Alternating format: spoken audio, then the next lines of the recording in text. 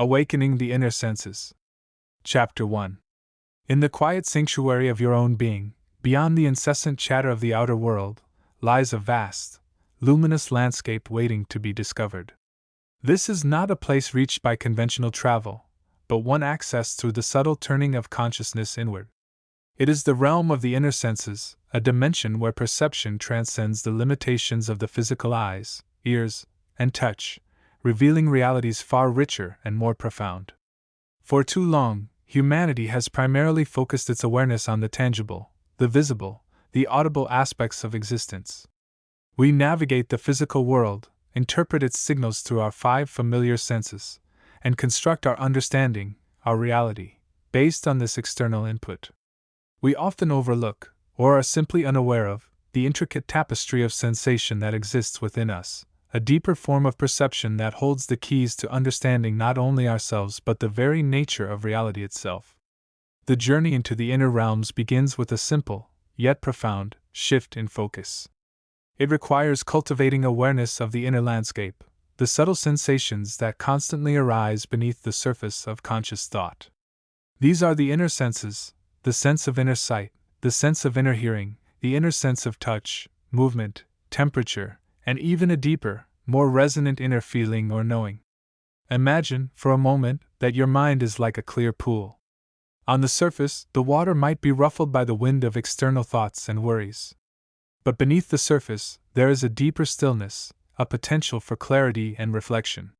The development of the inner senses is about learning to dive below the surface noise, learning to observe the gentle currents, the subtle colors, the hidden textures of the inner world. Inner sight, often the most accessible to begin with, is not about visualizing images with the closed eyes, as if projecting a movie onto a screen. It is a more direct perception of light, color, and form that exists within the mind's eye itself. At first, this might manifest as fleeting impressions, glimpses of patterns, hues, or geometric shapes that arise and pass. With practice, this perception can become more stable, more vivid, revealing landscapes of light that shift and change, reflecting the state of your inner consciousness. These light landscapes are not random, they carry meaning. They can be regions of brilliant, clear light, indicating clarity and understanding. They might show swirling patterns of color, representing the flow of emotions or the interplay of energies. You might perceive intricate, crystalline structures, symbols of focused thought or spiritual attunement. Inner sight allows you to see the subtle energetic fields that underpin both your own being and the inner worlds you explore. Complementing inner sight is inner hearing. This is distinct from merely hearing sounds in your environment or remembering music. Inner hearing perceives sounds that originate from within, often described as tones, whispers, hums, or resonant frequencies. These sounds are not necessarily audible in the physical sense. They are felt more as vibrations within the consciousness itself.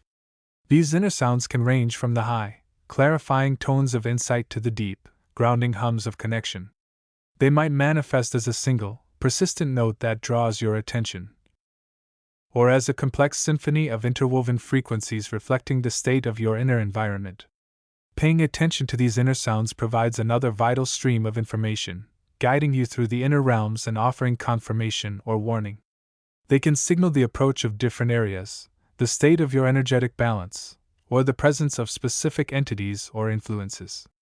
The inner sense of touch, sometimes called inner feeling or inner touch, is perhaps the most intimate of the inner senses.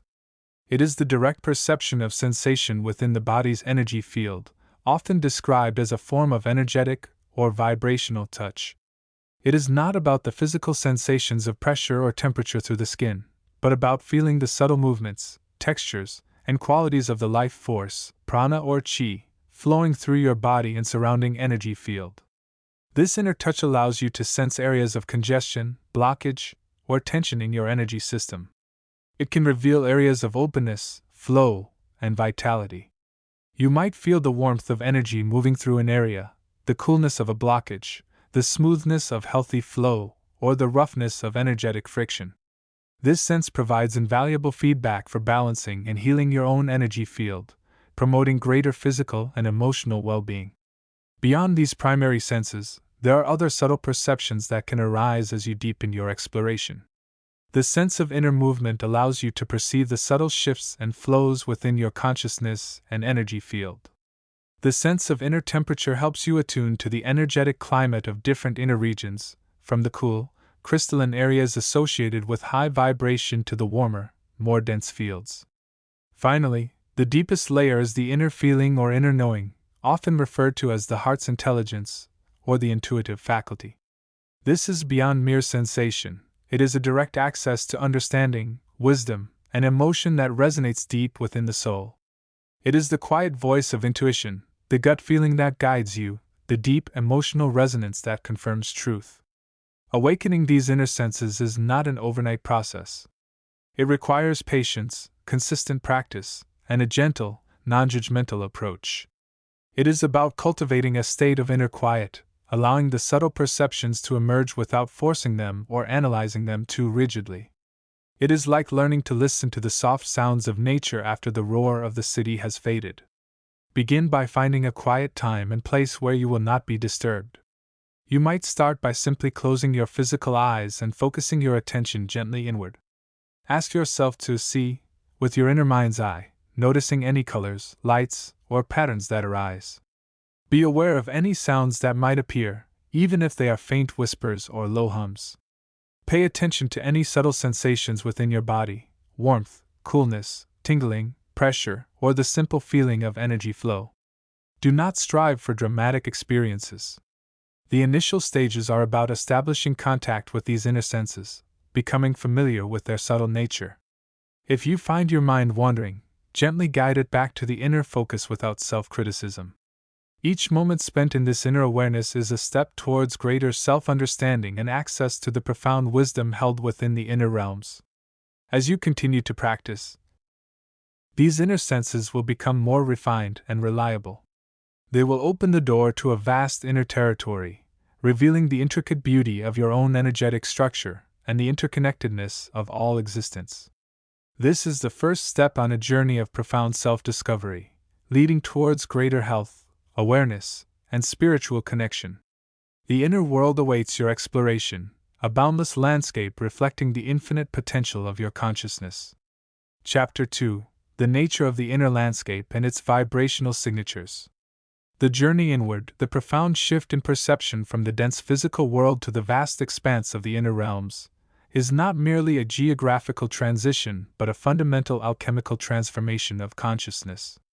We often speak of these realms, these subtle dimensions adjacent to our physical existence, as the astral plane, the emotional body, or simply, the inner world. But what truly constitutes this landscape? How does it differ from the tangible world we perceive with our 5 physical senses?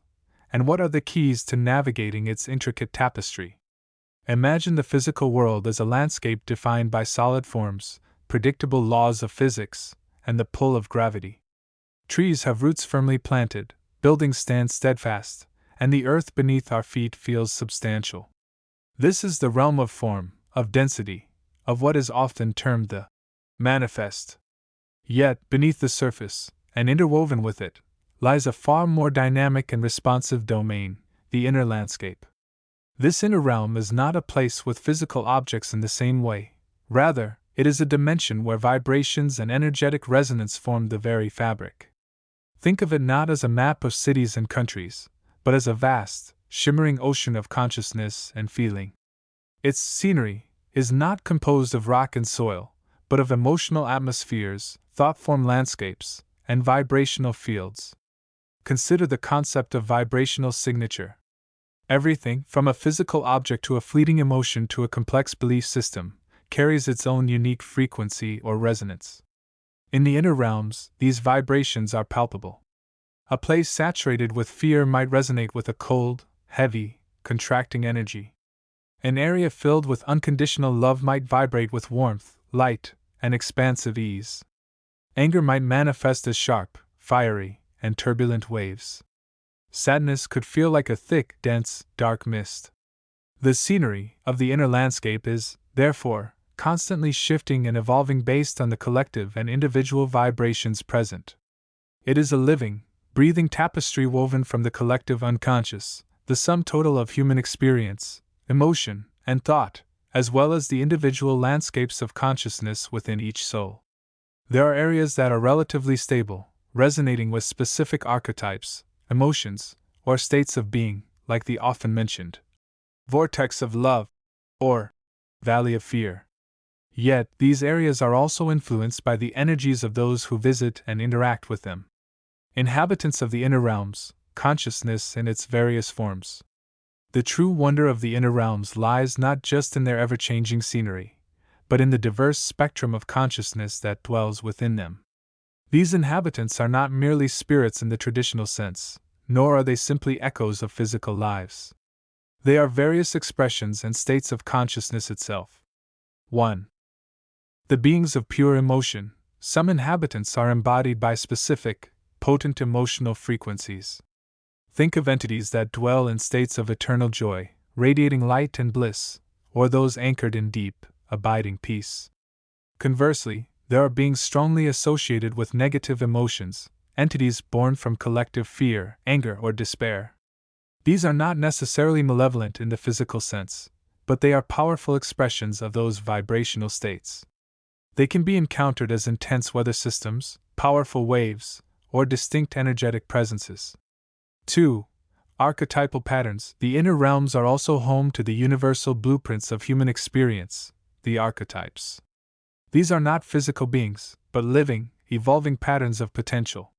The archetype of the mother might manifest as a nurturing, protective field of energy. The archetype of the warrior could appear as a dynamic, focused stream of power. The trickster might be encountered as a playful, unpredictable disturbance of the norm. These archetypes influence our dreams, our myths, and our personal development, and they have their resonant chambers within the inner landscape where they are most powerfully expressed. 3. Collective consciousness manifestations. Larger patterns of collective belief, cultural narratives, and societal conditioning also have their energetic presence. Phobias shared by many, widespread anxieties, or collective hopes and aspirations can form significant clouds, or landmasses, within the inner realms. These areas can feel familiar or alien, depending on our own connection to the collective consciousness from which they originate. 4. Individual soul fragments and energy bodies. On a more personal level, aspects of our own consciousness reside within these realms. This includes fragments of our past lives, aspects of our higher self, and our various energy bodies, often referred to as the emotional body, mental body, astral body, or layers of the subtle anatomy. These are not separate entities in the same way as the others, but integral parts of our own inner landscape, accessible through states of deep meditation or altered consciousness. 5. Interdimensional beings and consciousness forms. Finally, the inner realms are not isolated. They are interconnected with other dimensions and host a wide array of interdimensional entities and consciousness forms. These beings may serve various roles. Some are guides and teachers, others are simply fellow travelers on the path of consciousness exploration. They might appear in forms that challenge our physical world perceptions, sometimes beautiful, sometimes bewildering, always offering opportunities for expanded awareness. Navigating this inner landscape requires a different set of senses than those used in the physical world. We don't see with eyes, but with the third eye, of intuition and inner vision. We don't hear with ears, but perceive the vibrational tones and emotional undercurrents with our inner ear, or emotional body. The landscape is experienced directly through the resonance it creates within the observer's own consciousness. Understanding the nature of this inner terrain, its vibrational signature and its diverse inhabitants, is the first crucial step on the path of inner exploration. It moves us from viewing the inner realms as a mere backdrop for spiritual encounters to recognizing them as a complex, dynamic, and living reality, intricately connected to our own consciousness and the collective tapestry of existence. It is a world not just to visit, but one to engage with, to learn from, and ultimately, to help co-create through the choices and vibrations we bring forth from our own inner space. This awareness invites us to look beyond the physical, to understand that our thoughts and emotions have a tangible presence in these subtle dimensions, and that the inhabitants we encounter, whether they be aspects of ourselves, powerful emotional energies, or wise guides, are reflections of the vast, interconnected nature of consciousness itself. Chapter 3: Awakening the Inner Senses, Navigating the Initial Landscape. The journey into the subtle realms, the vast inner landscape often referred to as the astral plane or the field of consciousness, is less a matter of physical travel and more a process of inner awakening. It begins not with grand gestures, but with a quiet intention and a gentle turning inward. This initial stage is crucial. It lays the foundation for deeper exploration and understanding. It's about tuning the inner senses, much like tuning an instrument before a performance, to perceive the frequencies and nuances of these higher dimensions of existence. Many find themselves drawn to this exploration out of a natural curiosity, a sense of restlessness in the physical world, or perhaps a feeling of being disconnected from something deeper within themselves. Others may approach it following experiences of profound emotion, deep meditation, or even moments of altered states induced by nature or specific practices. Regardless of the starting point, the core requirement is a sincere desire to experience and a willingness to be. This chapter delves into the very first steps, cultivating the awareness and sensitivity needed to begin perceiving the inner world. We will explore how to quiet the mind's incessant chatter, the primary obstacle to inner sight and sound, and how to activate the dormant senses that allow us to navigate these non-physical landscapes. Quieting the mental echo chamber. The mind, particularly the conscious, thinking mind, is the most dominant aspect of our awareness in the physical dimension. It constantly processes information, replays memories, projects future scenarios, and engages in internal dialogue. This stream of thought is like a persistent echo chamber, filling our inner space and preventing us from hearing the softer, more subtle frequencies of the inner world. To begin navigating inward, we must learn to gently quiet this mental noise. This is not about forcing the mind into a state of emptiness, which can be counterproductive, but rather about shifting our attention. We are not trying to stop thinking, we are learning to not be the thoughts. Imagine your mind as a field of wildflowers. Initially, it might seem chaotic and overwhelming. The practice is to simply observe the flowers without trying to pull them all up, without labeling them, without judging them. Gently, persistently, shift your focus away from the mental chatter towards your breath, the physical sensation of sitting or lying, or the feeling of presence in the moment. Each time your mind wanders into thought, acknowledge it softly and return your focus to your chosen point of anchor, your breath, a feeling, the silence itself. Techniques such as focused breathing, like the 4-7-8 pattern, or simply observing the natural rhythm, mindfulness meditation, or even engaging in simple, repetitive physical activities like walking or gentle stretching can help. The key is consistency. Like any muscle, the ability to quiet the mind strengthens with regular practice. Even just 5 to 10 minutes daily can make a significant difference, creating pockets of inner stillness where the subtle sounds and sensations of the inner world can begin to emerge. Engaging the inner senses, more than just seeing. When most people think of exploring the inner realms, the first sense that often comes to mind is vision, the ability to see landscapes, colors, and forms. While visual imagery can certainly be a component, relying solely on it is like trying to navigate an ocean only by looking at the surface. The inner world is rich with sensations that engage all our senses, albeit in a more refined form. Let's explore how we can begin to activate these inner senses. 1. Inner hearing, auditory perception. This is perhaps one of the most accessible inner senses to begin cultivating. Instead of focusing on the external sounds of the environment, turn your attention inward. Ask yourself, what does the inner space feel like from an auditory perspective? You might initially hear silence, but this silence is often profound and deep, unlike the absence of external noise. With practice, you might begin to perceive softer, more resonant sounds, like the gentle hum of the universe, the subtle chimes of your own energy, or even the sound of emotion. These sounds are often not like physical sounds we hear with ears. They are more like internal echoes, vibrations, or tonalities. Pay attention to the quality of these sounds. Are they sharp, soft, resonant, high-pitched, low-frequency? Engaging inner hearing involves simply listening, deeply and intently, within. 2. Inner touch and sensation. tactile perception, our physical body is a gateway to the inner world.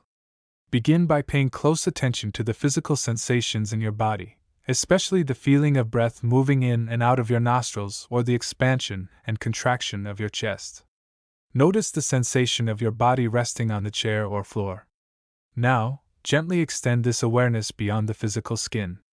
Can you feel the subtle energy or life force, often described as prana or chi, moving within you? This might feel like a warmth, a tingling, a gentle pulsation, or a flow. You can also explore the sensation of air, or a subtle energy field around the body. Place your hands slightly apart and focus on the feeling between them, like the surface of water or the atmosphere before a storm. This inner touch is about perceiving the subtle energetic landscape, the vibrations of life itself. 3. Inner sight, visual perception. While often the most challenging to initially access, inner sight is a powerful tool. It's not about opening your eyes in the physical sense, but about cultivating the ability to perceive colors, shapes, and forms within your mind's eye. This often starts with visualizations. Imagine a simple object, like a glowing sphere of light. Focus on its color, its texture, if any, its warmth or coolness. Don't force it. Allow the image to form and evolve naturally. You might also try visualizing a path, perhaps a winding road or a river flowing through a landscape, purely within your awareness. As you become more comfortable with simple visualizations, you might start to notice spontaneous images or symbols appearing in your mind's eye, especially during moments of quiet contemplation or meditation. These inner visions can be highly symbolic and are often gateways to deeper understanding. 4. Inner taste and smell, gustatory and olfactory perception. These senses are often the most subtle in the inner world. You might begin to perceive specific inner tastes or scents, often associated with emotions, memories, or energy states. For example, a feeling of peace might be accompanied by an inner sense of cool, clear water taste, or fresh, clean air smell. These sensations are often very subtle and may be more like feelings or impressions than distinct physical experiences. Pay attention to any subtle shifts in taste or smell that accompany different emotional states or meditative experiences.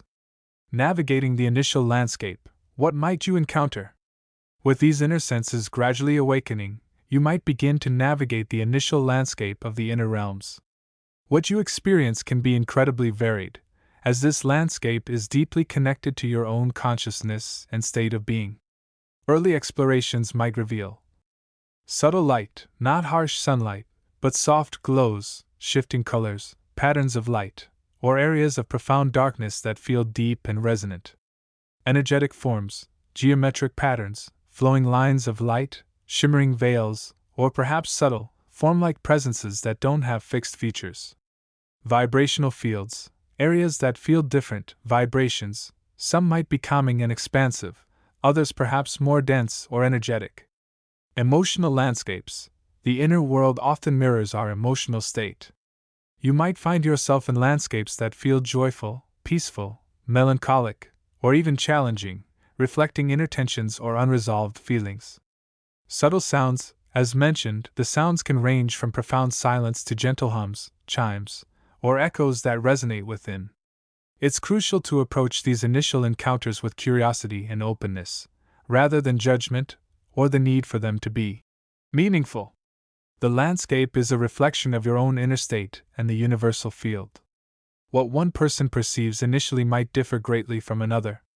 There is no right or wrong way to experience it. The role of intention and presence.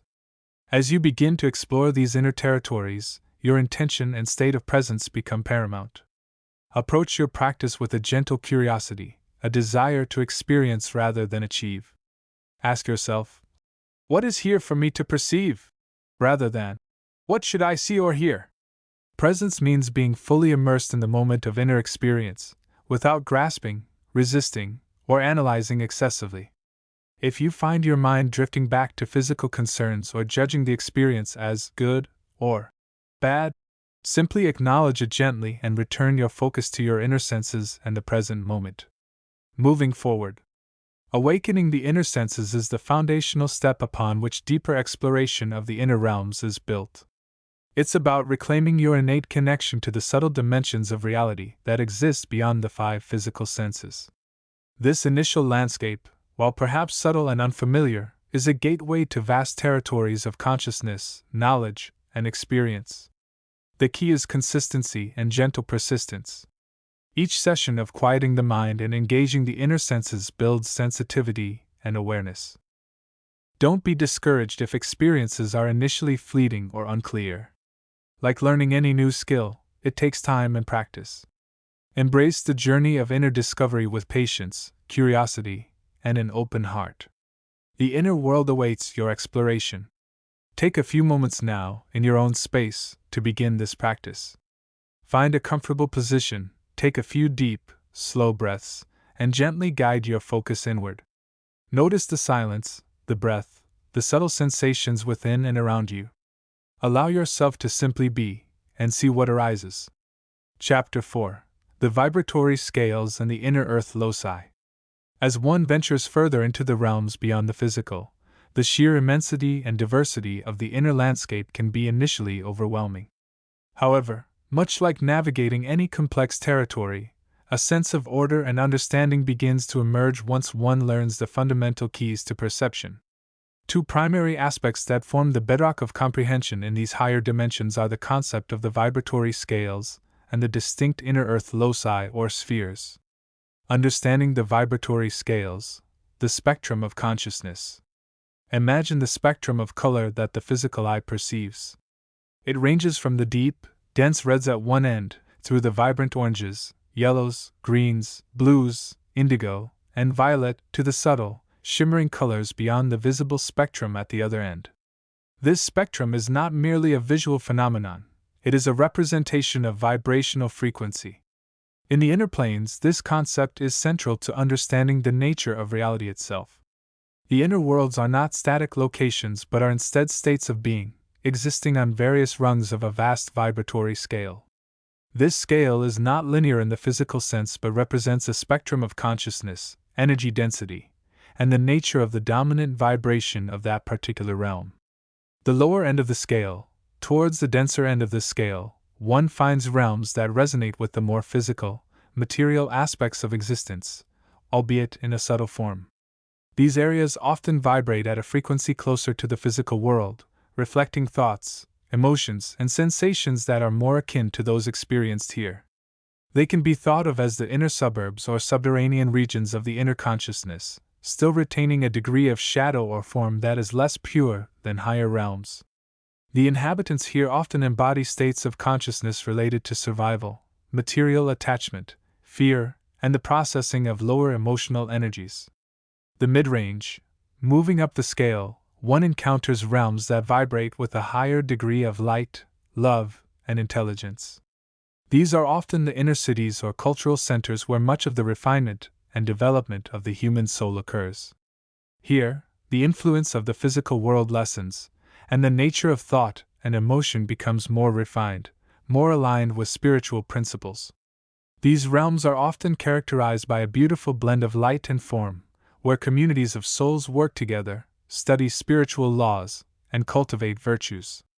The architecture, if one can perceive it, is often luminous and ethereal, reflecting the collective consciousness of the inhabitants. The higher end of the scale, as one ascends further, the vibration becomes increasingly refined, luminous, and intelligent. These are the inner mountains or celestial realms of the consciousness. Realms of pure spirit, pure thought, and unconditioned love.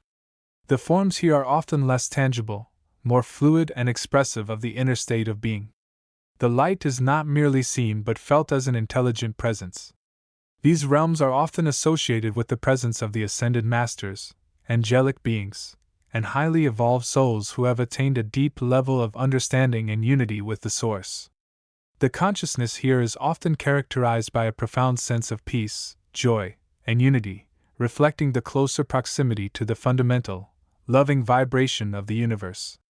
It is crucial to understand that these realms are not necessarily geographically separate locations, but rather represent different states of consciousness that one can enter. One can descend into lower vibrational states for exploration, healing, or understanding, or ascend into higher realms for inspiration, communion, or service. The journey through these vibrational scales is an ongoing process of refinement and evolution of the soul. Exploring the inner earth loci, spheres of experience and development. While the vibratory scale provides the map of consciousness, the inner earth loci represent the specific destinations or communities one might encounter along the journey. These are distinct areas or spheres within the inner earth, each characterized by a specific vibration, purpose, and population. Think of them as different countries or ecosystems existing within the unified field of the inner earth consciousness.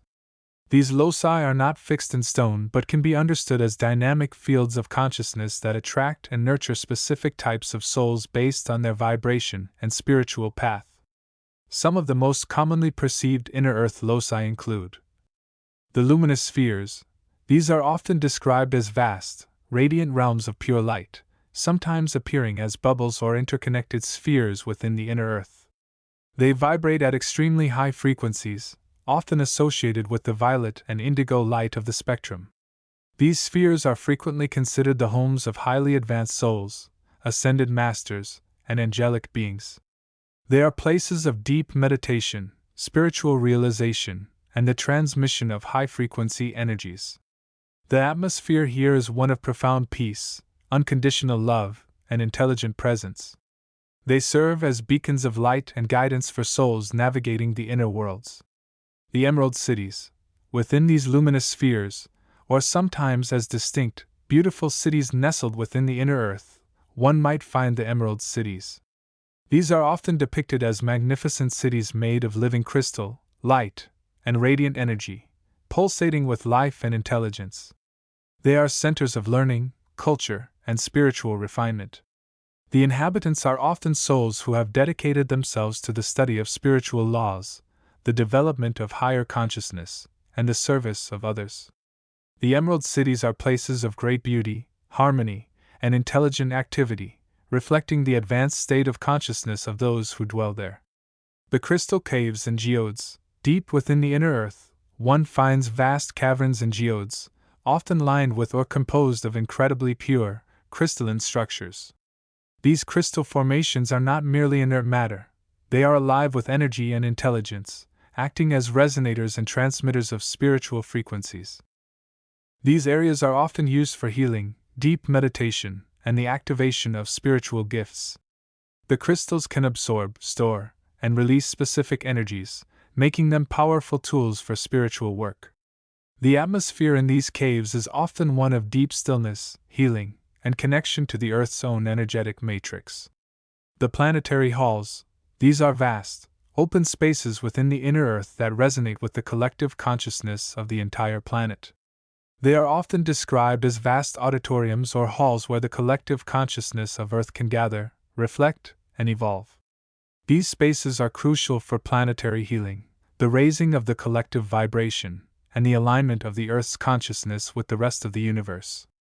They are places of immense power and potential, reflecting the interconnectedness of all life on the planet. The elemental realms. These are areas within the inner Earth that are strongly resonant with the four classical elements: earth, air, fire, and water. Each realm has its own unique vibration and inhabitants, often corresponding to the different aspects of human consciousness and the natural world.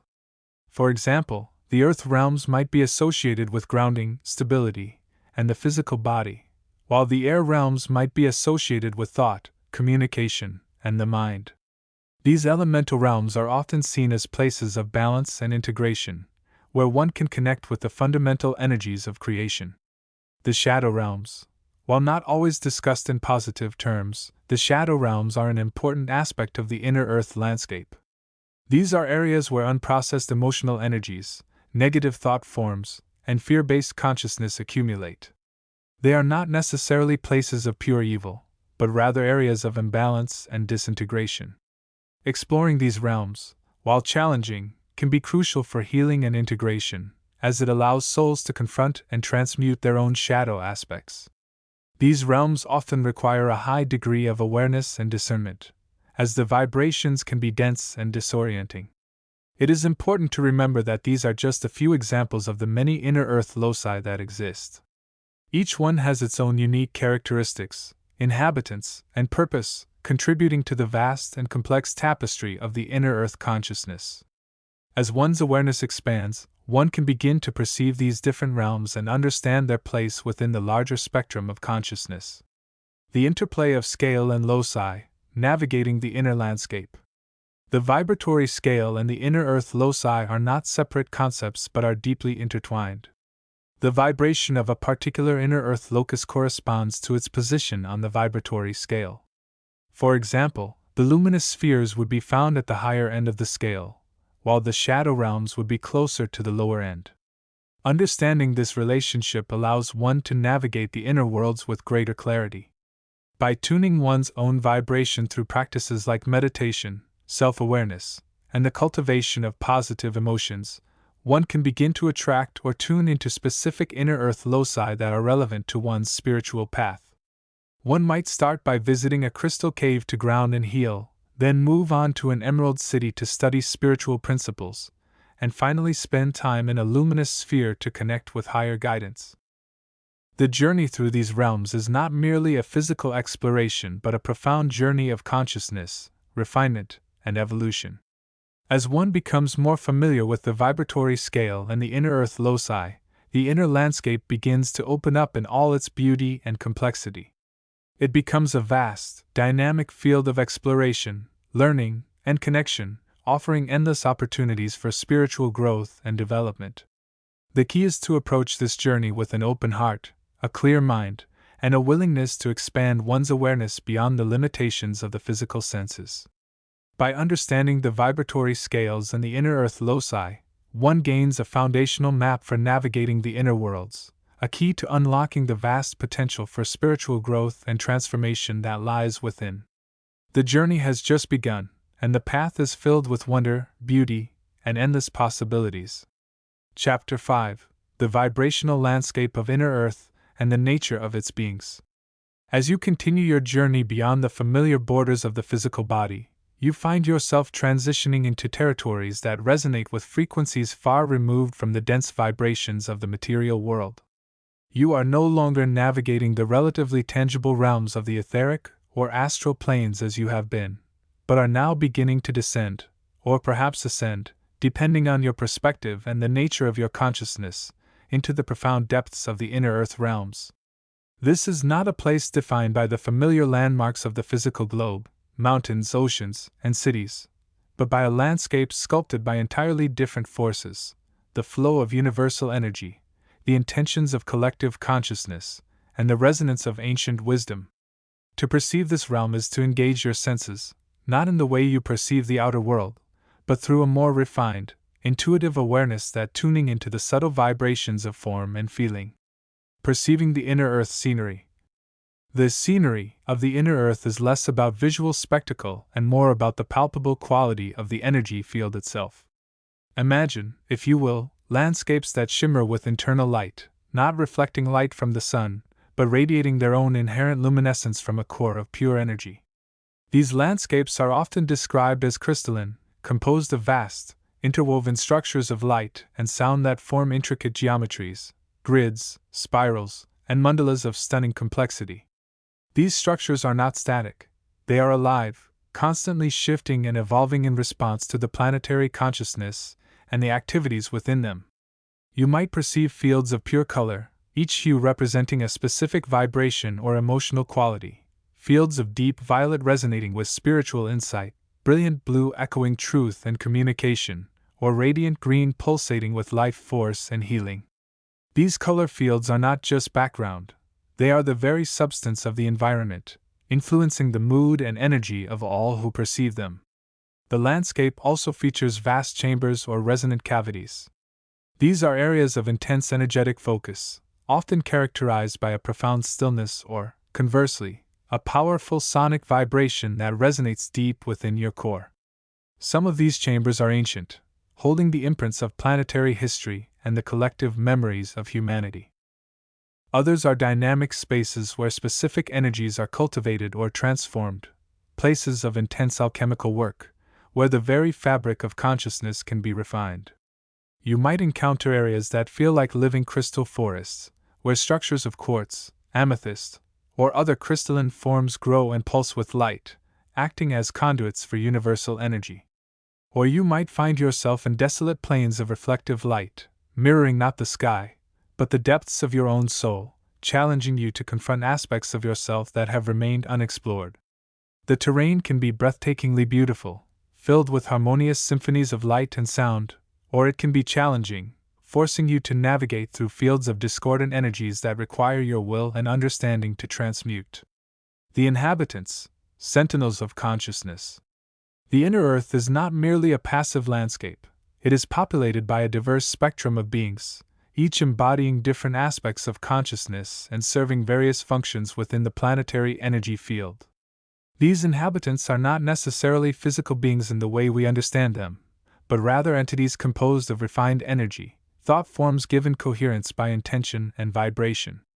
Perhaps the most commonly perceived inhabitants are the guardians or sentinels. These beings often appear as shimmering lights, crystalline figures, or wise entities radiating a profound sense of peace and ancient knowledge. They serve as protectors and guides within the inner realms, maintaining the integrity of the energy structures and ensuring the flow of life force through the planetary grid. They are often highly attuned to the intentions of visitors and can offer subtle guidance, nudging you towards areas of learning or helping you navigate challenging energetic fields. Their presence alone can be deeply stabilizing, anchoring your consciousness in the higher vibrations of the inner world. Then there are the stewards. These beings are deeply connected to the specific environments of the inner earth. They might be seen as entities that tend to the crystalline structures, nurturing the growth of light fields, or acting as caretakers for the ancient chambers and memory imprints. They embody a deep love and responsibility for the well-being of the inner planetary environment. Interacting with them can provide profound insights into themes of stewardship, healing, and the nurturing of sacred space. You may also encounter beings of pure frequency. These are entities whose existence is more conceptual, embodying specific qualities like love, compassion, truth, or creativity. They might not have a fixed form but can manifest as areas of intense, specific vibration that you can resonate with. Engaging with these beings is less about communication in the conventional sense and more about aligning your own energy with their specific frequency, allowing their essence to permeate and transform you. Furthermore, the inner earth realms are often teeming with collective consciousness forms. These are not individual entities but rather patterns of thought and feeling given form by the shared intentions of groups of beings, sometimes spanning across dimensions.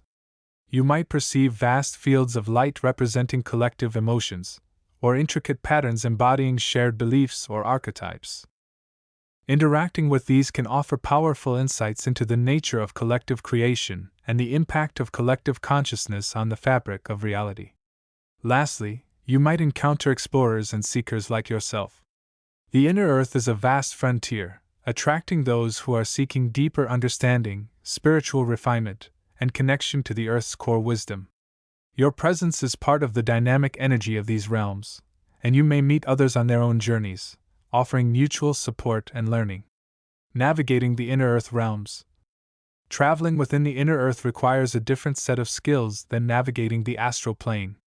While the principles of consciousness and intention remain paramount, the nature of the environment demands a deeper attunement to energy and vibration. Tuning in. Before entering these realms, take time to center yourself, ground your energy, and set clear, positive intentions. Ask for guidance from the planetary consciousness or the guardians. Tuning your consciousness to the higher, more refined frequencies is essential for perceiving the landscape and interacting respectfully. Respecting the environment, the inner earth is a living, sentient entity. Approach its scenery and inhabitants with respect and humility. Do not take from it without understanding the energetic exchange. Observe, learn, and absorb its wisdom, but avoid disrupting its natural flow. Engaging with beings. When you encounter beings, approach with openness and curiosity, but also with respect for their nature. You may perceive their intentions through your intuition or through the resonance they create within you. Communication might be telepathic, intuitive, or felt through emotional and energetic connections rather than verbal exchange. Embracing the experience, the inner earth realms can be profoundly challenging as well as rewarding. You may encounter intense energies that test your stability or face aspects of your own consciousness that require integration. Embrace these experiences as opportunities for growth. Trust your inner guidance and remember that you are always in control of your energetic field and your journey. The inner earth represents a vast, hidden library of planetary wisdom, a living archive of energy and consciousness. Exploring its landscapes and connecting with its inhabitants can offer deep insights into your own soul's journey, the history of the planet, and the interconnected nature of all existence. It is a realm of profound healing, transformation, and connection to the Earth's deepest roots, waiting for those who are ready to attune their awareness to its resonant frequencies. Chapter 6: The Vibrant Sentience of the Inner Realms. As we continue our journey beyond the shimmering threshold of the lower astral planes, we find ourselves ascending towards realms of even greater density and vibrational richness. These are the inner planes, often referred to as the subtle realms or the worlds of thought and feeling, realms where the fabric of existence feels more substantial, more interconnected, and where the primary modes of expression are not mere thought forms but the very essence of consciousness manifesting in myriad forms. This chapter invites you to explore the fascinating tapestry of inhabitants that populate these inner spheres, delving into the nature of their being and how they reflect the deeper realities of the universe. Understanding inner plane sentience. To grasp the inhabitants of the inner planes, we must first broaden our understanding of what sentience truly means in these dimensions. On the physical plane, we often equate sentience with complex biological structures capable of thought and feeling. However, in the subtle realms, consciousness operates on a more fundamental level. It is the very life force, the underlying awareness that permeates all things, manifesting with varying degrees of density and complexity. The beings of the inner planes are not necessarily physical in the way we understand it, nor are they simply thoughts existing as ethereal phantoms. They are expressions of consciousness, woven from the very essence of the plane itself, which is composed of refined matter, often described as thought substance or feeling forms. These substances are incredibly responsive, holding the echoes of collective thought, emotion, and intention, much like the physical world holds the imprints of physical actions. These inhabitants are, in essence, the living embodiment of ideas, emotions, intentions, and states of being. A being that radiates profound love might exist as a form of luminous, flowing energy, while one embodying a complex mathematical concept might manifest as intricate, ever-shifting patterns of light and color. Their form is not static. It constantly changes, reflecting their internal state and interaction with the vibrational environment around them. They are not separate individuals in the human sense, but rather distinct concentrations or vibrational signatures of consciousness within the greater field. The spectrum of inner plane life. The inner planes are not homogeneous. They are vast and diverse landscapes, each with its own unique vibrational signature and population. While exploring these realms, one might encounter a spectrum of conscious expressions. 1. The beings of pure emotion. In some areas, consciousness manifests primarily as intense, unconfined emotional states.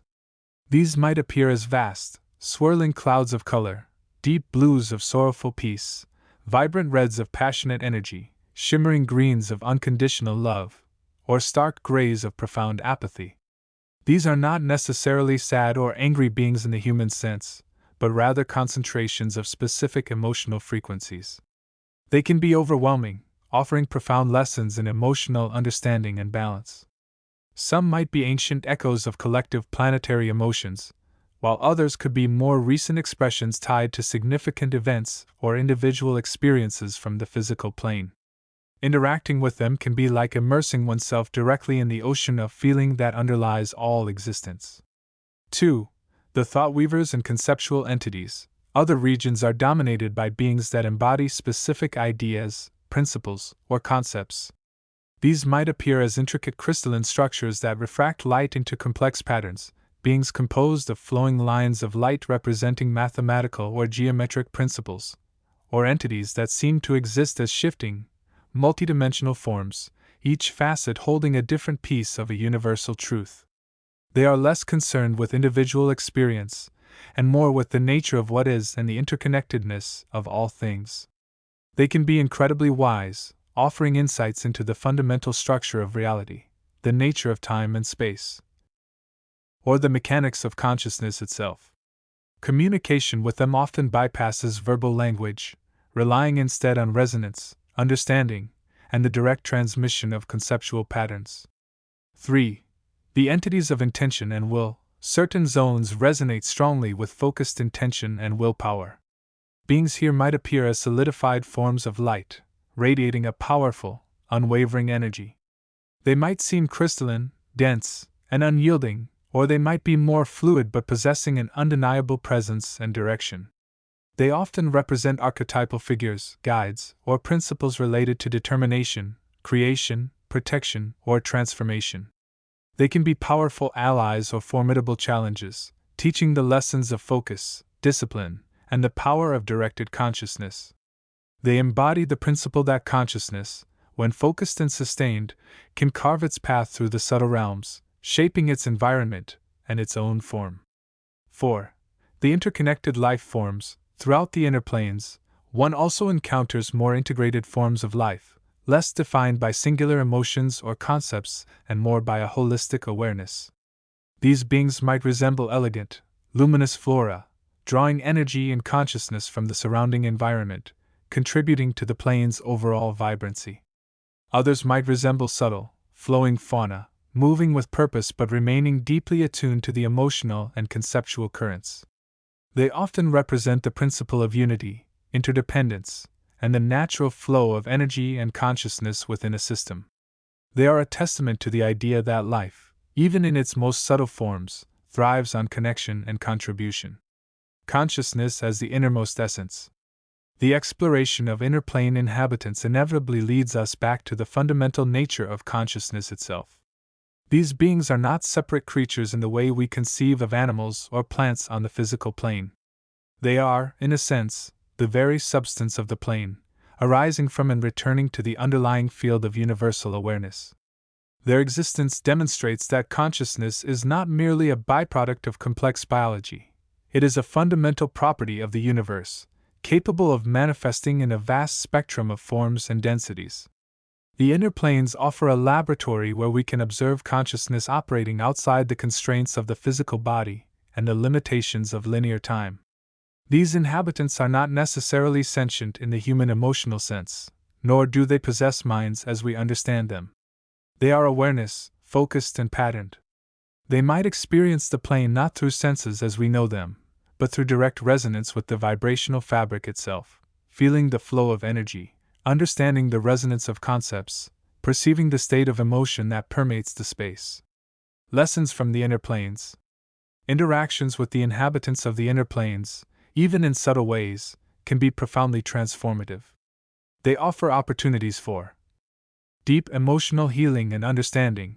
Engaging with the emotional beings can allow one to process, understand, and integrate emotional experiences, perhaps accessing ancient or collective emotional patterns for healing. Expanding conceptual horizons. Encountering the thought weavers can open doors to new ways of thinking, revealing deeper connections and underlying principles governing existence. Potentially accelerating one's own evolution of consciousness. Cultivating intention and focus. Interacting with the will-driven entities can strengthen one's own capacity for focused awareness, willpower, and the deliberate shaping of one's own reality and experience. Reconnecting with the flow of life. Observing the interconnected beings can foster a deeper sense of unity, reminding us that we are part of a vast, dynamic web of consciousness, interdependent and interwoven. These encounters serve as mirrors, reflecting back our own state of consciousness and offering nudges towards greater understanding, balance, and integration. They remind us that we are not just physical beings having a spiritual experience, but conscious entities capable of navigating and interacting with the vast, multi-layered dimensions of reality. As we prepare to continue our journey, perhaps towards even more refined or denser aspects of the inner or even outer planes, let us carry the understanding that consciousness is the fundamental currency of these realms. The beings we encounter are not merely obstacles or allies, but expressions of the same underlying awareness that we strive to embody more fully in our own lives. They are the vibrant sentience that underlies the subtle tapestry of existence, waiting to be perceived and understood by those who dare to explore its depths. Chapter 7: Exploring the Inner Landscape, the World of Thought and Feeling. The Inner Sanctum, where consciousness takes shape. As you continue your journey through the inner realms, you find yourself moving beyond the more tangible landscapes of the mental plane, into an area often referred to as the world of thought and feeling. This is not a place with mountains and valleys in the conventional sense, but rather a vast, shimmering expanse where the very fabric of your being weaves the fabric of reality from the threads of your own consciousness. Imagine, if you will, stepping into a garden not composed of flowers and trees, but of ideas and emotions. This is the domain where your mind processes the influx of information from the higher planes, interpreting it through the lens of your own experiences and beliefs. It is a realm as vast and varied as the universe itself, yet intimately connected to the core of your identity. Here, the scenery is less about physical geography and more about the landscape of your own inner world. One moment you might find yourself traversing a field of vibrant, uplifting emotions, a lush meadow of joy and gratitude under a bright, golden sun. The air you perceive is thick with the energy of positive feeling, invigorating and life-affirming. The very essence of this space supports expansion, connection, and a sense of profound well-being. In contrast, another area might present itself as a dense, misty forest shrouded in contemplation. This is the realm of introspection, where deeper thoughts and feelings surface. The trees here are not made of wood, but of complex concepts, memories, and the roots of your personal philosophy. The mist is the veil of uncertainty, the space between knowing and understanding, where profound insights often emerge. It can be a place of quiet solitude, allowing you to connect with your deeper self and discern the truths that resonate with your soul's path.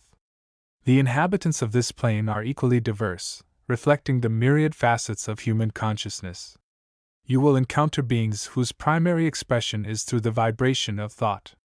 They might appear as shimmering, formless clouds of intelligence, their presence radiating with the energy of ideas, some brilliant and illuminating, others muddled and repetitive, mirroring the nature of the thoughts they embody.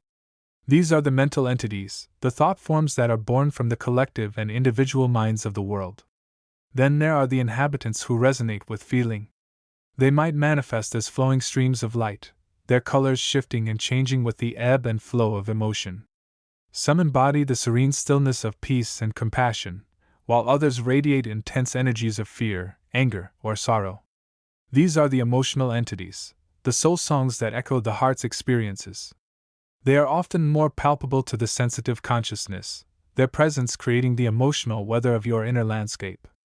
These beings are not necessarily malevolent or hostile. They are simply expressions of the thoughts and feelings that permeate the human experience. Some are creations of individual minds, arising from fleeting thoughts or deep-seated emotions. Others are part of the collective consciousness, reflecting the dominant emotional and intellectual currents of the time. Still, others are more evolved entities, beings of pure thought or feeling, who have learned to master their own vibrational state and navigate these inner planes with awareness. Navigating the currents of consciousness. As you explore this realm, you begin to understand that your own consciousness is the primary force shaping the experience. Your thoughts become the paths you walk, your feelings become the weather you perceive.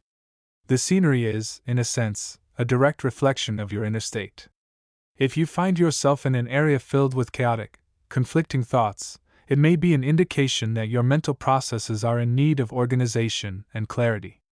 The entities you encounter might mirror this state, appearing fragmented or agitated.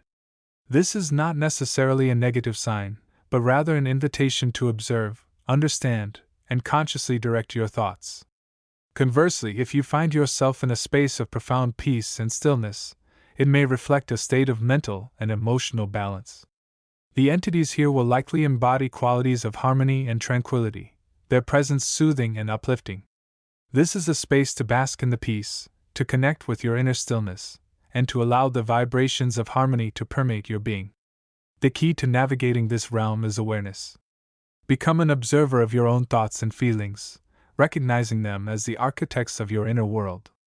Observe the entities you encounter without judgment, understanding that they are simply expressions of the energies you are perceiving. By observing, you gain insight into the patterns of your own consciousness and begin to learn how to consciously shape it.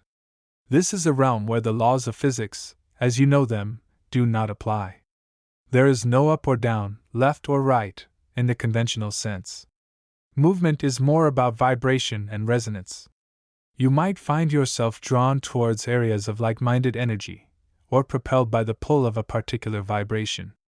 The landscape itself can shift and change, reflecting the dynamic nature of consciousness. The power of intention and creation. The world of thought and feeling is also a powerful arena for creation.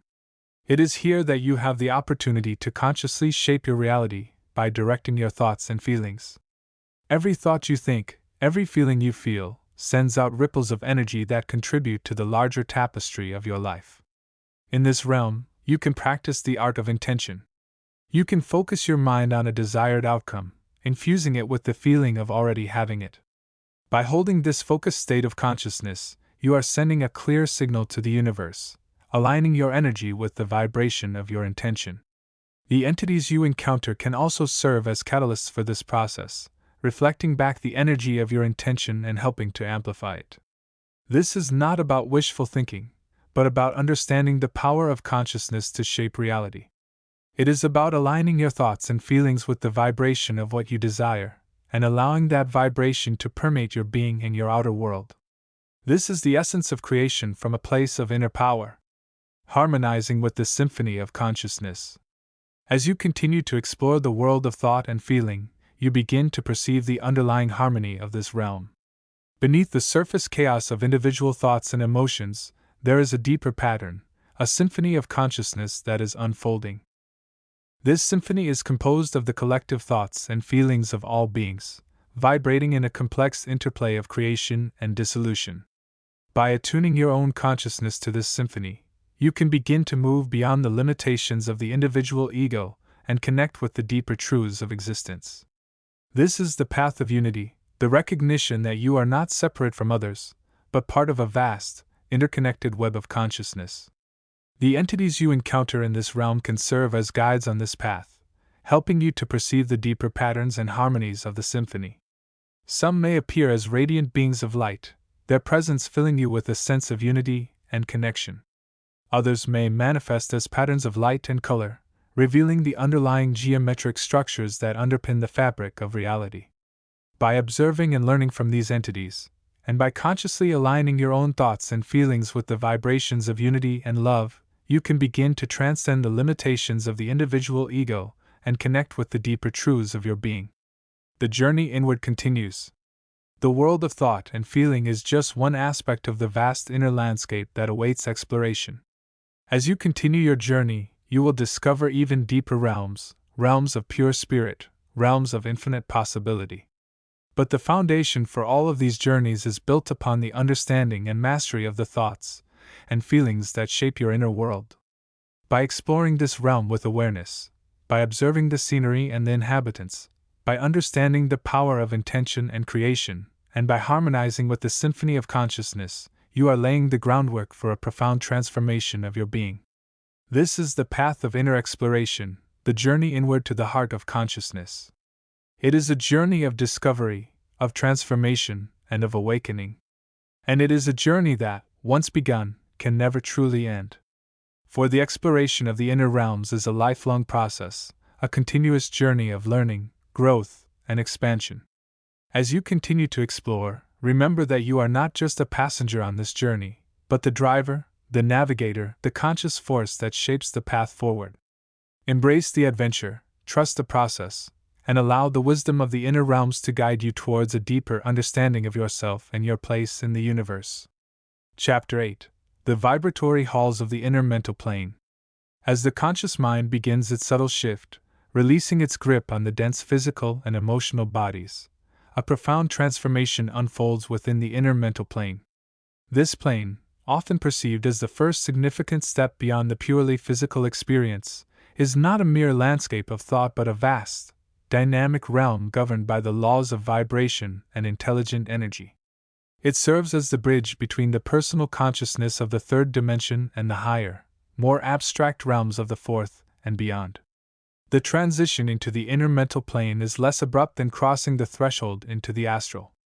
While the astral realms can sometimes feel like a vivid, albeit ethereal, extension of the physical senses, the inner mental plane operates on a different frequency.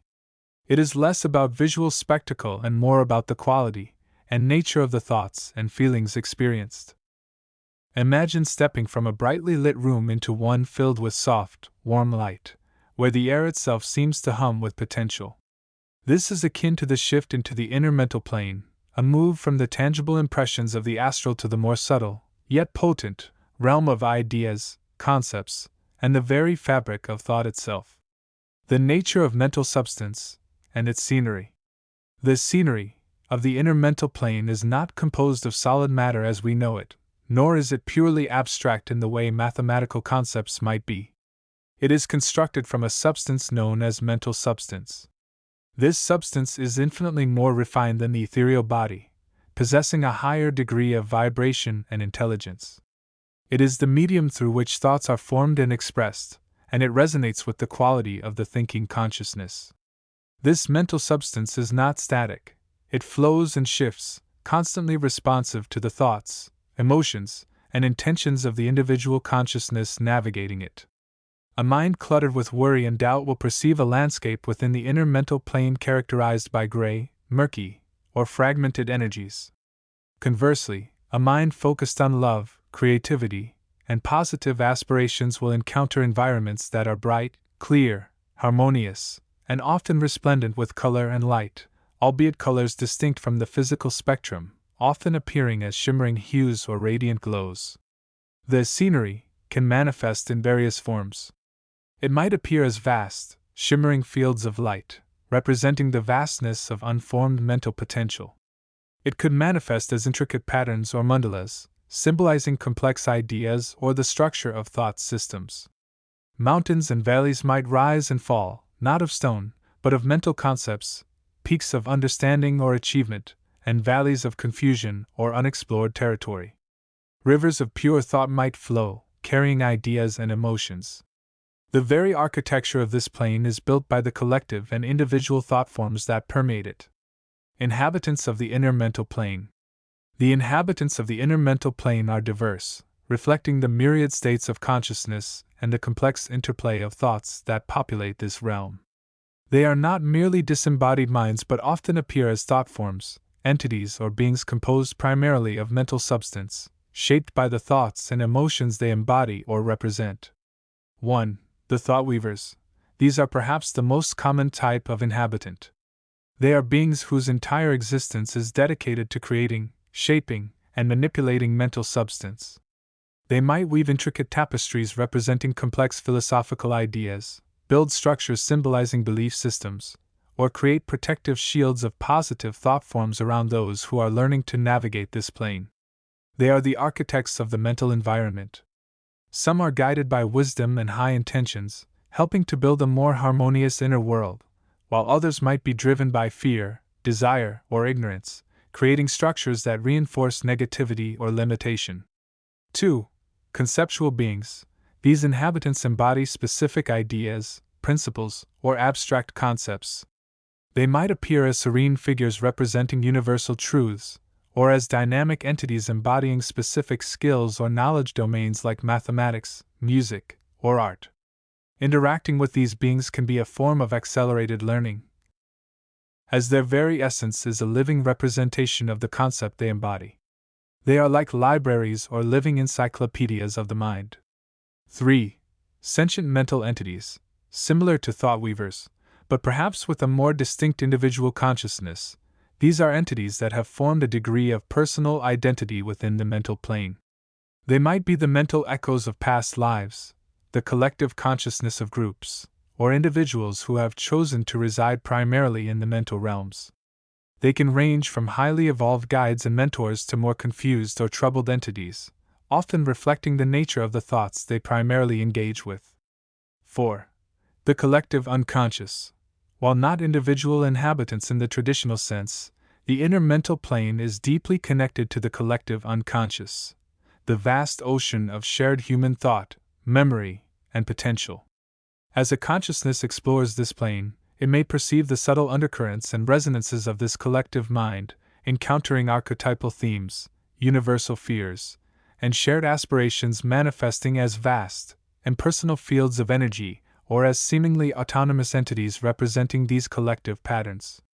Navigating the challenges and rewards. Navigating the inner mental plane presents its own set of challenges.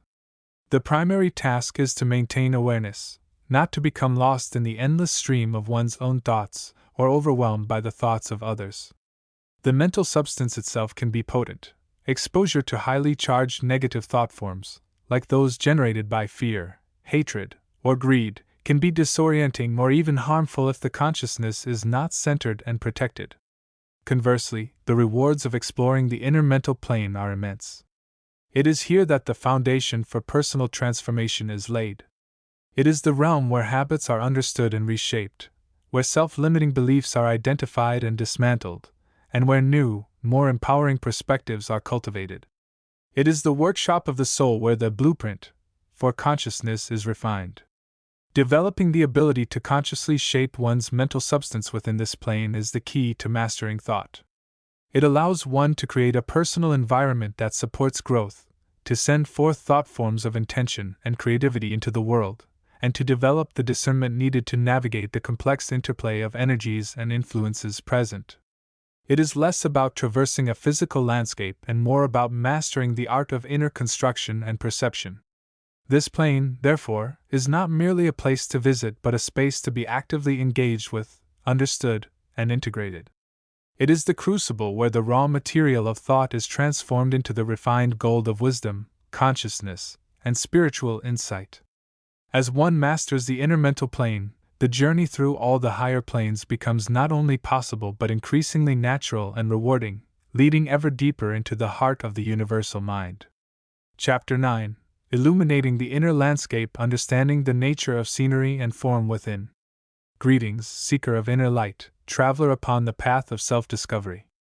As you continue your explorations beyond the veil of the physical senses, you may find yourself encountering landscapes and forms that differ vastly from anything experienced in the tangible world. This chapter seeks to illuminate the nature of these inner scenery and forms, providing a framework for understanding their origin, purpose, and significance. We move beyond mere description into the realm of interpretation, deciphering the language of the subtle realms as expressed through form and environment. The shift from sensory perception. First, let us recap the fundamental shift in perception required. In the physical world, our senses, sight, sound, touch, taste, and smell, filter and interpret vibrations from the external environment. These senses, while providing a rich tapestry of experience, are ultimately limited and colored by the physical body and its needs. They perceive a world constructed of solid matter, predictable laws of physics, and linear time. When you transition into the astral or subtle planes, this sensory framework dissolves or transforms.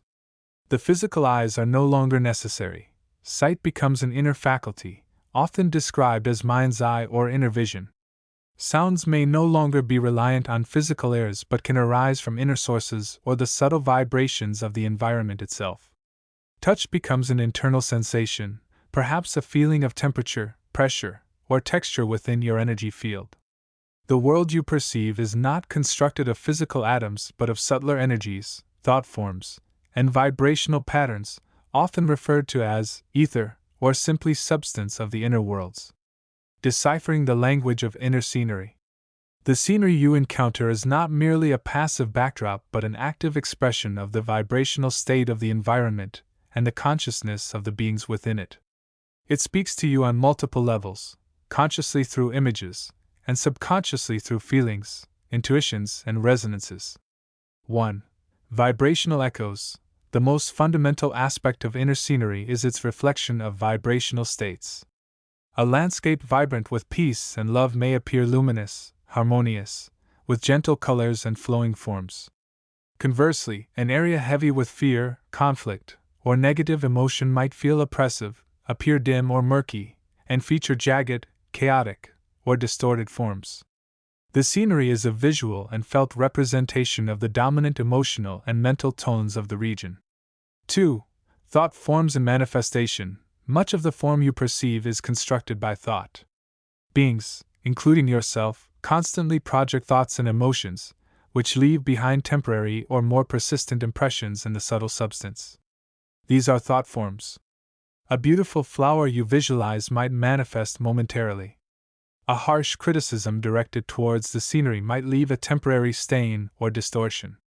Skyscrapers of thought, grand edifices built by collective or individual imagination, can rise in these planes, reflecting the ambitions, beliefs, and collective consciousness of the inhabitants. Learning to discern between natural scenery and these projected thought forms is a crucial skill. 3.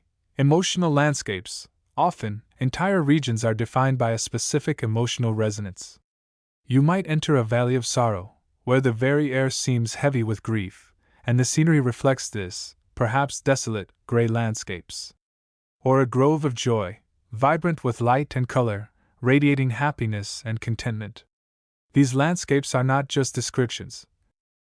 They are immersive experiences designed to evoke and amplify the associated feelings within your consciousness. They serve as powerful teachers and healers, offering opportunities to process emotions directly. 4. Symbolic representation. Inner scenery is rich in symbolism, often reflecting deeper spiritual truths, universal archetypes, or lessons relevant to your spiritual journey. Mountains might symbolize challenges or heights reached. Rivers could represent the flow of life, time, or emotional currents. Closed doors might signify blocks, while open gates could indicate opportunities.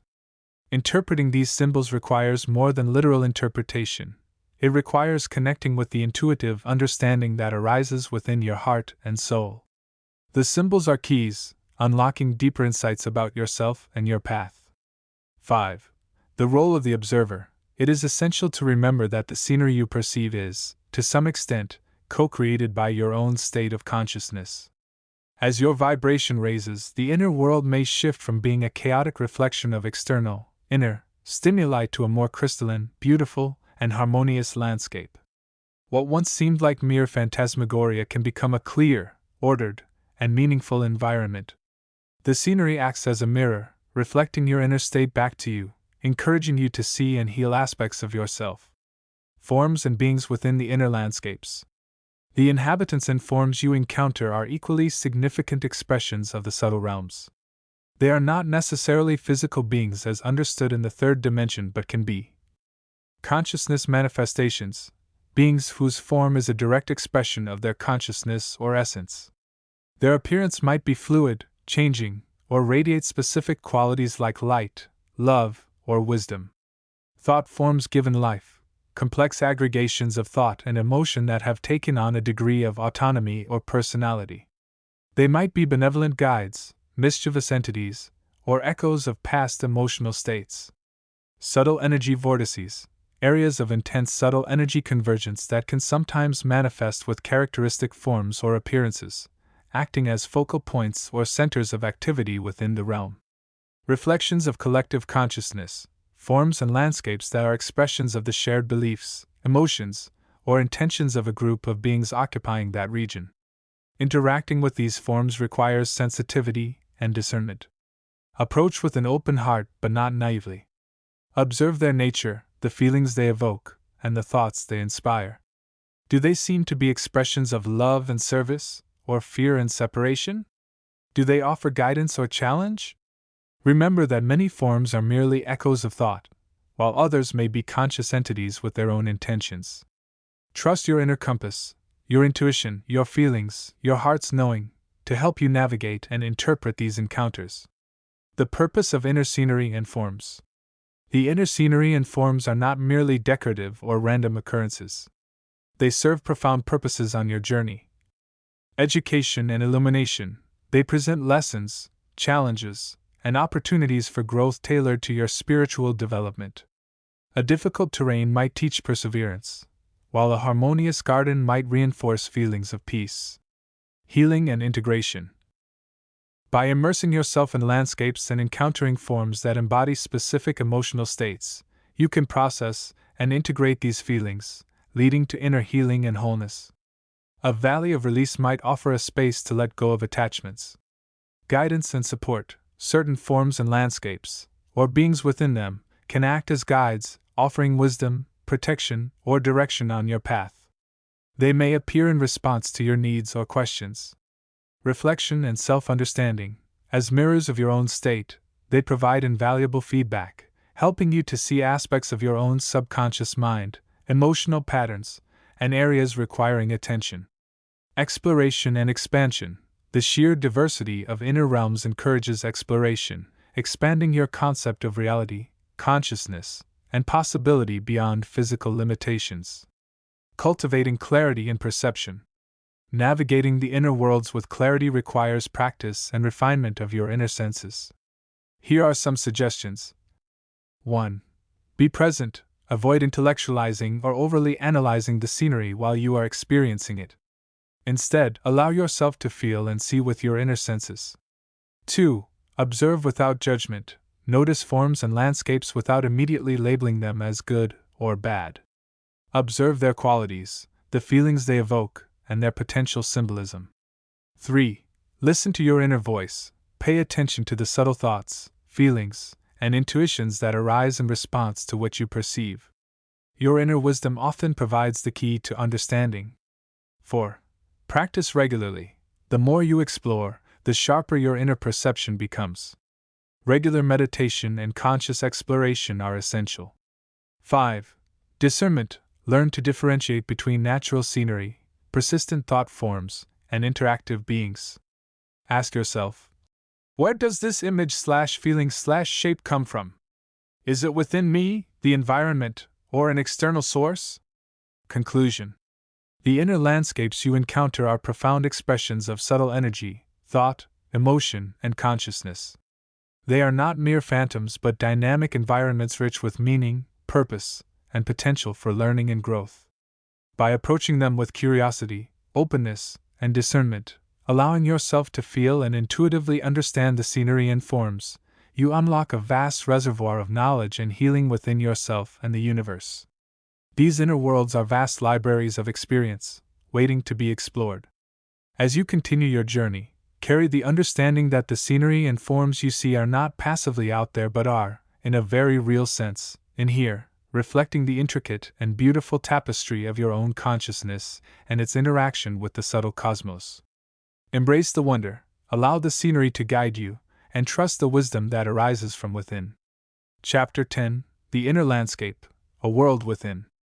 The journey into the realms beyond the physical eye opens the door to an inner landscape, a vast and intricate territory residing within the conscious and subconscious self. This is not merely a psychological landscape of thoughts and memories, though these are aspects of it. It is far deeper, more vibrant, and infinitely more real in its own dimension of existence. To understand the subtle realms accessible through expanded awareness, one must first become familiar with the geography and the principles governing this inner territory. Imagine, if you will, that your mind is not a quiet library, but rather a vast, dynamic ocean. Its surface might be ruffled by the waves of daily thoughts and concerns, the mental plane in its more active state. Beneath this surface, however, lies a deeper stratum, the astral plane or the subconscious realm, teeming with life, color, and sensation that operates on frequencies far removed from the purely intellectual. This inner landscape is the foundation upon which the higher subtle planes are built. It is the ground upon which the soul expresses itself through thought, emotion, and intention. Its scenery is not static. It shifts and changes according to the state of the consciousness exploring it. For one filled with fear and doubt, the inner landscape may appear shadowy and foreboding. For one brimming with love and compassion, it can be a garden of light and color, radiating warmth and vitality. The nature of inner scenery. The scenery of this inner world is primarily experienced through the senses beyond the five physical ones. It is a landscape of feeling, color, sound, and form, all interwoven and existing in a state of dynamic flux. Colors. These are not merely visual reflections but are potent states of feeling and vibration. A brilliant, clear white might signify purity, clarity, or connection to the divine. Deep blues and indigos can represent calm, intuition, or the vastness of the subconscious. Golden hues often indicate spiritual energy, wisdom, or the presence of higher consciousness. Red may signify passion, vitality, or strong emotion, while dark, murky colors can point to areas needing clearing or transformation. Sounds: the inner soundscape ranges from profound silence, indicating deep peace or a state of receptivity, to intricate symphonies of harmonious tones. Dissonant or chaotic sounds might arise from internal conflict or unresolved issues. These sounds are often felt internally, resonating within the body and the aura. Feelings: this is perhaps the most dominant characteristic of the inner landscape. It is a landscape of emotion and sensation. Joyous feelings might manifest as uplifting waves of light and warmth. Sadness might feel like a heavy, dark cloak. Fear can appear as cold, contracting sensations or shadowy figures. Peace feels like a gentle, flowing current. These feelings are the primary navigational tools within this realm. Forms and manifestations: while often fluid and ethereal, forms can arise in the inner landscape. These might be symbolic representations of thoughts, emotions, or archetypes.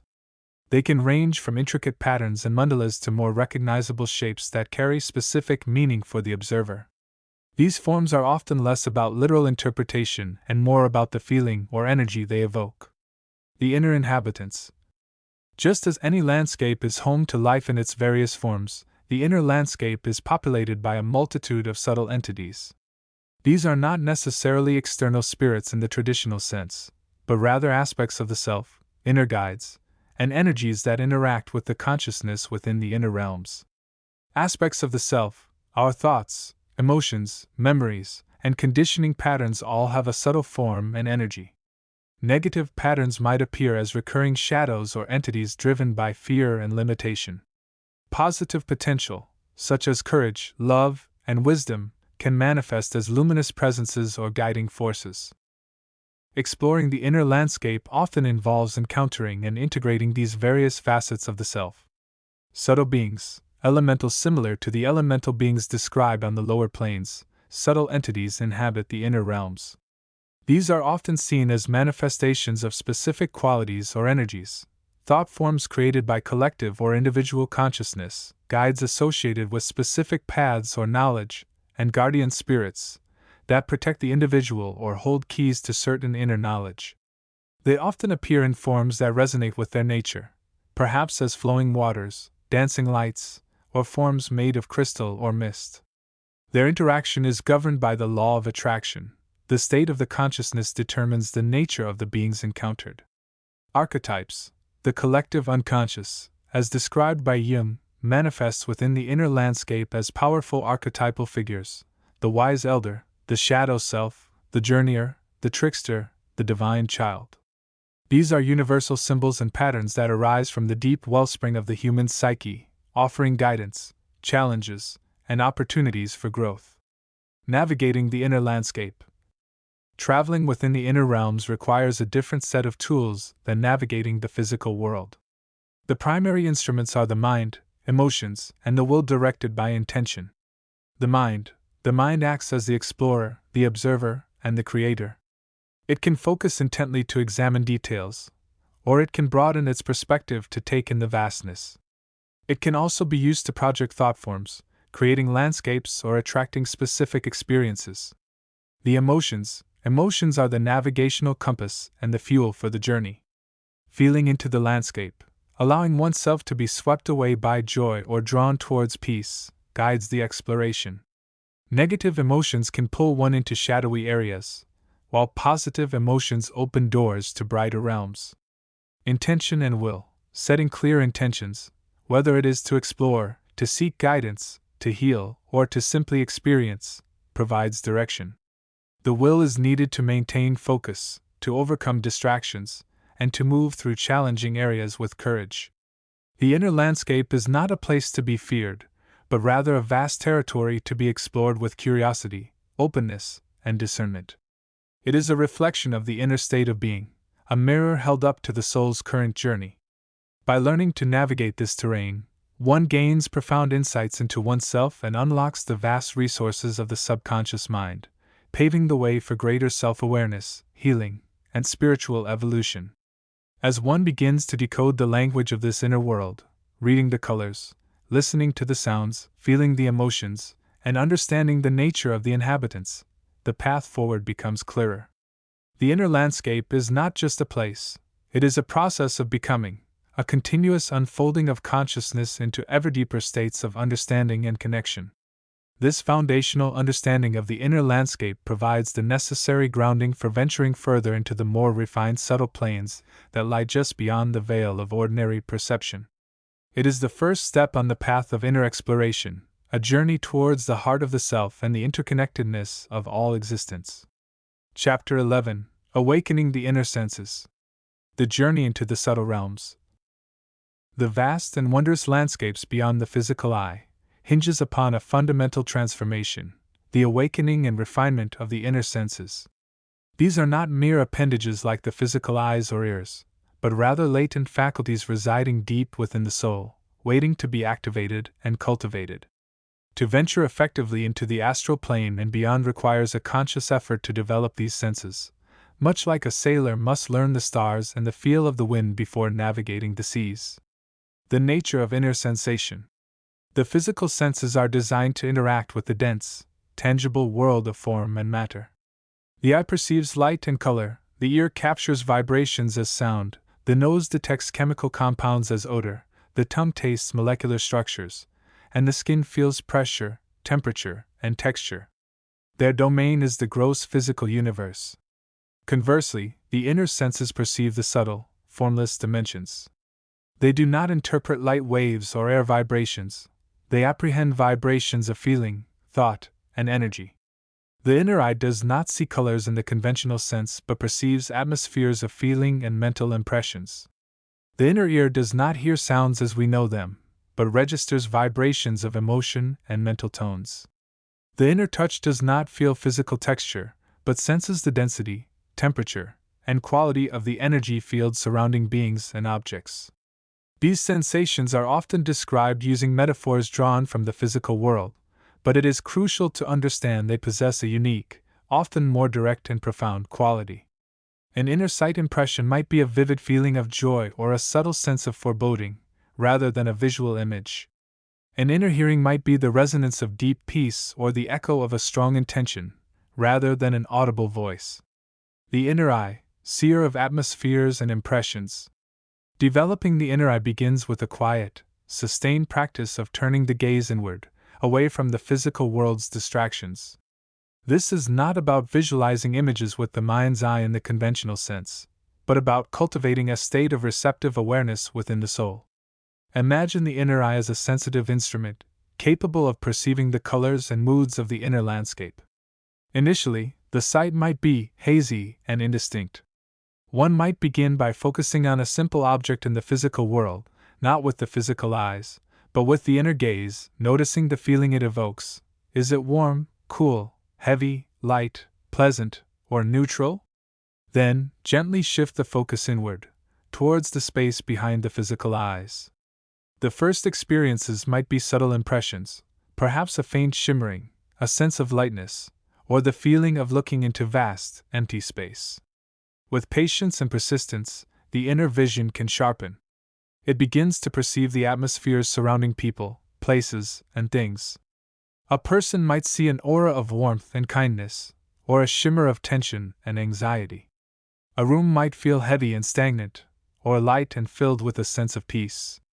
A landscape might reveal itself not just in form, but in its underlying emotional or spiritual quality. A forest might feel ancient and wise. A mountain might radiate strength and solitude. The inner eye perceives thought forms as colors, shapes, and intensities of light. A fleeting thought might appear as a tiny, quickly fading spark. A persistent, strong thought might manifest as a brighter, more solid projection. Negative thoughts often appear as dark, murky clouds, while positive thoughts might radiate as clear, bright light. This inner sight allows one to observe the subtle dynamics of thought and emotion within oneself and others, offering profound insights into the nature of consciousness. The inner ear, listener to emotional and mental tones. While the physical ear captures sound waves, the inner ear tunes into the vibrations of feeling and intention. It perceives the emotional resonance of thoughts, words, and actions, as well as the more subtle vibrations of the energy field, often called the etheric body or aura. Developing the inner ear involves learning to quiet the mental chatter and become attuned to the emotional undercurrents. It is like learning to listen to the music within an environment, beyond the obvious sounds. One might start by focusing on their own emotional state. When feeling happy, what is the inner sound or vibration?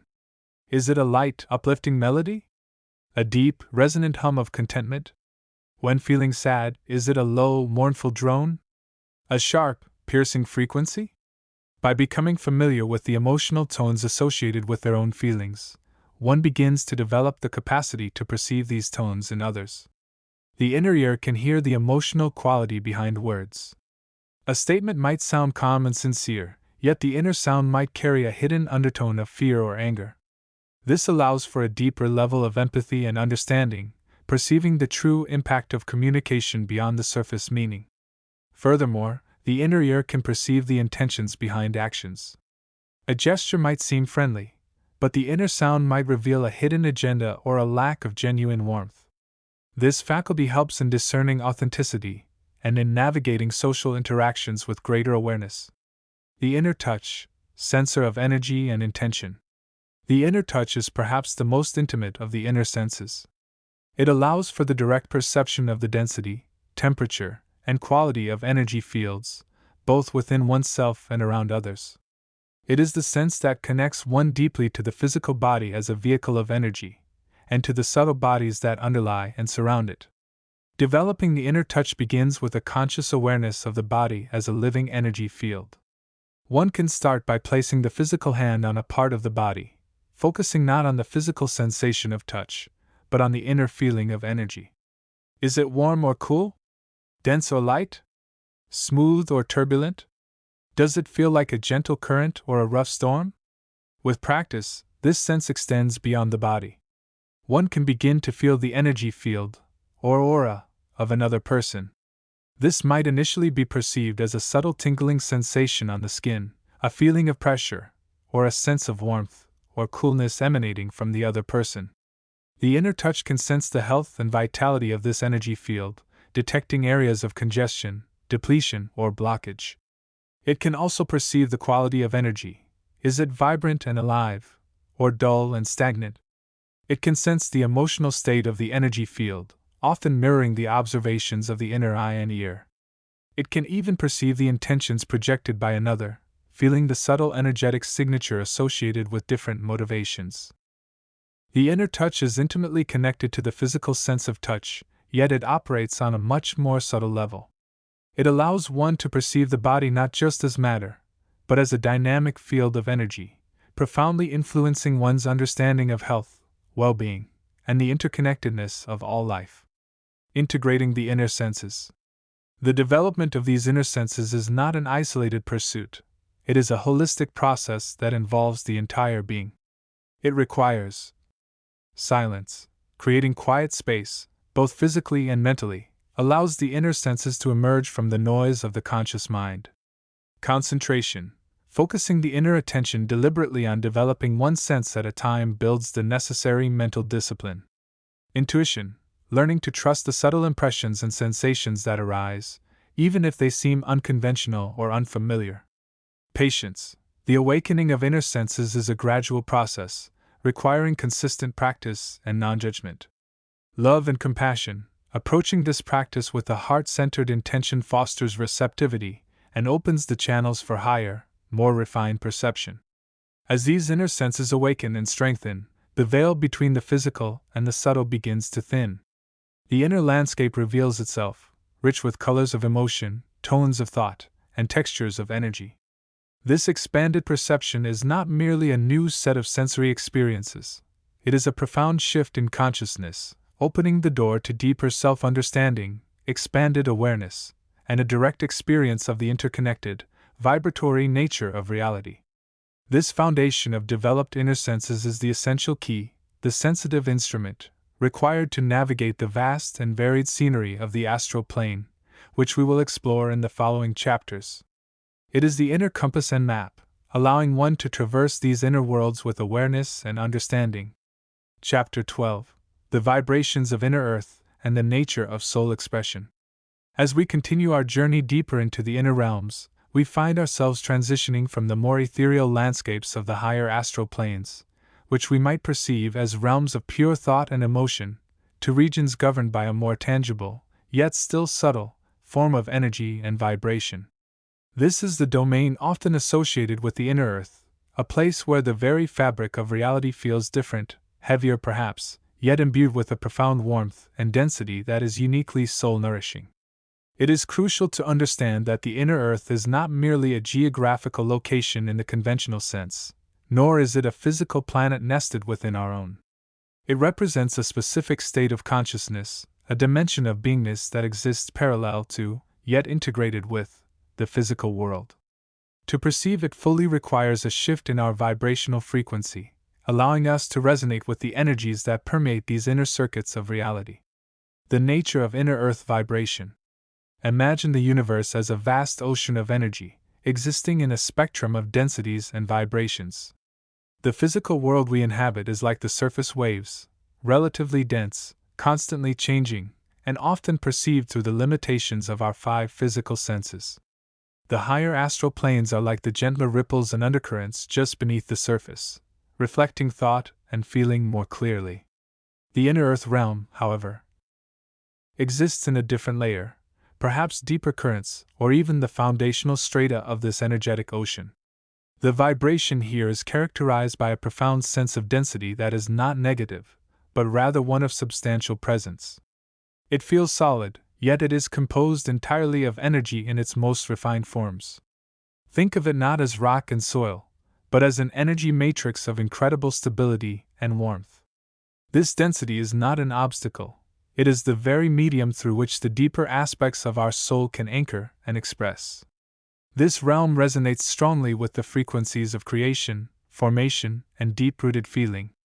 The energy is less about fleeting emotions and more about the eternal undercurrents of the heart, the profound sense of belonging, the longing for unity, the creative impulse that lies at the core of all existence.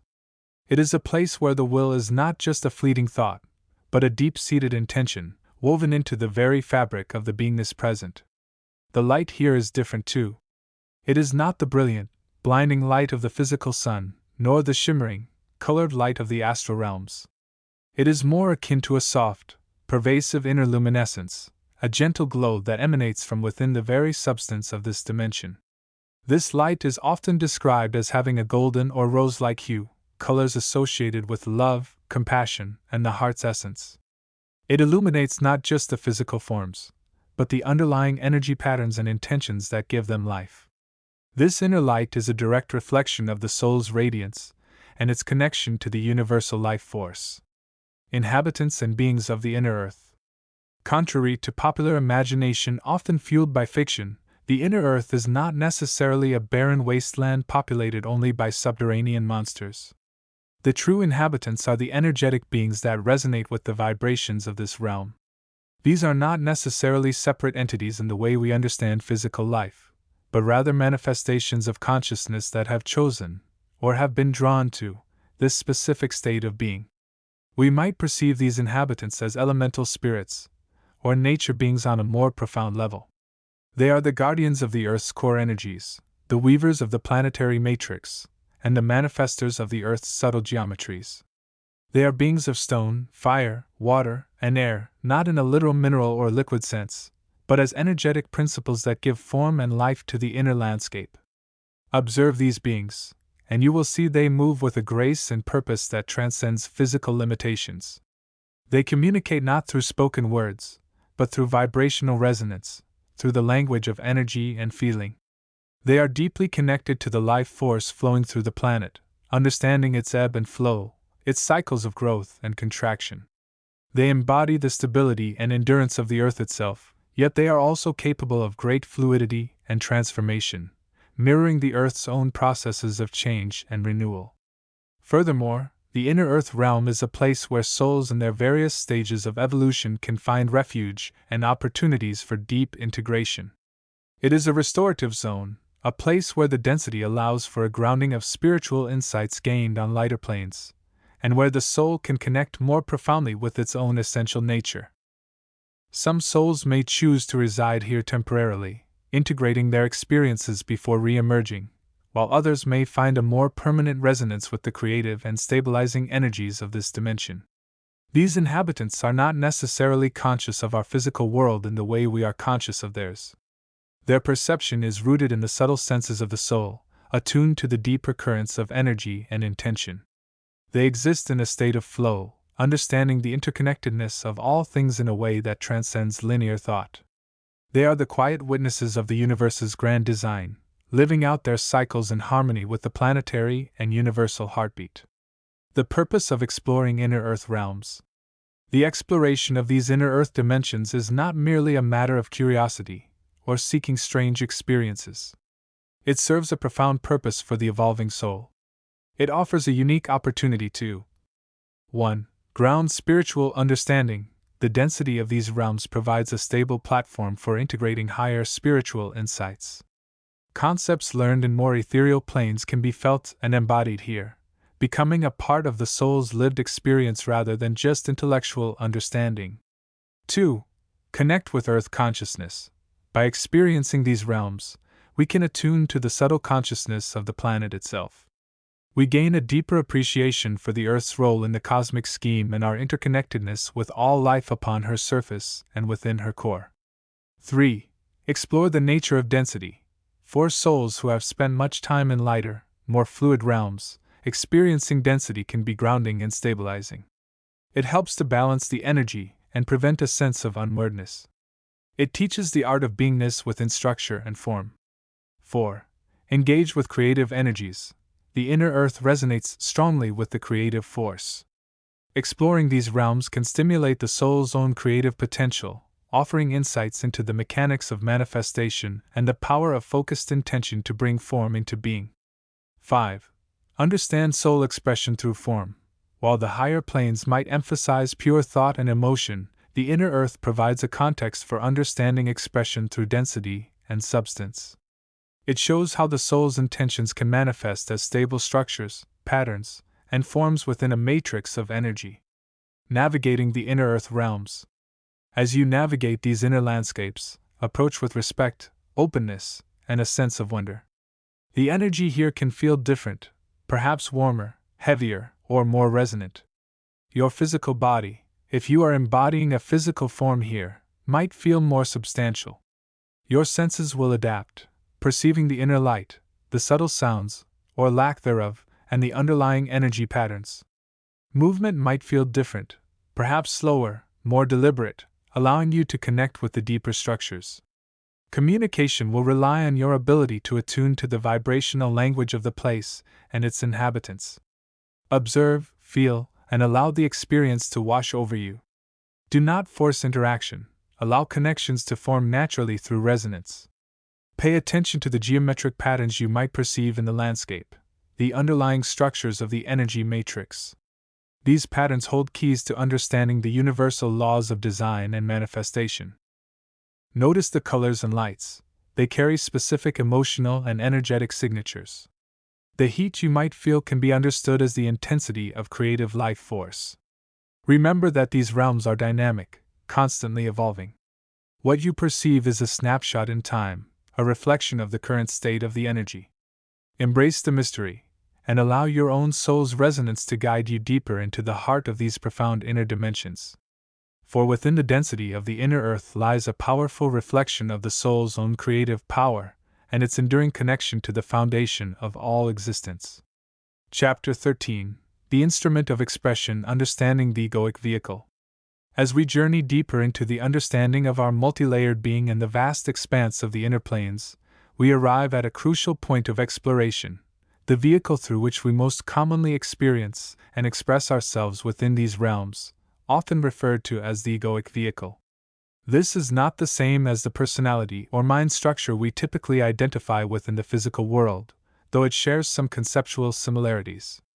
It is a more refined, subtle structure, yet it serves a vital function as our primary instrument of identity, will, and action upon the inner landscapes.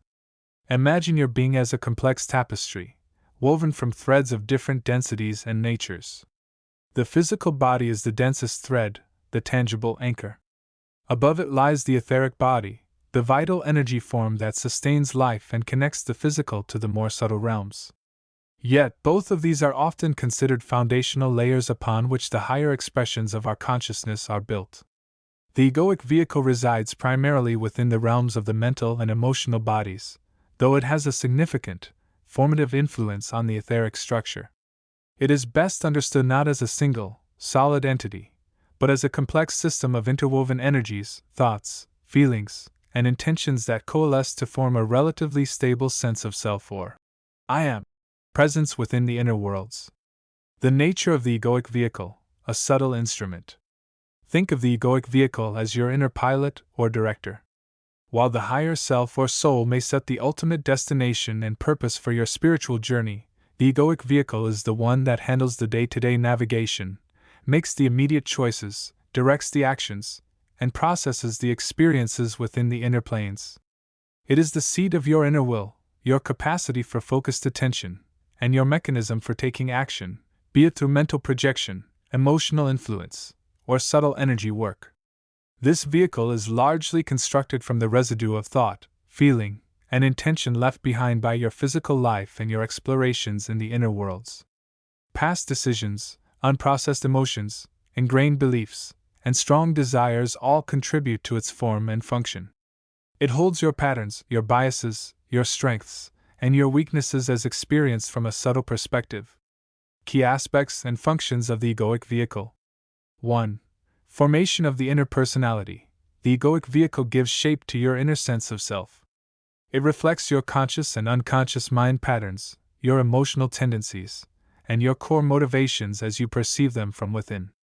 This inner personality is often quite different from the outer persona, revealing deeper aspects of your being. 2. Center of will and attention. Within the inner planes, the egoic vehicle is the primary focus for directing your will. It is how you choose where to go, what to investigate, and how intensely to engage with an experience. Your capacity for focused attention, often called fixation, in certain traditions, is mediated through this vehicle. A strong, balanced egoic vehicle allows for clearer focus and more directed exploration. 3. Agent of action. Inner and outer. The egoic vehicle translates intention into action.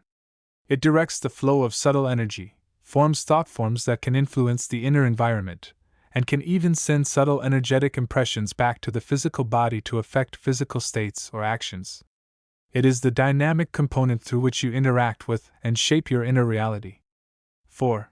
Processor of experience. Just as the physical body processes physical sensations and the mental body processes thoughts, the egoic vehicle processes the nuances of inner experience, the emotional colors, the mental landscapes, the energetic sensations. It integrates these experiences, contributing to the ongoing evolution of the entire subtle structure. 5. Formation of groups and alliances. On the inner planes, the egoic vehicles of like-minded individuals can resonate and form group consciousness or alliances. This is often seen in the creation of spiritual groups, societies, or even larger, collective consciousness, structures within the astral or mental realms. Shared intentions, beliefs, and purposes bind these egoic bodies together. The role of the egoic vehicle in the journey. Understanding the egoic vehicle is not about criticizing or discarding it, but about mastering its use. It is a powerful tool, yet like any tool, its effectiveness depends on the skill of the user. Potential for misuse. An unbalanced or poorly developed egoic vehicle can lead to inner conflicts, attachments, fear-based reactions, and repetitive negative patterns within the inner worlds. It can become identified with egoic desires, leading to experiences driven by fear, ambition, or desire for recognition rather than spiritual growth. Potential for mastery. A consciously developed and refined egoic vehicle becomes a reliable instrument for focused exploration, effective action, and the integration of higher wisdom. It allows for clear intention, harmonious interaction with other beings, and the confident navigation of complex inner landscapes.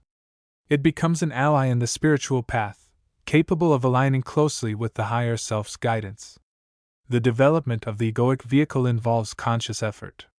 It includes practices like mental purification, cultivating clarity, focusing the mind, and discarding limiting thought patterns.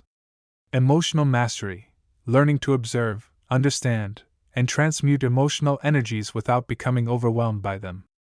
Will training, practicing directed attention, maintaining focus, and acting from a place of conscious intention rather than reactive impulse. Intention setting, aligning your interactions and explorations with higher spiritual goals and values. By understanding the nature, structure, and function of the egoic vehicle, we gain a crucial key to navigating the inner planes more effectively. It allows us to move beyond mere drifting or passive observation towards conscious participation, intentional exploration, and the deliberate construction of a more refined and aligned inner existence. It is the bridge between the higher guidance and the practicalities of inner experience, the dynamic center from which our subtle actions originate. In the next chapter, we will explore the vibrant tapestry of inhabitants that populate these inner realms, the diverse consciousness forms you will encounter on your journeys beyond the physical shell. Chapter 14: The Luminous Realm of the Mental Plane Shaping Thought into Reality. In the journey through the inner worlds, we arrive at a realm of profound significance, the mental plane. This is not merely a place of thought, but a dimension where the very fabric of reality begins to shimmer with the potential of the individual consciousness. It stands as a bridge, a threshold between the more instinctual and emotional landscapes of the lower planes, and the higher realms of pure spirit and bliss. Imagine, if you will, moving through the vibrational currents that separate the astral plane from the mental. The transition is often described as a shift from a realm dominated by feeling and vivid imagery to one governed by the power of focused awareness and the crystallization of idea forms. The density lessens, the light increases, and the subtle energies become more refined, less tied to the emotional echoes of the astral realm. The nature of the mental plane, a field of consciousness. The mental plane is fundamentally a dimension of thought, but it is far more than just a collection of fleeting mental images. It is a vast, luminous field, sometimes described as a vast, shimmering ocean of white or golden light, though its appearance can vary depending on the consciousness perceiving it. This light is not merely physical illumination, it is the very essence of intelligent energy, the substrate upon which thought forms are built and concepts take shape. This plane operates on a higher vibration than the astral. While the astral is often influenced by the emotional undercurrents of the physical world and the collective unconscious, the mental plane is primarily the domain of the individual mind. It is where personal beliefs, concepts, ideals, and the cumulative wisdom of a lifetime begin to coalesce into tangible realities within its own dimensional framework. Inhabitants, the sentient thought forms and their creators. The inhabitants of the mental plane are diverse, mirroring the vast spectrum of human thought. At its most fundamental level, the plane is populated by the thought forms themselves, the echoes, concepts, and ideas left behind by the conscious minds of the physical world. These are not necessarily conscious entities in the same way we understand consciousness, but rather patterns of intelligent energy that retain a faint resonance of their originator's intent. Think of them as ripples on the surface of a vast mental ocean. A passing thought in the physical world might create a tiny, transient disturbance in the mental plane. A deeply held conviction, a creative idea, or a philosophical concept, however, can leave behind a more persistent and substantial pattern. These persistent thought forms can grow, interact, and even exert subtle influences on the consciousnesses that traverse the plane. Beyond these residual thought forms, the mental plane is also home to more organized expressions of consciousness. These are entities that have, to varying degrees, mastered the art of shaping their reality through thought. They are not typically the raw, unformed spirits encountered on the astral plane, but beings whose minds are their primary tool for interaction and existence. These inhabitants range from the nascent mentalities of those who are just beginning to explore their inner worlds, leaving trails of confused but potent thought streams, to the highly evolved mental entities, sometimes called thought form builders or ideators, who possess a deep understanding of the laws governing this dimension. They can construct intricate landscapes, complex structures of light and energy, and even manifest beings composed almost entirely of refined thought. Crucially, these inhabitants are not separate from us. Every time you focus your mind intently on a concept, visualize a goal, or deeply contemplate a philosophical question, you are interacting with the mental plane. You are leaving your mark upon it, creating your own personal thought forms that resonate with your unique frequency. The scenery, landscapes of idea and consciousness. The scenery of the mental plane is perhaps its most fascinating aspect. Unlike the often emotionally charged or physically mimetic landscapes of the astral plane, the terrain here is directly shaped by the collective and individual thoughts of its inhabitants. It is less a place of fixed geography and more a dynamic field of potentiality, where concepts manifest as tangible environments. You might find yourself traversing planes of pure abstraction, where the air shimmers with different philosophical concepts, each region vibrating with a different worldview. These planes can be vast and seemingly endless, reflecting the boundless nature of human thought. You could encounter crystalline structures of pure idea, geometries of light that represent complex mathematical principles, artistic forms, or spiritual truths. These structures are not merely decorative, they are living expressions of thought, holding the vibration and potential of their conceptual origin. Water bodies might not be of physical water, but of mental fluid, streams and oceans of emotion conceptual blends, reflecting the interplay between feeling and thought. The colors and textures you perceive are not arbitrary, they are the direct result of the dominant thoughts and feelings held within that particular region of the plane. The architecture, if any, is built not of stone or wood, but of focused intention and crystallized belief. Temples might be constructed of light reflecting a specific spiritual tenet, libraries holding vast archives of knowledge and information, or cities built around powerful, resonant concepts. These environments are not static, they can shift and change as the thoughts of the inhabitants and passers-by evolve. The very weather of the mental plane is influenced by the collective mood and focus of the consciousnesses present. Regions might be filled with a vibrant, dynamic energy during times of intense creativity, or feel heavy and stagnant when negative thought forms dominate. The light itself can shift in intensity and color, reflecting the prevailing state of the mental consciousness of the area. Navigating the mental plane, the power of focused mind. Navigating the mental plane requires a different set of skills than traversing the astral. While intuition and emotional sensitivity are still relevant, the primary tool becomes the focused, conscious mind. Clarity of intention. Your ability to hold a clear thought or intention directly influences your experience. The more focused your awareness, the more clearly you can perceive and interact with the plane's realities. Mental visualization. This is a key faculty here. By consciously visualizing structures, environments, or concepts, you can help shape your immediate surroundings or locate specific areas of interest. Discernment. The mental plane can be overwhelming due to the sheer volume of thought forms present. Learning to discern between transient echoes and significant patterns, between your own thoughts and those of others, is crucial. Trust your inner judgment and understanding. Non-judgment. Approach the inhabitants and environments you encounter with an attitude of curiosity and neutrality. Thought forms, even negative ones, are expressions of consciousness. Understanding their nature, without necessarily condoning their content, is part of the learning. The power of the individual mind on the mental plane cannot be overstated. It is a realm where creation truly begins to manifest from intention. By learning to navigate this plane consciously, you gain access to a vast repository of knowledge, inspiration, and potential. You can explore different belief systems, test philosophical concepts in a mental laboratory, and connect with like-minded souls who are shaping their own realities through thought. This plane is a powerful training ground for developing mental discipline, clarity, and creativity. It is a bridge to the higher planes, where the focus shifts from personal thought forms to the exploration of universal consciousness and pure spirit. By mastering the landscape of the mental plane, you equip yourself with the mental tools necessary to navigate ever more complex and refined dimensions of existence. As you continue your journey, remember that the mental plane is not just a place you visit, it is a reflection of your own inner world. By understanding it, you begin to understand the power of your own mind and its capacity to shape not only your inner reality but, inextricably, your outer one as well. The journey through thought into higher consciousness has just begun to reveal its profound depths. Chapter 15.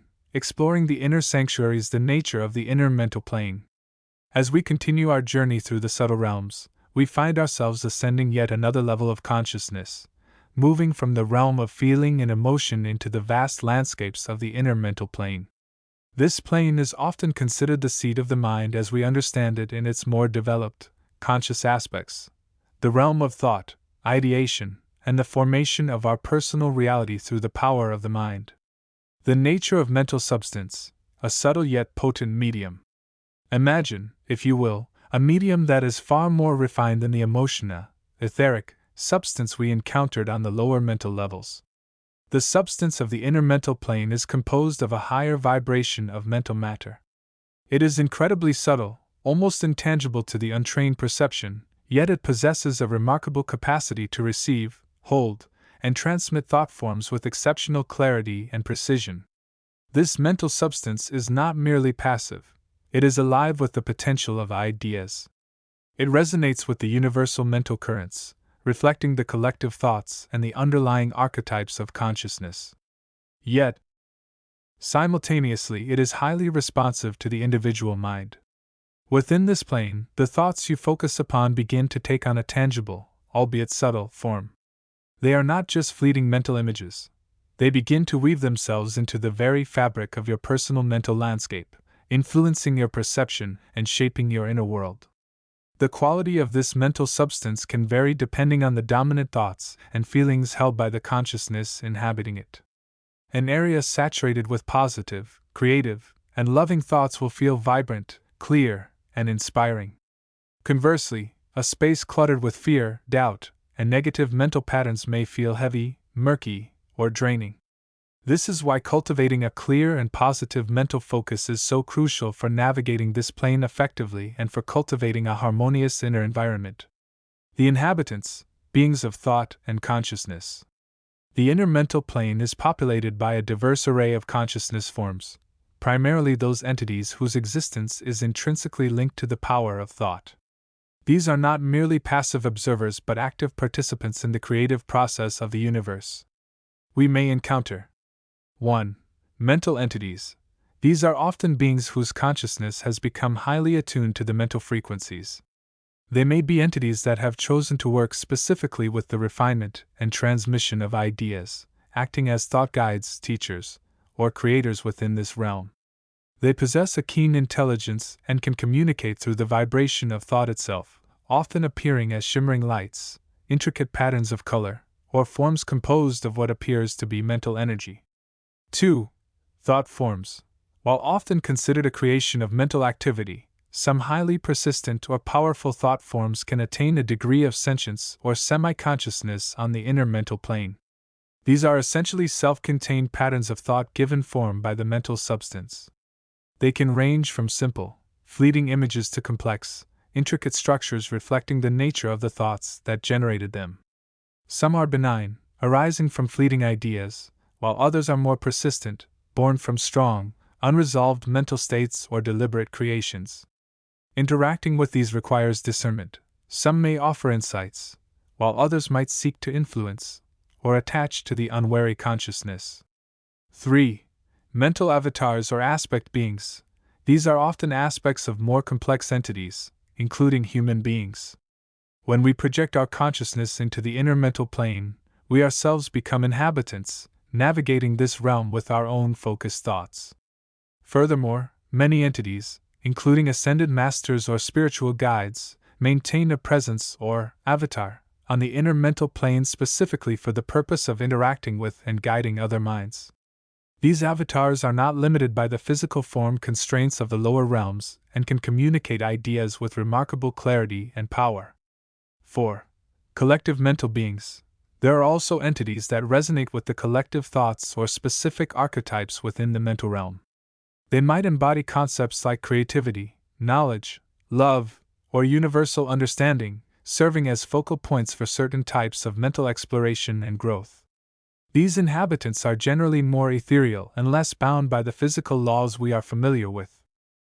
Communication is often telepathic, occurring on a level of pure thought exchange. The appearance and nature of these beings can be highly subjective, reflecting the perceiver's own level of mental development and the specific focus of their consciousness. The scenery and landscapes, worlds built on thought. The physicality, or perhaps better termed the substantiality, of the inner mental plane manifests as landscapes that are truly breathtaking in their beauty and complexity, yet entirely dependent on the collective and individual thoughts resonating within them. These are not static, unchanging locations but dynamic environments that shift and evolve based on the prevailing mental currents. Imagine exploring terrains where concepts become geography. Mountains might rise representing fundamental ideas or principles, their height and stability reflecting the strength and acceptance of the concept.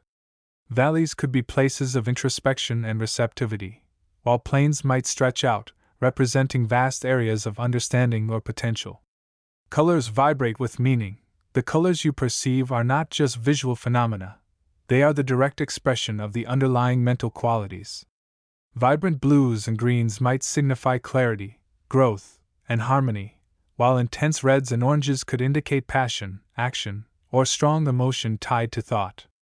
Pinks might denote love and compassion, while silvers and golds could represent higher knowledge or spiritual insight. Architectures of idea. You might encounter structures that seem to defy conventional logic, buildings constructed from shifting light, bridges spanning impossible distances, or temples carved from pure sound.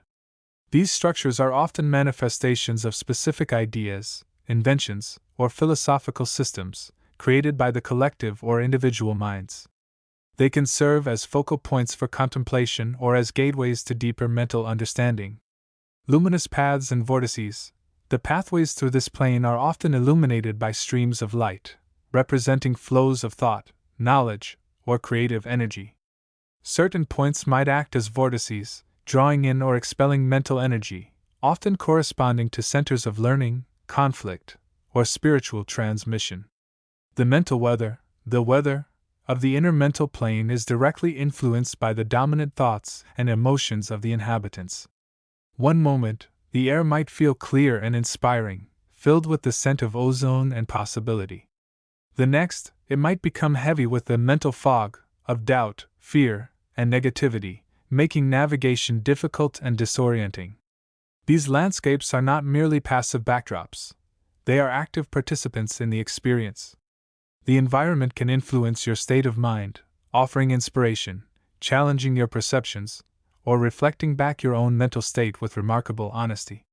The beauty of the inner mental plane lies in its malleability. It is a realm where your own thoughts, focused and intentional, can begin to shape the reality you perceive. Navigating the inner sanctuaries, tools for the conscious mind. Traveling the inner mental plane requires a different set of tools and attitudes than navigating the emotional or physical realms. The primary tools are your own focused mind and your ability to direct your thoughts. Mental focus and concentration, unlike the more intuitive, feeling-based navigation of the emotional plane. The mental plane demands a degree of mental focus. You must learn to concentrate your thoughts, holding them steady enough to perceive the forms and landscapes around you. This is not about forcing thought, but about cultivating a clear, unwavering point of concentration. Discernment and clarity. The mental realm can be incredibly busy with the thoughts and creations of countless others. Developing discernment is crucial.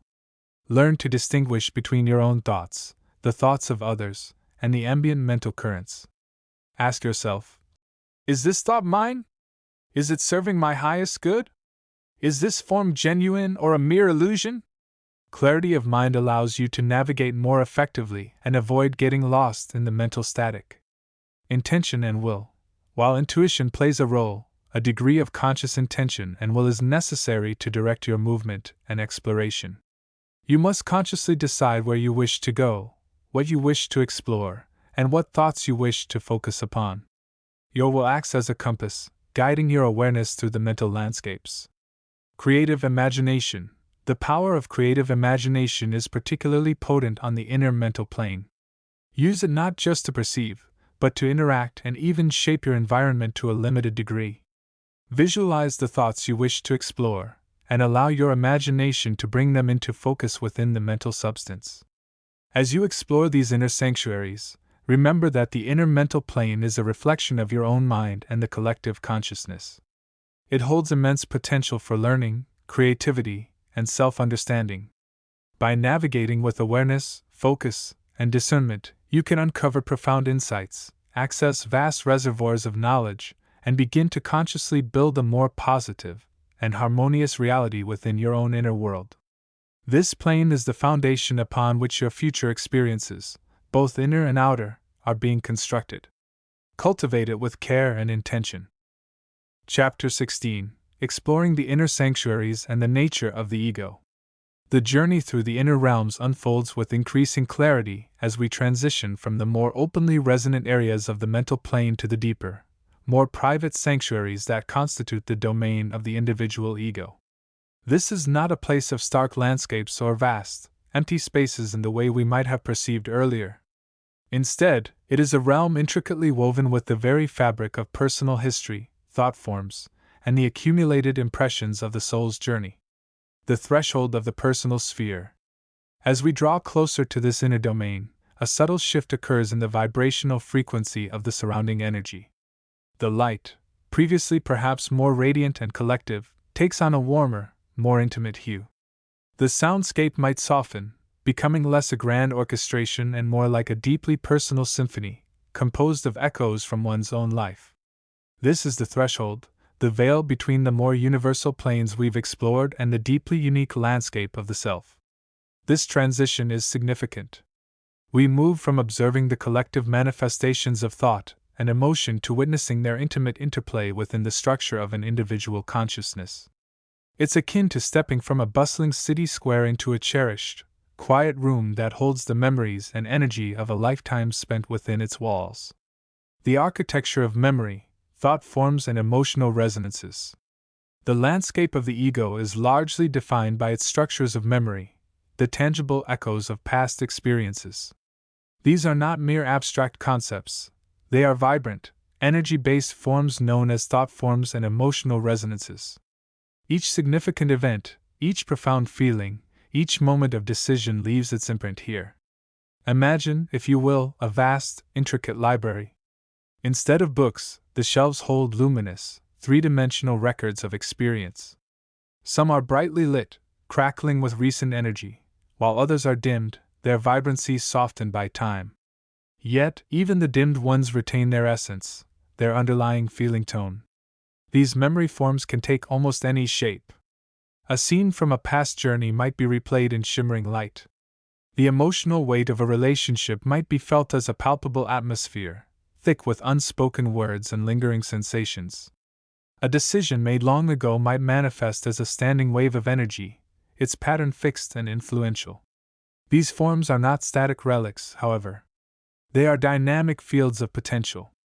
They hold the energy of the original experience, which can be accessed, understood, and transmuted. They shape the individual's perception of reality, often acting as a filter, coloring incoming sensations with the hues of past conditioning. The ego self, the central presence. At the heart of this inner domain resides the ego self, the core personality structure. This is the aspect of us that has built its identity through the accumulation of experiences, beliefs, and conditioning over many lifetimes. It is the I that identifies with the body, the mind, and a particular history. The ego self is not inherently negative. It is a complex structure designed for navigation in the physical world. It provides a sense of continuity, a framework for understanding self and other. However, it can become rigidified, overly identified with its beliefs and past experiences, leading to attachments, fears, and limitations. In this inner landscape, the ego self is more than just a concept. It is a tangible presence, often perceived as a central figure or a particular type of energy field. Its state of being, whether it is vibrating with tension, filled with quiet confidence, or clouded by fear, profoundly influences the entire surrounding environment. The journey through this realm often involves interacting with this central presence. It may require acknowledging its forms, understanding its patterns, and learning to communicate with it. This interaction is crucial for the process of self-awareness and evolution. It is an opportunity to see the structures of self from within, to understand their origins and their influence. Illuminating the inner sanctuaries. The inner sanctuaries of the ego are not necessarily places of darkness, though they can be shadowed by unresolved issues. They are the intimate spaces where the soul integrates its learning. These might manifest as specific rooms, chambers, or energy centers within the broader landscape. One might find a sanctuary dedicated to the integration of love, where past heartbreaks and joys have been processed and transformed into a deeper, more stable capacity for connection. Another might be a chamber of learning, holding the records of intellectual pursuits, challenges overcome, and knowledge gained. These sanctuaries are often protected by layers of energy that resonate with the unresolved issues or defenses associated with the ego. For example, a sanctuary holding the potential for deep inner peace might be shielded by thought forms related to anxiety or fear. Accessing these inner spaces requires not just will, but the appropriate state of consciousness, a vibration of openness, curiosity, and inner stillness. The nature of the ego's landscape, reflection and projection. Understanding the ego's landscape requires recognizing that it is both a reflection of the individual's journey and a projector of future potential. The memory forms and emotional resonances are reflections, the echoes of past choices and experiences. They show the path that has been traveled and the patterns that have been established. Simultaneously, this landscape is a projection, a field of potential that influences how the individual perceives and interacts with the present moment and future possibilities. The energy held within these structures shapes the individual's attitude, responses, and even the types of experiences they are drawn to. This understanding holds immense power. By becoming aware of the landscape of the ego, one gains the ability to observe these patterns without becoming trapped by them. It allows for the conscious choice to interact with these forms in ways that serve growth, rather than merely reacting automatically to their influence. The path of transmutation and integration. The journey through the ego's domain is fundamentally one of transmutation and integration. It is an opportunity to 1. Recognize and release, identify the thought forms and emotional resonances that no longer serve the highest good, that represent outdated beliefs or unresolved traumas. Learn to recognize their energetic signature and consciously choose to release their hold. 2. Understand and transmute, engage with the energy of these forms, understanding their origin and the lessons they hold. Transmute their lower vibrations, fear into courage, resentment into forgiveness, attachment into love, into higher states of being. 3. Integrate and harmonize, bring the fragmented aspects of the self back into a state of greater wholeness and balance.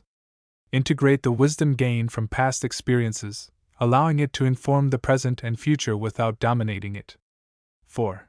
Strengthen the ego self, refine the central presence of the ego self, strengthening its core of inner peace, wisdom, and compassion, allowing it to serve as a stable foundation for the evolving self. This process is not linear or quick. It requires consistent practice, self-observation, and a willingness to engage with the deeper aspects of the self, even when they are uncomfortable. Yet, it is through this exploration and transformation within the inner sanctuaries that the greatest potential for soul evolution unfolds. As we navigate these intricate and deeply personal realms, we are not merely observing, we are actively participating in the ongoing creation and refinement of the self. We are learning to become the conscious architects of our inner world, transforming the echoes of the past into the vibrant potential of the future. The journey continues deeper still, into the heart of the individual consciousness. Chapter 17: The Luminous Realm of Emotional Expression. The journey through the inner worlds continues, moving beyond the realms primarily governed by the vibration of thought and idea, the mental plane.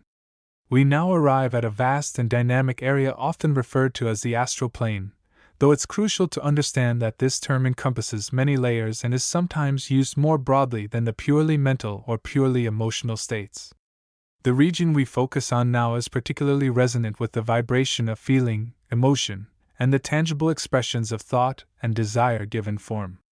As one's consciousness shifts its focus from the intricate patterns of mental concepts towards the quality of internal sensation and feeling, a profound change occurs in the surrounding environment. The mental plane scenery, while complex, was largely composed of shimmering light, mental forms, and archetypes, abstract yet potent. Now, the landscape becomes richer, warmer, and far more immediately impactful, yet simultaneously more fluid and less solid than the physical world. The dominant characteristic of this realm is its overwhelming abundance of emotional light. This is not the cool, crystalline light of the mental plane, nor the dense, physical light we perceive with our eyes. It is a warm, incandescent glow that emanates from beings, objects, and locations based on their emotional resonance. Joyous thoughts and feelings radiate a bright, golden or silvery light, pure and uplifting. Sadness might manifest as a soft, deep blue or gray light, heavy and melancholic. Anger can appear as a sharp, flickering red or orange light, intense and potentially destructive. Fear might be represented by a cold, grayish mist or a flickering, unstable light. These colors and intensities are not arbitrary. They are the direct, visible expression of the underlying emotional vibration. Imagine standing in a vast, open field. Instead of grass, the ground might shimmer with a soft, pastel hue reflecting the collective feeling of a nearby gathering of souls. Trees might not be made of wood, but of smooth, translucent material, their color shifting subtly as their emotional state changes, perhaps a calming green when peaceful, deepening to a violet when contemplative, or brightening with a pinkish glow when filled with love. The air itself often carries a distinct emotional flavor or scent, though this is more a sensation registered by the refined consciousness than a literal aroma. Inhabitants of this realm. The beings populating this emotional landscape are diverse, mirroring the vast spectrum of feelings and the forms thoughts take when given emotional substance. We encounter 1. Emotional beings. These are entities whose primary existence is centered around specific feelings or emotional states. Some are temporary, formed by the strong emotions of nearby physical or mental plane beings, a fleeting phantom of intense grief, a momentary manifestation of pure elation. Others are more permanent, beings who have become anchored in specific emotional frequencies, perhaps through past life patterns or dedicated spiritual work, or lack thereof. A being might embody the vibration of unconditional love, radiating a gentle, warm pink light, or might be a persistent echo of fear, appearing as a cold, shadowy figure. These beings often lack the complex structure of mental plane entities and are more fluid, changing shape and color based on their internal emotional fluctuations. They can be incredibly potent teachers or, conversely, sources of intense energetic pollution if their state is negative and unmanaged. 2. Thought forms give an emotional life. Thoughts, especially strong ones involving emotion, have a tendency to solidify into forms. In the mental plane, these might be complex diagrams or symbols. In this emotional realm, they often take on a more three-dimensional, sculpted quality, imbued with the feeling the original thought carried. A thought of anger might solidify into a sharp, jagged crystal structure that crackles with red energy. A thought of compassion might form a smooth, flowing sculpture made of white or blue light. These forms can be beautiful or terrifying, depending entirely on the originating thought and emotion. They often persist longer than temporary emotional beings, acting as energetic echoes or reminders of past intentions. 3. Refined spirits and discarnate entities. Many souls who have transitioned from the physical plane find themselves initially lingering in this realm. Their form is often less dense than in the mental plane but more substantial than the purest emotional forms. They are learning to navigate this landscape, understanding the power of their own emotional projections. Some are masters, adept at working with emotional energy, while others are still processing their life's experiences, their forms reflecting their current state of emotional equilibrium or turmoil. They might gather in specific locations, forming communities based on shared emotional resonance or purpose. 4. Nature spirits and elementals. Emotional focus. While elementals are often associated with the physical plane, some resonate strongly with specific emotional states and can be found here. A sylph might embody the emotional quality of gentle wind and freedom. A salamander might carry the vibration of contained warmth and transformation, perhaps linked to emotional healing. These beings often interact with the natural environment of this plane, tending to the emotional, weather, and the health of the light forms. Navigating the emotional landscape. Travel in this realm requires a degree of emotional self-awareness. The sheer intensity of the emotional light and energy can be overwhelming. Beings sensitive to strong emotions might find themselves swept away by the feelings of others, experiencing joy as if it were their own, or becoming weighed down by sadness. The key is balance and discernment. Sensory input. The primary way this realm is perceived is through the sense of feeling, both internally and externally. The colors, lights, and forms evoke emotional responses within the observer. The air might feel thick with joy or heavy with sorrow. The ground might vibrate with a sense of peace or tension. Interaction. Interaction is primarily energetic and emotional. One can send feelings out, which manifest as light or influence nearby forms and beings. One can also receive emotional impressions from others. Communication is often telepathic, focusing on shared emotional states and intentions. Challenges. The main challenge is avoiding becoming lost in the emotions, either becoming overwhelmed by strong feelings or becoming entangled with negative emotional entities. Maintaining a centered awareness, understanding the transient nature of many forms, and using one's own emotional stability as an anchor are vital. It is a realm where the law of like attracts like is particularly potent. This vast emotional landscape is not merely a place to pass through, it is a crucial arena for spiritual development. It is where the seeds of thought, when watered with feeling, take root and grow. It is where emotional wounds are formed and, potentially, where profound healing occurs. It is a mirror reflecting the innermost state of being, painted in the vibrant, luminous colors of the heart. Understanding this realm, its inhabitants, and its energies is fundamental to navigating the inner planes with awareness and wisdom. Chapter 18. The Inner Sanctuaries, exploring deeper levels of the inner mental plane. As we continue our journey through the inner mental plane, we find ourselves moving beyond the more overtly emotional landscapes and the realms of nascent thought forms. We are now entering territories of profounder abstraction, realms where the very fabric of reality is woven from the threads of complex ideas, refined emotions, and the nascent seeds of soul purpose. This is the domain of the inner sanctuaries, a vast and intricate tapestry of inner worlds that serve as the crucibles where the higher self refines its understanding and prepares for its ultimate expression. The transition into these deeper strata is not always abrupt, but often a gradual deepening of consciousness. It feels like sinking deeper into a pool of cool, clear water, the pressure increasing gently around you, compressing the physical body and the surface layers of the mental sheath, while simultaneously expanding the inner awareness. The colors become less vibrant and more subtle, shifting towards a palette of shimmering violets, deep indigos, and soft, ethereal whites, like the interior of a jewel.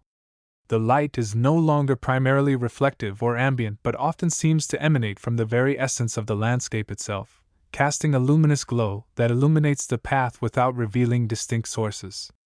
This deeper plane is characterized by a different kind of scenery. It is less about vast, open fields and more about the presence of structured environments.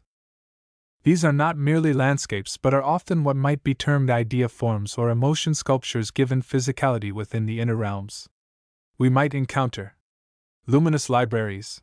These are not buildings made of stone but structures composed of pure, radiant light, their towering shelves seemingly reaching towards infinity. The books within are not bound in paper but exist as living streams of thought, pulsating with information, wisdom, and the history of thought itself. Some resonate with the understanding of ancient civilizations, others with the breakthroughs of scientific minds, and still others with the pure, unadulterated emotions expressed through art and music.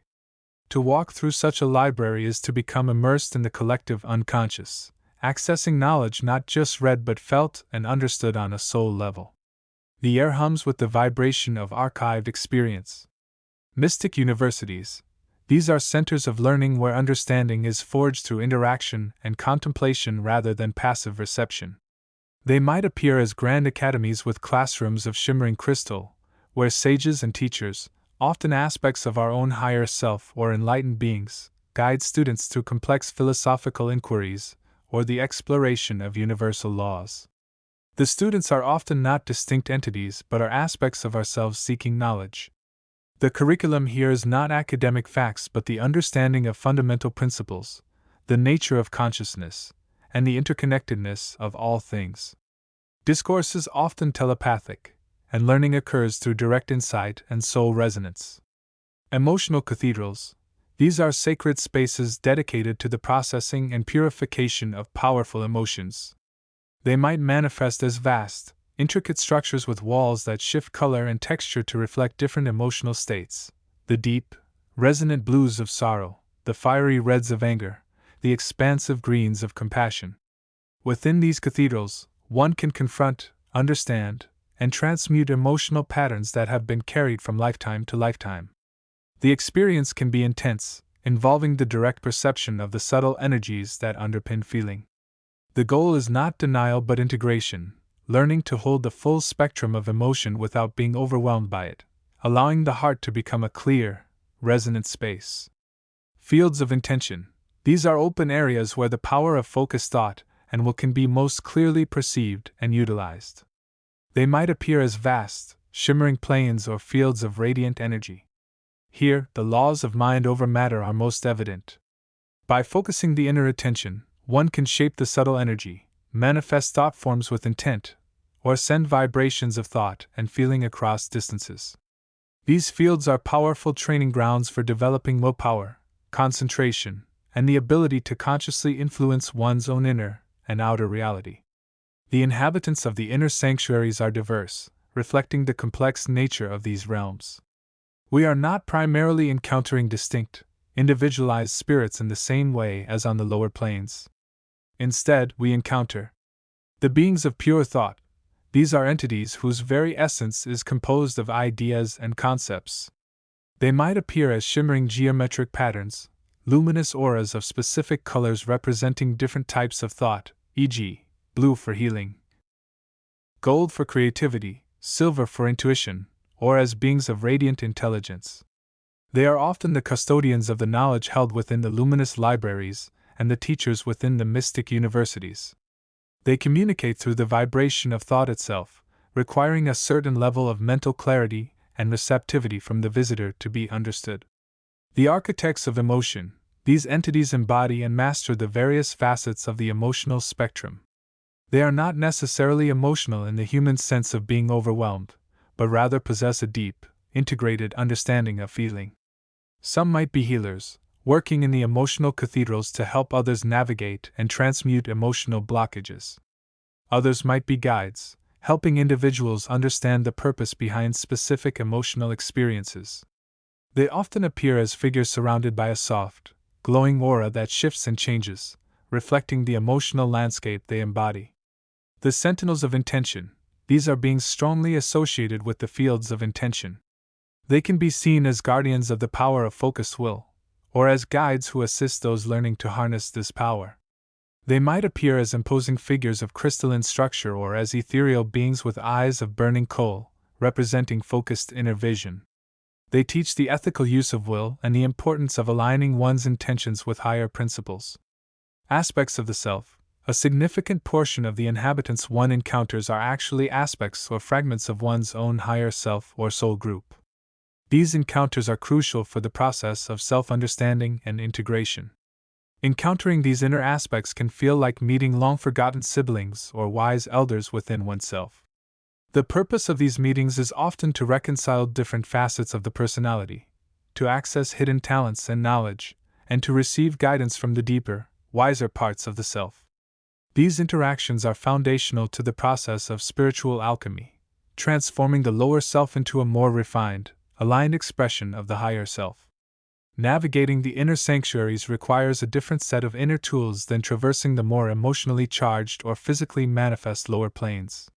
While telepathy is still prevalent, the primary mode of interaction and understanding shifts towards intuitive perception and soul resonance. The visitor must learn to quiet the mental chatter, allowing their inner senses to attune to the subtle vibrations of the environment and the beings within it. clarity of intention becomes paramount. One must know the purpose of the journey to navigate these more abstract landscapes effectively.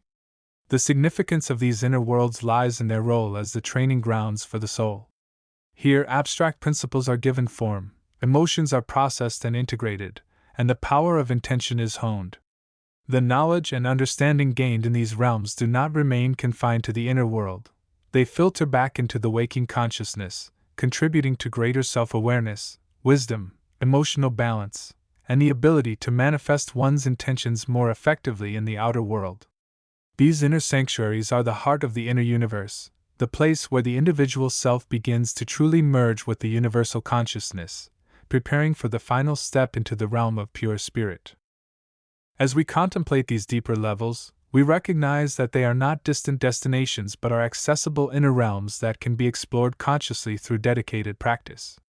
The journey into the inner sanctuaries is a journey towards greater self-knowledge, inner peace, and the activation of the soul's higher potential. It is a testament to the profound depth and richness of the inner universe that resides within each of us, waiting to be discovered and experienced. Chapter 19: Awakening the Inner Navigator. The journey through the inner worlds is not merely a matter of shifting physical location, it is fundamentally an exercise in self-awareness and directed consciousness. We have explored the nature of the subtle bodies, the vehicles through which we experience these realms, the physical, the astral, the mental, and the causal. We have glimpsed the vastness of the astral plane itself, its shifting landscapes of light and color, its echoes of thought and emotion. Now, we stand at the threshold of deeper exploration, armed with a growing understanding of the mechanics involved. Yet, the most crucial element, the engine driving the entire process, remains the focused attention and the awakened will of the individual traveler. This chapter delves into the inner tools necessary to navigate not just the external scenery, but the landscape of one's own consciousness within these subtle dimensions. The first step is the cultivation of focused attention. This is not the scattered mindfulness of daily life, but a laser-like concentration directed inward. Imagine your consciousness as a spotlight. In the physical world, this light often bounces around, reflecting off external objects. In the astral journey, we learn to train this spotlight, to keep it steady and directed towards the inner self, towards the chosen point of focus within the subtle realms. Where does one direct this focus? Often, it begins at the point between the eyebrows, the traditional energetic center known as the third eye. This area is associated with intuition, insight, and the perception of the subtle energies and dimensions. Gently drawing your awareness to this point can act as an anchor, stabilizing the conscious mind and preventing it from drifting into a dreamlike, unfocused state. It is the inner compass, the point from which you observe the unfolding realities around you. However, relying solely on the third eye can sometimes lead to a passive observation, like watching a movie rather than participating in it. True navigation requires more active engagement, which is where the directed will comes into play.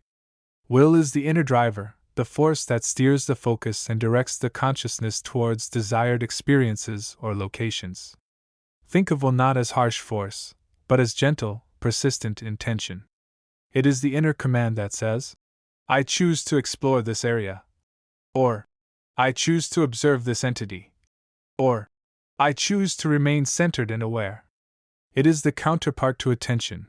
While attention perceives, will initiates action within the realm of consciousness. Developing these two inner tools, focused attention anchored at the third eye, and a gentle, guiding will, is like learning to pilot a vessel on the seas of the inner world. Without them, the journey can become chaotic, easily swayed by the currents of random thoughts, emotions, or external influences.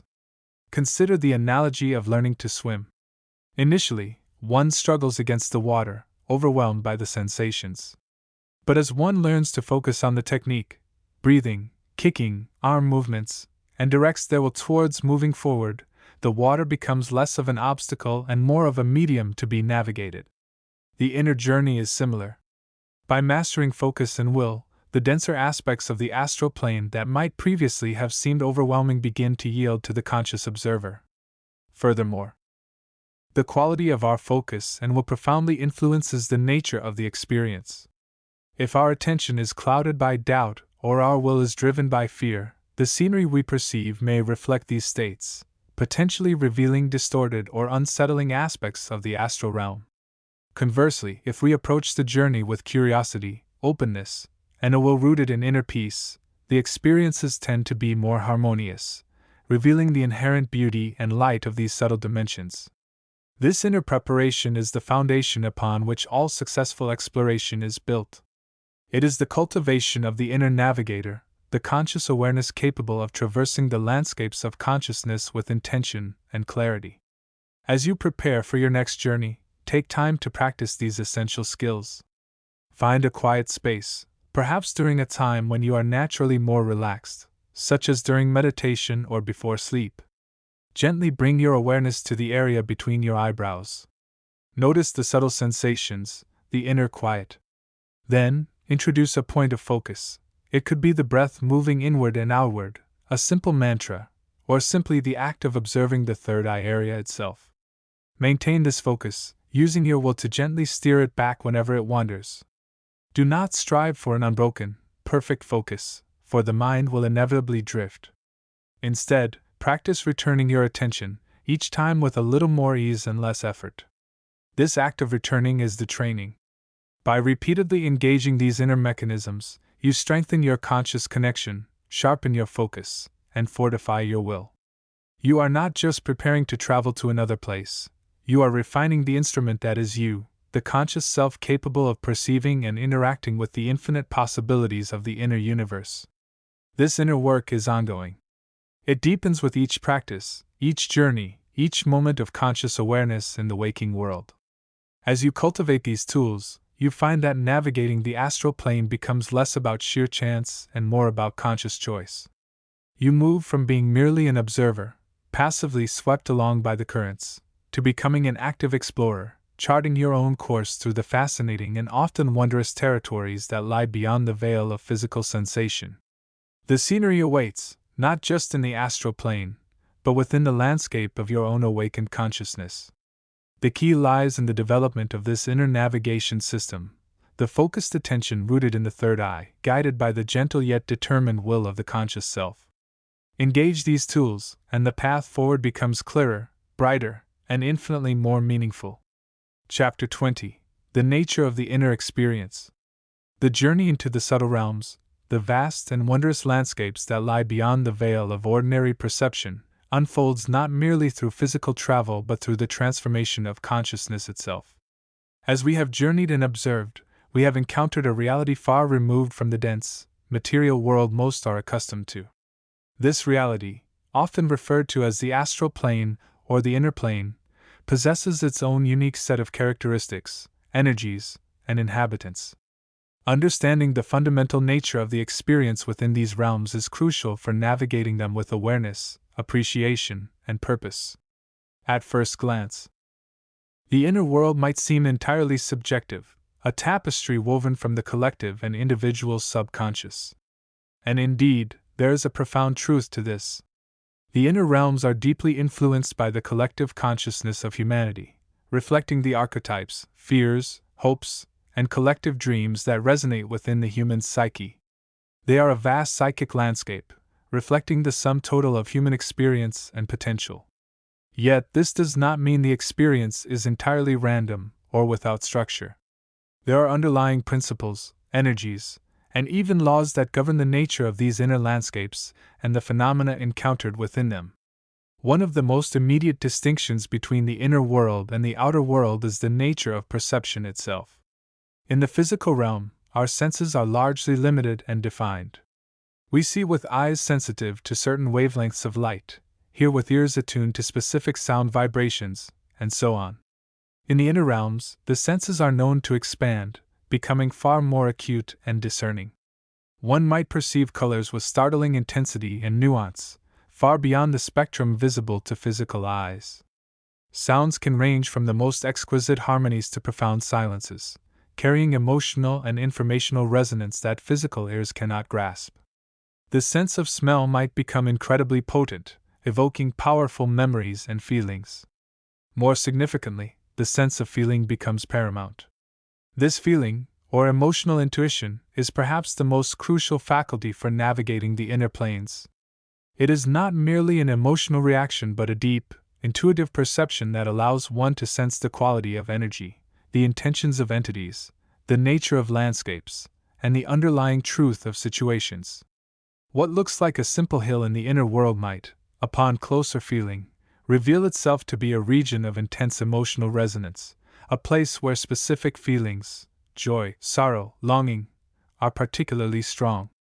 This feeling often precedes intellectual understanding, providing a direct, gut-level awareness of the inner reality that analytical thought might struggle to grasp. Beyond the expanded senses and the dominant role of feeling, the inner experience is characterized by a different kind of time and space. The linear progression of hours and days that marks physical existence often dissolves or transforms. Time might pass much more rapidly or slowly depending on the nature of the experience and the focus of consciousness. An hour of deep inner exploration might feel like a day, or conversely, a journey that seems vast and extensive might unfold in a matter of minutes. Similarly, the concept of distance as we know it often breaks down. One might feel an instant connection or presence across vast inner distances, or conversely, traverse seemingly immense landscapes that take considerable focus and time to cross. Space, too, can be fluid and malleable. Inner landscapes are not fixed and unchanging like physical locations. They can shift and change based on the consciousness of the observer, the energies present, and the intentions being focused upon. A landscape might appear one moment and transform into something entirely different the next.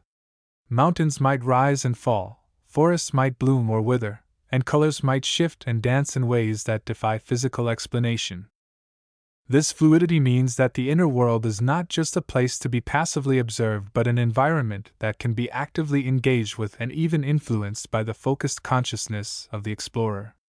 The inhabitants of the inner realms are another key aspect of the experience. These are not merely figments of imagination but distinct entities, beings of various densities and natures, residing within these subtle landscapes. They range from highly evolved spiritual entities and masters to more primal elemental forces, from thought forms generated by collective consciousness to individual spirits navigating their own paths. Encounters with these inhabitants can be profound teachers, offering guidance, wisdom, and experiences that accelerate spiritual growth. They might appear in human-like forms, in radiant light bodies, or in forms that defy description, reflecting the diverse nature of consciousness within the inner world. Interactions within the inner realms are governed by different principles than physical interactions. There is often a greater emphasis on the power of thought, feeling, and intention. What is focused upon with strong feeling and conviction can often manifest or influence the inner environment and its inhabitants. Compassion, understanding, and respect are vital qualities for the inner explorer, not just out of politeness, but because these energies resonate more deeply within the subtle realms. Harshness, fear, or judgment can create barriers or attract unwanted experiences, while love, openness, and curiosity invite connection and learning. The inner experience, therefore, is a multisensory journey that engages the expanded senses, particularly the intuitive faculty of feeling, within a reality governed by different principles of time, space, and energy. It is a landscape that is both objective, in that it reflects underlying universal energies and principles, and subjective, as it is deeply influenced by the consciousness of the explorer. It is a realm of potential, of deep emotional resonance, of profound encounters, and of opportunities for spiritual discovery and evolution. Understanding these fundamental aspects of the inner experience provides the necessary foundation for deeper exploration and understanding of the specific realms, landscapes, and inhabitants we will encounter further on this journey. As we continue to explore, remember that the inner realms are not separate from the outer world in the sense of being entirely disconnected. They are interwoven, reflecting and influencing the physical plane, and the physical plane, in turn, reflects within the inner realms. The journey inward is not just about escaping the physical, it is about understanding the deeper currents that shape all existence and integrating that understanding back into one's life in the world, thereby contributing to the collective evolution of consciousness. Chapter 21: Exploring the Innermost Regions. the threshold of the unmanifest. As you continue your journey deeper into the vast expanse of the astral plane, you find yourself approaching realms that exist beyond the familiar landscapes and energies we've explored. This is not a region of diminishing light, but rather a threshold where the very fabric of perception shifts. The vibrational frequency here is significantly higher, a state of pure potential just before manifestation solidifies into form. It is a place of profound stillness, yet brimming with infinite possibility. Think of it as the quantum field before the particle appears, the silent space between the note and the sound. This innermost region is the source from which all creation flows. It is the realm of pure consciousness, undifferentiated and absolute. To stand here is to touch the root of being itself. The scenery, if we can still call it that, is less about visual landscapes and more about the very essence of sensation and feeling. There is no light or dark in the conventional sense. Rather, there is an all-pervading luminescence that is the color of pure potential, a shimmering, indescribable hue that resonates deep within your soul. It's not something you see with your physical eyes, but something you are. The air, such as it is, carries no scent, no sound, yet it holds the essence of every possibility.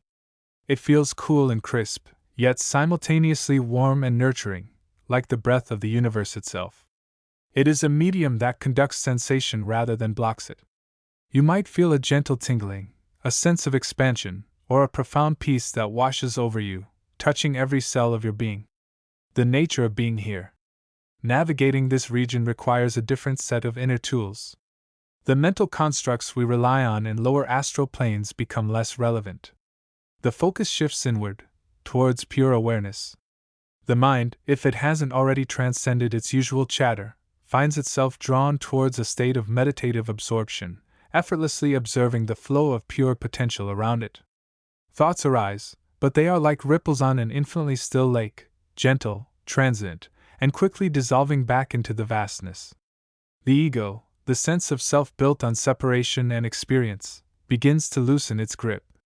This is where the realization dawns more clearly: the I is not a fixed entity, but a spark of consciousness arising within the boundless sea of pure awareness. There is a profound sense of unity here.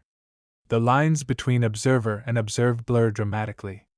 You might feel a deep connection to the universal life force, an intuitive understanding of the interconnectedness of all things, not just intellectually, but as a fundamental truth felt in the bones. It's as if the veils that separate you from the divine, from other consciousnesses, and even from the physical world, have become thin, almost transparent. Encountering the inhabitants of deep inner space. The inhabitants of this region are not entities in the conventional sense, nor are they thought forms born of collective imagination. They are more akin to patterns of pure potential, expressions of specific vibrational qualities within the unmanifest field itself. They are the archetypes, the pure essences of concepts and energies before they are given form. These inhabitants are not necessarily beings, with faces or bodies, but rather concentrations of consciousness, radiating distinct emotional and energetic signatures. Some might appear as shimmering lights of specific colors, holding the vibration of love, compassion, creativity, or wisdom. Others might manifest as patterns of light and color, representing principles like truth, freedom, or unity. Their presence is often felt more than seen. You might encounter a field of gentle, warm light that envelopes you, radiating unconditional love and acceptance. Or you might sense a pattern of shifting colors that resonates with the flow of universal energy, encouraging a sense of dynamic balance within yourself. These encounters are not always overt or dramatic. Often, they are subtle impressions, resonances that touch your deepest core and awaken corresponding qualities within you. These inhabitants are not separate from you. They are the field itself, expressed. They are the eternal teachers, mentioned in various spiritual traditions, accessible directly through the state of pure awareness. They represent the different facets of the universal consciousness, waiting to be perceived by those who have tuned their instruments, their minds and hearts, to their frequency. The challenges and rewards. Traveling in this region can be both exhilarating and challenging. The sheer intensity of the pure potential can be overwhelming for the unprepared consciousness. The mind might struggle to find familiar anchors, and the ego might resist the dissolution of the sense of separation. There can be a tendency to get lost in the sheer beauty and vastness, becoming passive rather than active in one's exploration. The greatest challenge is often the state of consciousness itself. The tendency is to identify with the state of pure awareness, mistaking the observer for the observed, the witness for the reality. This is a subtle trap. The reward lies in maintaining a gentle, curious, non-identifying awareness. To simply be in the presence of the unmanifest, allowing its vibration to permeate and transform you, without grasping or trying to understand intellectually, this is the true art of navigating these innermost depths. The rewards are profound. This is where the seeds of profound transformation are sown. It is the realm where limitations dissolve, where the blueprint for higher states of being unfolds. It is where you connect directly with the source, tasting the essence of pure consciousness. Insights into your own true nature and your place within the cosmos become clearer. You might receive intuitive downloads of understanding, creative inspiration, or a deeper sense of purpose and alignment with your higher self. Integration and returning forward. As you prepare to move deeper or begin your return journey, take time to integrate the experiences, even if they seem abstract or nonverbal. This region is less about external sights and more about internal states of being. Reflect gently on the feelings you encountered, the sense of unity, the subtle impressions of the potential patterns. Remember that this state of pure awareness is not something you need to go back to, in a literal sense. It is the underlying reality from which everything arises, including the physical world and the lower planes of the astral. The key is to bring the resonance of this state back with you into your daily life. Practice cultivating moments of stillness and presence in your everyday reality. Notice the flow of potential in simple situations. Trust your intuition, which connects directly to this realm. Embrace the feeling of unity with all that is. The landscape of the inner world is vast and infinite, and the innermost regions are your home, the source from which you draw your deepest inspiration and transformation. Stay tuned to the subtle frequencies, for the wisdom and love of the unmanifest are always available, waiting to be perceived by a consciousness willing to explore beyond the veils of the ordinary. Chapter 22: The Inner Sanctuaries Navigating the Landscape of Consciousness. The Journey Inward. The great pilgrimage beyond the veils of the physical senses reveals a universe far more vast, intricate, and wondrous than anything the five physical eyes have ever beheld. We often speak of the astral plane, or these inner sanctuaries as realms separate from our everyday existence. Yet, a more accurate understanding suggests they are not separate, but rather different manifestations or densities of consciousness itself, coexisting parallel to our physical reality. To navigate these landscapes effectively, one must first grasp the fundamental nature of the territory and the instrument of exploration, the focused, conscious self. Understanding the nature of inner realms. Think of the universe not as a single, flat expanse, but as a multi-layered onion, or perhaps a vast ocean with varying depths and currents. Our conventional physical world is like the surface layer, dense, tangible, and often perceived as the only, real, reality. Beneath this lies a progressively subtler and more vibrantly alive realm. The inner sanctuaries we explore are not locations out there somewhere, but states of being and levels of awareness accessible from within our own consciousness. These realms are not constructed of physical matter as we know it. They are composed of what might be termed energetic substance, vibrational patterns, or thought forms given solidity. What appears as a rock in the lower astral planes is not mineral, but a complex arrangement of energy patterns resonating at a particular frequency. What seems like a building or a city is similarly a conglomeration of collective thoughts, emotions, and intentions held in form. The scenery is not passively observed, it is actively participated in and co-created by the consciousness of the observer and the collective consciousness of the realm itself. The density of these realms varies. Some are denser, resembling our physical world but often more vibrant and filled with subtle colors and sounds. Others are more ethereal, realms of pure feeling, thought, or specific intentions. There are planes dedicated to love, planes dedicated to learning, planes reflecting collective joy, sorrow, or aspiration. The universe within is infinitely more diverse and specific in its manifestations than the outer world. The vehicle of exploration, the conscious mind. If the physical body is our vessel in the outer world, the conscious mind, that part of us capable of thought, reflection, choice, and focused attention, becomes our vessel in the inner realms. It is not the subconscious, the emotional realm, or the physical body operating on autopilot that traverses these landscapes. It is the alert, aware, and willing self. This conscious mind acts as the navigator. Its power lies not in physical strength, but in focus and intention. To travel these inner sanctuaries, one must learn to quiet the incessant chatter of the mind, not by suppressing thought, but by learning to observe it, discern its nature, and choose where to direct its energy. Focus. Like a laser beam, focused consciousness can penetrate the veils, anchor itself in a particular realm, and perceive its nuances. Wandering, unfocused awareness leads to confusion, disorientation, and a superficial skim of the surface. Intention. Why are you journeying inward? What do you seek? Your intention acts as a compass, guiding your focus and attracting experiences relevant to your path. Is it to explore, to heal, to gather knowledge? To connect with loved ones, or to simply rest in a realm of peace? Clarity of intention provides direction and stability. The conscious mind, when trained and directed, becomes the perceiver. It doesn't rely on physical senses but taps into a broader spectrum of awareness. It perceives colors beyond the visible spectrum, sounds beyond the audible range, textures and feelings of energy, and the underlying intentions behind forms and landscapes. This perception is often intuitive, felt more than seen, heard, or touched in the conventional sense. The navigator's toolkit, preparation and attunement. Before embarking on journeys into the inner sanctuaries, preparation is essential.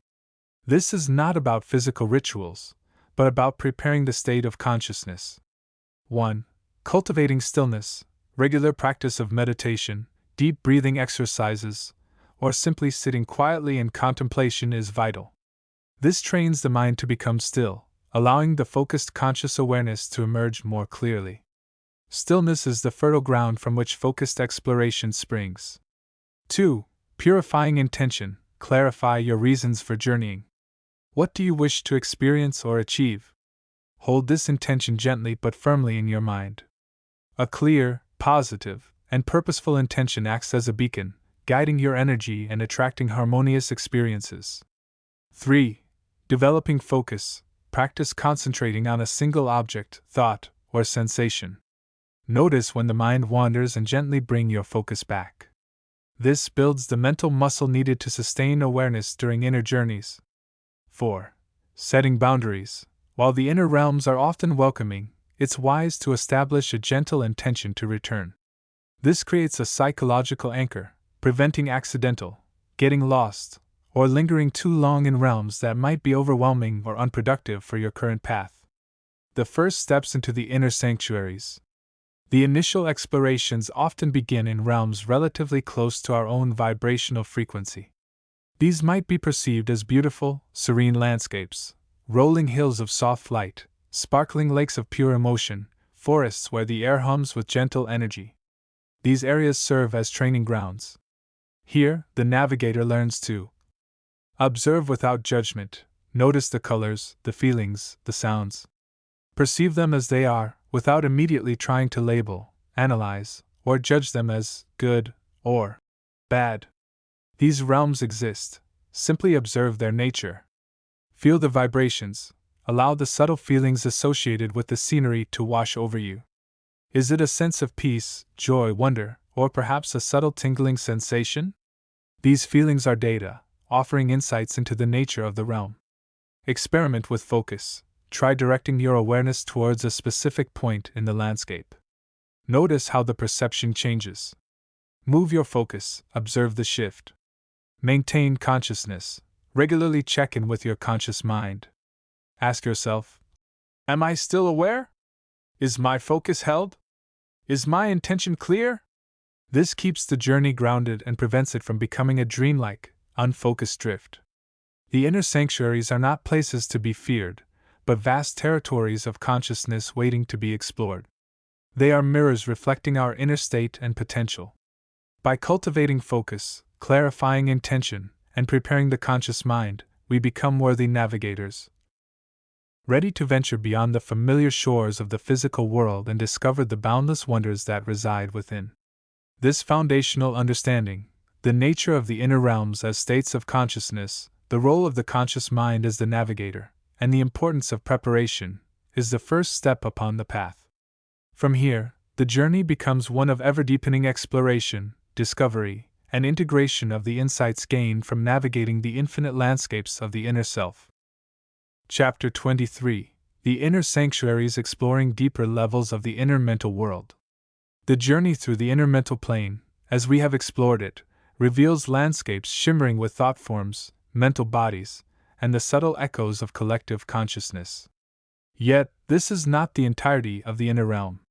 Deeper still, beyond the more overtly conceptual and emotionally resonant fields we have encountered, lie the inner sanctuaries, levels of the inner mental plane that serve as profound centers of consciousness, will, and creative power. These are not merely regions filled with mental pictures or emotional vibrations. They are dynamic centers of intelligent energy, resonating with the deeper truths and intentions of the soul. Imagine, if you will, moving beyond the vast, sometimes tumultuous, mental landscapes we've considered. To access these deeper sanctuaries, one must cultivate a stillness that transcends mere quieting of thought. It requires a stabilization of the mental body, a refinement of the inner senses, and an alignment of consciousness with the higher principles of the self. This is not about suppressing thought, for thought is the tool of the mind, but about perceiving through a lens of greater clarity, discerning the underlying currents of intelligent life that flow beneath the surface of active mentation. Accessing the thresholds of the inner sanctuaries. The transition into these inner sanctuaries often feels less like traversing a physical landscape and more like shifting one's state of being. It is an inward turning, a focusing of the inner gaze upon the core of one's own consciousness. Techniques that foster this state are manifold. Some find focus through the repetition of sacred sounds or mantras, allowing these vibrations to anchor the mind in deeper states of awareness. Others utilize intricate patterns of light and color visualized within the mind's eye, creating a resonant field that opens the inner senses. Still others employ practices of intense self-observation, watching the mind's patterns without judgment, until a point of inner stillness and luminosity emerges. As the inner senses become refined, the veil between the ordinary mental field and these deeper, more potent centers begins to thin. One might first perceive subtle geometries of light, intricate patterns that seem to pulse with life, reflecting the underlying structure of intelligent thought itself. These are not merely visualizations. They are the very fabric of the inner mental plane's more profound dimensions. They represent the crystallization of focused will, the stabilization of intense thought, and the expression of deep-seated intentions. The nature of the inner sanctuaries, centers of consciousness and will. The deeper one ventures, the more the landscape transforms from one of scattered thought forms into one of concentrated centers. These are not geographical locations in the traditional sense, but rather states of being, fields of potent energy that resonate with specific aspects of consciousness. We might think of them as the power stations of the inner self, generating the high-voltage currents of focused will, unwavering intention, and creative impulse. Within these sanctuaries, the nature of perception shifts dramatically. The external world, the concerns of the physical life, recede into the background. The focus becomes intensely internal, centered upon the exploration of the self's deeper nature. Here, one can directly contact the seat of the will, not as a concept, but as a dynamic, living force. It is a place where intentions are not just thought about, they are felt as vibrations of potent energy, capable of shaping reality from within. The inhabitants of these deeper levels are not typically thought forms born of fleeting emotions or external stimuli. While subtle impressions may be present, the dominant energetic signature is that of intelligent, self-aware consciousness. These are the expressions of souls who have deliberately focused their mental energy, stabilizing their consciousness upon these inner platforms. They are the architects of their own inner reality, manifesting thought forms and mental landscapes that resonate with their deepest truths and highest aspirations. They are, in essence, the living embodiment of focused will in its most refined state. The creative power nexus. One of the most profound aspects of the inner sanctuaries is their role as nexuses of creative power. This is where the mental concept, refined and charged with intention and will, gains the momentum to begin its journey towards manifestation. It is the place where the what and the why of creation are fully formed within the mind's deepest core. Imagine a painter standing before a blank canvas. The colors, the forms, the composition are all held within the artist's mind, refined through perception and intention. The inner sanctuaries are akin to the artist's most focused state, where the vision is not just seen but felt, resonated with, and held as a stable point of reference. From this place, the creative impulse can be directed with immense clarity and power, shaping the subtle energies of the inner world, and ultimately, influencing the physical realm through the law of correspondence. Workings in these sanctuaries involve much more than passive visualization. They require an active engagement of will, a commitment to the refinement and stabilization of the mental concept until it achieves a state of luminous clarity. It is the cultivation of a creative field within the mind, a space where ideas can gestate, take form, and be imbued with the life force necessary for manifestation. This is the domain where the seeds of new realities, both inner and outer, are sown and nurtured. Challenges and rewards on the path within. Navigating the inner sanctuaries is not without its challenges. The inner landscape can be profoundly subtle, requiring a sensitivity and awareness far exceeding what is needed for exploration of the more overtly resonant mental fields. Distractions may arise not from without, but from within, the pull of unrefined mental habits, the intrusion of fear-based thought patterns, or the sheer complexity of the inner self. Yet the rewards are equally profound. Accessing these deeper levels allows for a direct experience of the power of focused consciousness. It provides a tangible sense of the connection between thought, will, and creative energy. It offers a place of profound inner stability, a sanctuary within the self where one can connect with the deeper truths of one's being and align with higher aspects of the soul. Here, one can receive insights into the nature of the self, the purpose of the life, and the universal principles that govern manifestation. It is a place of empowerment, where one directly experiences the ability to shape one's inner reality and, through the principle of correspondence, begin to influence one's outer world with greater intention and effectiveness. Integrating the wisdom of the inner sanctuaries. The journey into the inner sanctuaries is not merely an intellectual, or even a purely mental exploration, it is an integration into one's own being. The wisdom gained here must be brought back into the flow of daily life. This integration involves translating the experiences of focused will and creative power into conscious choices and actions in the physical world.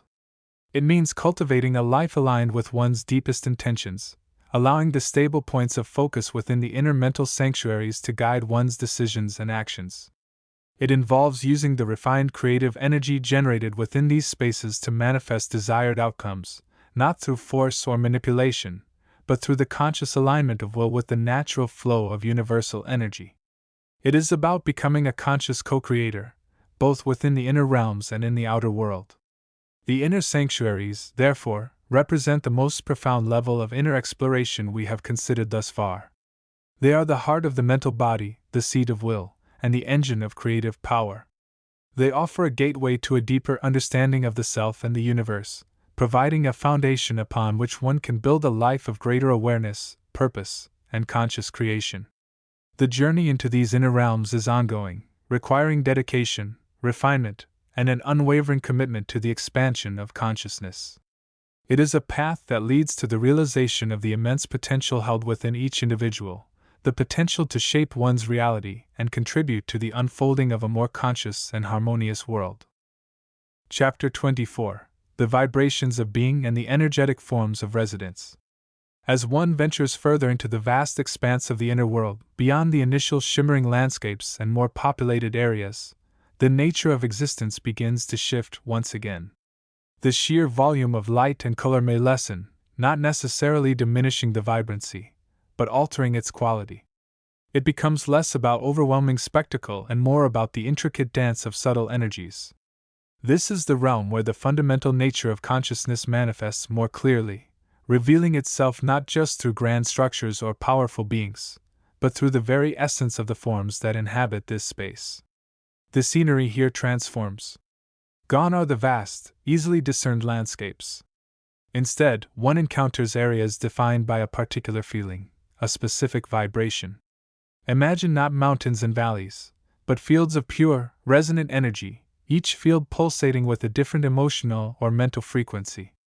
Some areas resonate with a high vibration of joy and creativity, shimmering with golden and bright blue hues, feeling light and uplifting upon approach. Others might vibrate with a deep, steady frequency of wisdom and understanding, perhaps appearing as fields of soft violet or deep indigo light, inducing a sense of calm introspection. These aren't just passive backdrops, they are active components of the environment, influencing the state of mind of the traveler. To wander through a field of creative vibration can inspire novel thoughts and artistic expression. To rest within a field of contemplative energy can facilitate deep states of meditation and access to inner knowledge. The scenery becomes a living, breathing tapestry of consciousness in its rawest form, offering opportunities for attunement and alignment. This is also where the forms of the inhabitants become even more varied and fascinating, moving beyond the more humanoid or animalistic interpretations we might initially expect. The concept of inhabitant itself broadens. It's not merely beings with physical bodies, even if those bodies are luminous. It encompasses the very patterns of energy, the resonant frequencies that have established a lasting presence. Consider the beings often referred to as resonators. They are less like creatures and more like living geometries or flowing patterns of light. Their forms might appear as intricate spun webs of iridescent color, shifting and evolving like living crystal. Or perhaps they manifest as steady orbs of light, emitting a specific frequency that defines their presence: a gentle pink for nurturing, a sharp silver for focus, a deep green for connection to life force. Their primary mode of being seems to be the absorption, amplification, and gentle broadcasting of specific vibrations. They don't typically engage in complex dialogue. Instead, their existence is a form of communication, influencing the energy field around them and those nearby. They are the silent custodians of certain vibrational niches within the inner world, maintaining the delicate balance of the energetic landscape. Then there are the sentient vortexes. These are more akin to localized whirlpools of consciousness. They might appear as slowly rotating columns of light, drawing in surrounding energy, and then releasing it in a refined, focused stream. Their nature is often one of transformation or integration. Beings or entities that interact with the sentient vortex might find their own energy patterns realigned, impurities refined, or blocked pathways cleared. They are not necessarily hostile or benevolent in a simplistic sense. They are forces of energetic processing. Approaching one requires a degree of sensitivity and intention, as the experience can be intense, reshaping the traveler's own vibrational signature. One encounters ethereal shepherds as well. These are often more humanoid in appearance, but their substance is far more luminous and less dense than physical bodies. They possess a gentle, guiding presence. Their forms might shimmer with a soft, pearlescent light, and their eyes hold a deep well of understanding. They don't enforce rules but rather offer subtle guidance, pointing towards areas of growth, helping travelers navigate complex energetic fields, or offering reassurance during moments of confusion or transition. They seem attuned to the needs of other entities, particularly those newer to the inner world, acting as a form of orientation service, helping consciousness to find its place and purpose within the grander tapestry. These are just a few examples of the diverse inhabitants one might encounter in these subtler realms. The key is to understand that their form is intrinsically linked to their vibration and purpose. They are manifestations of consciousness exploring different facets of existence. Some might be entities that have spent lifetimes refining a specific emotional quality, embodying it fully in their energetic form. Others might be patterns that have emerged from the collective unconscious of the inner world, representing archetypal ideas or universal truths. Interacting with these beings is less about transaction and more about resonance and attunement. Communication might not be verbal, but occur through shared feelings, intuitive understanding, or the exchange of resonant energy patterns. The experience is often deeply personal and transformative. Encountering a resonator might elevate the traveler's own creative potential. Engaging with a sentient vortex could lead to significant inner shifts and alignments. Meeting an ethereal shepherd might provide profound clarity and a sense of belonging. The landscape itself, the fields of vibration, serves as a kind of energetic library or classroom. By simply resting within or observing these fields, one can absorb their qualities, integrating them into one's own energy field. It's a form of learning through direct experience, where the environment itself becomes the teacher. As one explores these areas, it becomes increasingly clear that the distinction between scenery and inhabitant blurs. The shimmering patterns in the distance might be both a natural feature of the land and the form of a subtle entity. The gentle hum felt in the air could be the resonance of the environment itself, or the subtle energy field of a nearby resonator. The inner world, at its most subtle, operates on these interconnected levels of reality, where form and vibration are two sides of the same conscious coin. Understanding this requires not just sight, but a deeper form of perception, attuning the inner senses to the language of energy and consciousness that permeates all things. Chapter 25: Exploring the Inner Sanctuaries, the Nature of the Inner Mental Plane. The Threshold Beyond Thought Forms. As we continue our journey through the subtle realms, we find ourselves approaching a significant threshold.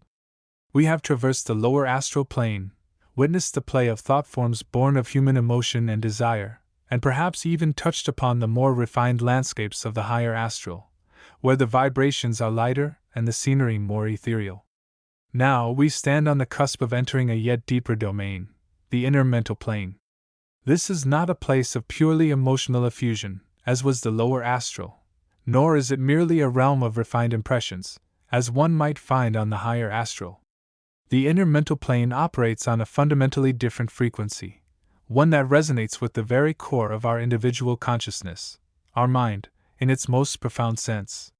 It is the subtle body's counterpart to the physical brain, the seat from which our personal thoughts, concepts, ideas, and the intricate tapestry of our mental constructs arise. To think of the inner mental plane is to consider the landscape of our own minds, viewed not from the perspective of daily consciousness, but from a deeper, more aware vantage point. It is the realm where ideas take form, where plans are conceived, where memories are stored with richer detail than the physical mind often accesses, and where the seeds of future realities are sown through intention and belief. Illuminating the inner mental realm. Imagine, if you will, a vast and boundless territory, less defined by geographical features and more by the quality of its resonance. This is the inner mental plane. Its scenery, as we perceive it with our developing sensitivities, is not composed of solid matter but of thought forms of a different nature, those born from pure intellect, abstract reasoning, and deep-seated conviction. These mental forms are often more stable and persistent than the emotional thought forms of the lower astral. They can range from the subtlest impressions, like a fleeting idea or a mathematical concept taking on form, to complex structures representing deeply held beliefs, philosophical systems, or intricate mental maps of understanding. They shimmer with the colors of intellectual energy, reflecting the nature of the thought that created them, perhaps cool blues and grays for analytical thought, vibrant greens for creative concepts, or brilliant whites for ideas perceived as pure truth. The landscape itself can feel less chaotic and more ordered, yet this order is not mechanical like the physical world. It is dynamic, shifting and evolving constantly as our own minds think and perceive. Mountains might represent complex theories or areas of deep knowledge, while vast plains could signify open fields of possibility for exploration. Rivers might flow with the currents of logical reasoning or the flow of inspiration. The very air here hums with the potential for creation, for understanding, and for the refinement of consciousness itself. The inhabitants of the inner sanctuaries. Just as any landscape is populated, so too is the inner mental plane teeming with inhabitants. These are not physical beings in the conventional sense, but entities of mind stuff, consciousnesses that have established their presence primarily within this realm. We might encounter 1. Mental entities. These are often thought of as the spirits, or guides associated with the mind. They can range from highly evolved consciousnesses dedicated to the dissemination of knowledge and wisdom, acting as guides and mentors for those exploring the mental realms, to simpler entities embodying specific ideas, concepts, or even archetypal patterns of thought. They are often more receptive to thought and communication than physical entities, interacting through mental resonance and shared understanding. Some are aspects of our own higher self, or the collective unconscious expressing through this plane. 2. Conceptual beings. These inhabit the more abstract regions of the inner mental plane, embodying universal principles, mathematical laws, or fundamental truths. They might appear as luminous patterns, geometric figures, or beings of pure intelligence, offering insights into the underlying structure of reality itself.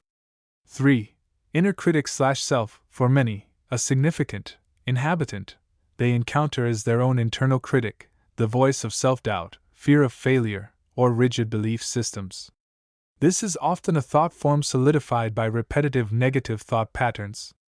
Engaging with it requires not just confrontation, but understanding its origin in the mind and the potential for transmutation through self-compassion, awareness, and higher perspective. 4. Collective thought forms. Just as the lower astral reflects collective emotion, the inner mental plane reflects collective ideas, cultural beliefs, and the intellectual currents of humanity. These can be vast, subtle presences influencing individual thought and perception. These inhabitants are not necessarily malevolent. They are simply expressions of consciousness operating on the mental frequency. Their nature is often subtle, intellectual, and less immediately emotional than their counterparts on the astral planes. Interaction requires clarity of thought, intention, and the willingness to engage with ideas and intelligence directly. The nature of experience on the inner mental plane. Navigating the inner mental plane is profoundly different from the lower realms. The primary senses are not sight, sound, or touch in the physical sense, but thought perception and mental intuition. You perceive the world not through the filtering lens of the physical senses, but directly through the mind itself. Information arrives as ideas, concepts, feelings of understanding or confusion, and resonant frequencies. You might see a concept not as a visual image, but as a feeling or a logical structure. You might hear an idea not as sound, but as a resonance within your own mental field. Communication, when it occurs, is often telepathic, a direct exchange of mental impressions and understanding. The experience can be one of profound clarity, intellectual discovery, and connection to the vast repository of knowledge contained within consciousness itself. It can feel like learning directly from the structure of reality. Yet, it can also be challenging. The sheer volume of ideas, the potential for getting lost in abstract thought, and the encounter with one's own ingrained mental patterns, like the inner critic, require discipline and focus. Purpose and practice. Tapping into the inner sanctuaries. Exploring the inner mental plane is not merely an academic exercise, it holds profound practical value for our evolution. This realm is the crucible where our personal reality is shaped. By becoming aware of the thought forms we create, the beliefs we hold, and the mental habits we cultivate, we gain the power to consciously shape our inner world, and consequently, our outer experience. This plane is where intentions are crystallized into reality. It is where we access deeper wisdom, creativity, and problem-solving abilities. It is the ground upon which we can heal mental patterns, release limiting beliefs, and integrate spiritual understanding into our daily lives. Developing the capacity to navigate this realm requires practice. Techniques such as mental concentration, training the mind to focus on specific ideas or points of light/energy. Mental visualization, creating clear concepts and images within the mind's eye. Raja Yoga practices, engaging in the systematic control and refinement of thought, often involving concentration and meditation techniques. Developing intuition, cultivating the ability to receive insights directly through the mind, bypassing the need for external validation. The inner mental plane is the bridge between the personal mind and the universal field of intelligence. It is the space where the individual consciousness, through focused awareness and intentional thought, begins to directly interact with the deeper structures of being. It is here, within the inner sanctuaries of our own minds, that true transformation and the conscious co-creation of reality unfold. As we prepare to explore further, let us bring our minds into focus, cultivating clarity, curiosity, and a deep sense of inner presence. The landscape of the inner mental plane awaits, a vast territory of thought, idea, and intelligence, ready to reveal the intricate map of our own consciousness. Chapter 26: The Luminous Gardens and the Beings of Radiant Nourishment. The journey through the inner landscapes continues, drawing the aspirant ever deeper into the heart of the self, beyond the constructs of thought and the echoes of past experience. Having navigated the shimmering corridors of memory and the vast, starry expanse of the mental plane, the traveler finds themselves approaching a region of profound peace and vibrant life, the luminous gardens. This is not a place of mere vegetative growth as understood in the physical world. These gardens are living tapestries of light, consciousness, and energy, pulsating with a life force that resonates directly with the soul's deepest yearnings for beauty, nourishment, and connection. The air here is thick not with oxygen, but with pure, refined substance, a subtle matter that feels cool yet carries an inner warmth, carrying the vibrations of harmony and balance. The scenery, a tapestry woven in light and feeling. As the consciousness settles into this realm, the first sensation is one of overwhelming beauty. Vast stretches of ground are not covered in soil, but in a luminous, almost crystalline substance that shimmers with iridescent hues. This is the very foundation, the living bed upon which the garden grows. It feels smooth, yet possesses an underlying texture that suggests infinite complexity, like the inside of an opal. Rising from this radiant ground are structures of light that defy conventional description. They are not buildings crafted by hands, but forms that have grown organically, their shapes and sizes varying infinitely. Some are tall spires that reach towards the upper planes, their surfaces faceted like colossal gems, refracting the light from above into 1,000 rainbows. Others are intricate lattices, woven with threads of pure energy, forming pavilions and archways that seem to shimmer and shift in form. These are not mere architecture, they are resonant chambers, attuned to specific emotional and spiritual frequencies, places where consciousness can rest, reflect, and attune itself. Flora of a different kind. The flora of the luminous gardens is perhaps the most breathtaking aspect of this realm. These are not plants that grow through photosynthesis or draw from soil. They are beings of light and life, expressing themselves through radiant form and vibration. The resonant blossoms, scattered throughout the gardens, are flowers of unimaginable beauty. They do not possess petals in the physical sense, but are composed of concentric layers of light, each layer vibrating at a slightly different frequency. When viewed, they do not just look beautiful, they feel beautiful. They resonate directly with the heart and soul, evoking feelings of joy, peace, and unconditional love. Some flowers pulse gently with light, while others emit soft, harmonious sounds that wash over the consciousness, like celestial chimes. These are not just decorative elements, they are living emitters of positive emotional energy, helping to purify and elevate the visiting consciousness. The living canopies, above, vast, shimmering canopies form the ceiling of these gardens. These are not static structures but are composed of interconnected strands of light, sometimes resembling giant, luminous trees with trunks of pure energy and branches that reach towards the heavens.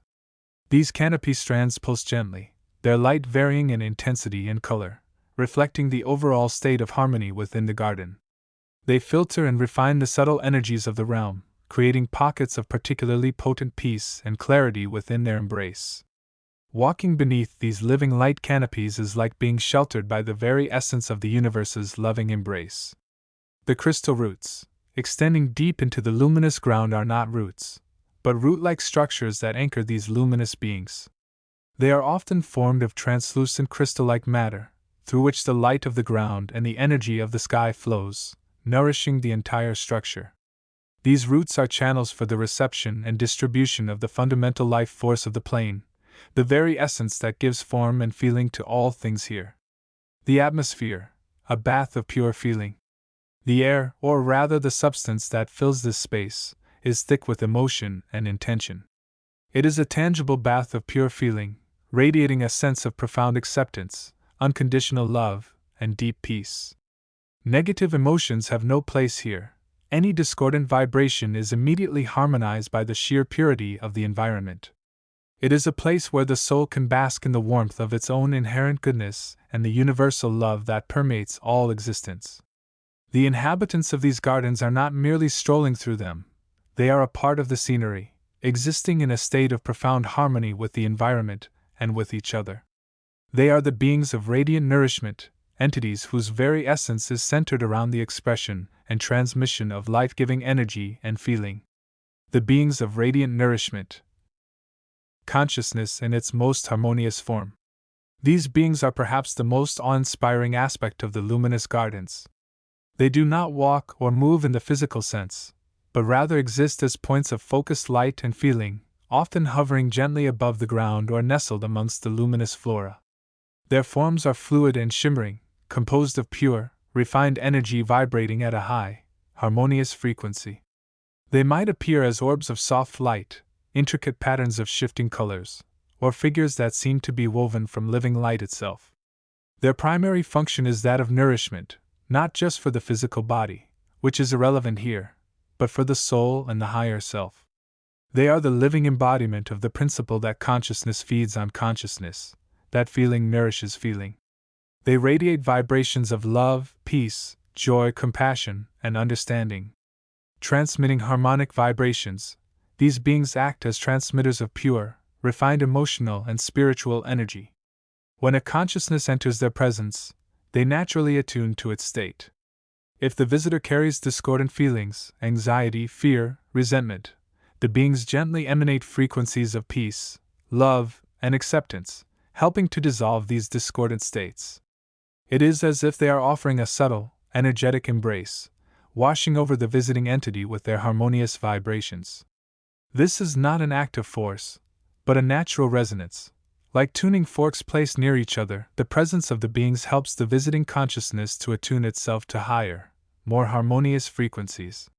Living embodiments of virtue, on a deeper level, these beings are the qualities they transmit. They live as love, as peace, as compassion.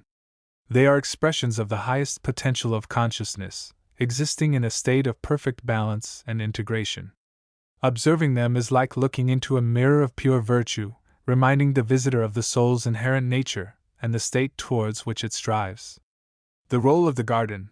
The luminous gardens provide the perfect environment for these beings to fulfill their purpose. The very substance of the garden, the radiant ground and the living light structures, resonates with the frequencies they emit.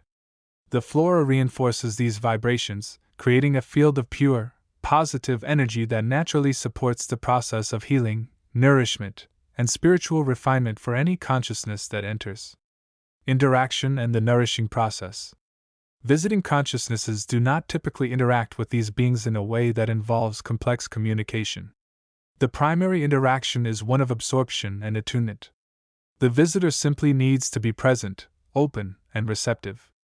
The beings, sensing the presence of another consciousness seeking nourishment or peace, naturally extend their field of harmonious energy. The process is often subtle and deeply felt. It might be experienced as a gentle warmth spreading through the aura, as calming sounds seeming to emanate from within, or as a profound sense of peace washing over the mind and heart. It feels like being gently held in a loving embrace, surrounded by an infinite ocean of tranquility and light. The visitor might find thoughts subsiding, replaced by a deep, abiding feeling of well-being and connection. It is a direct nourishment of the soul's energy field, replenishing the reserves of inner peace and love. This realm, the luminous gardens, is a sanctuary, a living sanctuary of light and feeling. It is a place where the soul can rest, regenerate, and reconnect with its fundamental nature of love and peace. It is a powerful demonstration of the interconnectedness of all things and the vibrational nature of reality itself. By understanding and potentially visiting this realm, the aspirant gains a deeper appreciation for the nourishing power of positive emotions and the subtle, vibrational language of the universe, bringing this understanding back to inform their journey in the physical world and the ongoing process of self-realization. The journey continues, drawing ever closer to the core of being. Chapter 27: The Innermost Sanctum, Navigating the Unfolding Soul's Landscape. We now approach the innermost region of the body consciousness, that profound sphere often referred to as the innermost sanctum or the seat of the true self. This is not a location in the conventional sense, but rather a state of being, a frequency of awareness where the most essential aspects of the soul's journey are perceived directly. It lies deep within the heart of the personal body consciousness, beyond the usual fields of thought and emotion that populate the mind and feeling bodies we have explored. To understand this realm is to grasp the ultimate purpose of the soul's long and intricate path through the various planes of manifestation. It is the source point from which all true creativity, inspiration, and profound knowing originates. It is the place where the individuality of the soul, distinct from the personality constructed in the physical world, becomes most vividly expressed. The journey towards this inner sanctuary is not a simple geographical traversal, but a process of inner refinement and purification. It requires the dedicated practice of turning the attention inward, away from the constant chatter of external stimuli and internal mental/emotional fluctuations. Techniques such as deep meditation, focused contemplation on one's higher ideals, and the cultivation of a state of profound inner silence are the keys that open the door to this realm. As one begins to stabilize their awareness within this innermost sphere, a landscape of extraordinary beauty and depth unfolds. It is often described as a field of luminous energy, bathed in an inner light that is entirely unique to the individual. This light is not merely visible, it is felt as a warm, radiant presence that permeates the entire being, infusing every cell and particle with life and vitality. It is the very essence of the soul's radiance made manifest. The scenery of this inner landscape is less about distinct geographical features and more about the quality of the energy field itself. One might perceive intricate patterns of light, sometimes swirling in complex geometries, other times forming flowing, liquid patterns that shift and evolve. These patterns are not random. They are energetic representations of the soul's history, its accumulated wisdom, its current state of development, and the intentions it holds for its future expression. They are a visual language through which the soul communicates its deeper truths. Color plays a significant role in this inner realm. The hues are often beyond the scope of physical color perception, possessing a depth and vibrancy that resonates directly with the soul. These colors can shift and change, reflecting the ebb and flow of the soul's energy. Its states of joy, peace, challenge, or transformation. Gazing into this inner light and observing its patterns and colors can be a profound method for self-understanding and healing, as the colors often carry specific emotional and energetic frequencies that can be integrated and transformed. Within this luminous field, one may begin to perceive the presence of the individual's higher self or soul aspect more clearly. This is not necessarily a distinct figure, but rather a felt presence of pure, unconditional love, wisdom, and guidance. It is a connection to the deeper, unchanging aspects of the self that exist beyond the temporary circumstances of the physical life. This presence serves as a source of inner strength, inspiration, and intuitive knowing. It is the voice of authenticity speaking from the core of being. Intuitively, one might understand this innermost sanctum as the soul's home base, the central hub from which its energy flows outwards into the various aspects of its expression. It is the field from which creative ideas arise, from which acts of kindness and compassion are sourced, and from which the individual's unique contribution to the planetary experience unfolds. It is the seat of the soul's power, wielded not through force, but through the alignment of will with the higher principles of love, truth, and service. Navigating this realm requires a different kind of awareness than navigating the physical world or even the more commonly explored subtle bodies. It demands sensitivity, openness, and a willingness to perceive with the heart and the inner senses. It is a landscape that responds to the state of the consciousness that observes it. As one's own inner light increases through spiritual practice, the clarity and richness of the inner scenery expand, revealing ever deeper layers of understanding and connection. The inhabitants of this realm are primarily the expressions of the soul itself, its higher self, its accumulated light, and the potential it holds. It is not typically populated by distinct, separate entities in the way the lower astral planes might be. Rather, it is a field of intelligent energy, a living, breathing landscape that is intrinsically connected to the individual consciousness experiencing it. The inhabitants are the various facets of the soul's consciousness as it perceives and interacts with this inner territory. This innermost sanctum is the crucible where the soul integrates its experiences, transmutes lower energies, and prepares for the next stage of its evolutionary journey. It is a place of profound peace and deep connection, offering a direct line of communication with the universal intelligence and the heart of the cosmos. Understanding and consciously engaging with this realm is fundamental to the process of soul awakening and realizing one's true potential for enlightenment and service. As one becomes more familiar with this inner landscape, the boundaries between the inner and outer worlds begin to soften. The insights, inspirations, and healing energies experienced within this realm can be brought back into the physical life, infusing the everyday experience with greater meaning, purpose, and light.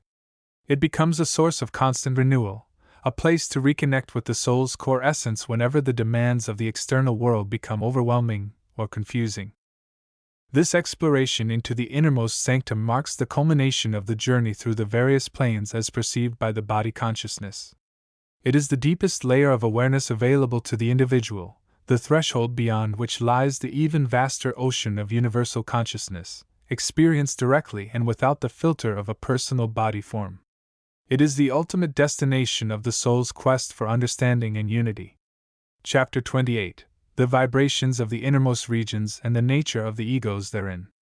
As we continue our journey deeper into the vast and wondrous landscape of the inner planes, we arrive at the threshold of regions whose vibrations are so profoundly high, so utterly refined, that they resonate with the very essence of pure consciousness.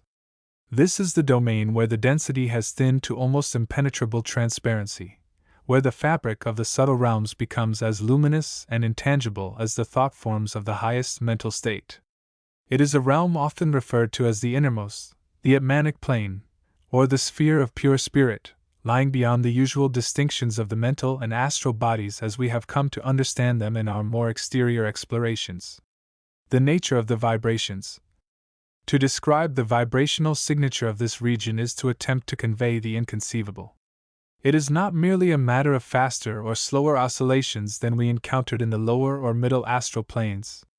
Here, the vibration is one of perfect harmony, a state of unified frequency where the separateness of thought and feeling, of form and substance, begins to dissolve into the underlying unity of pure awareness itself.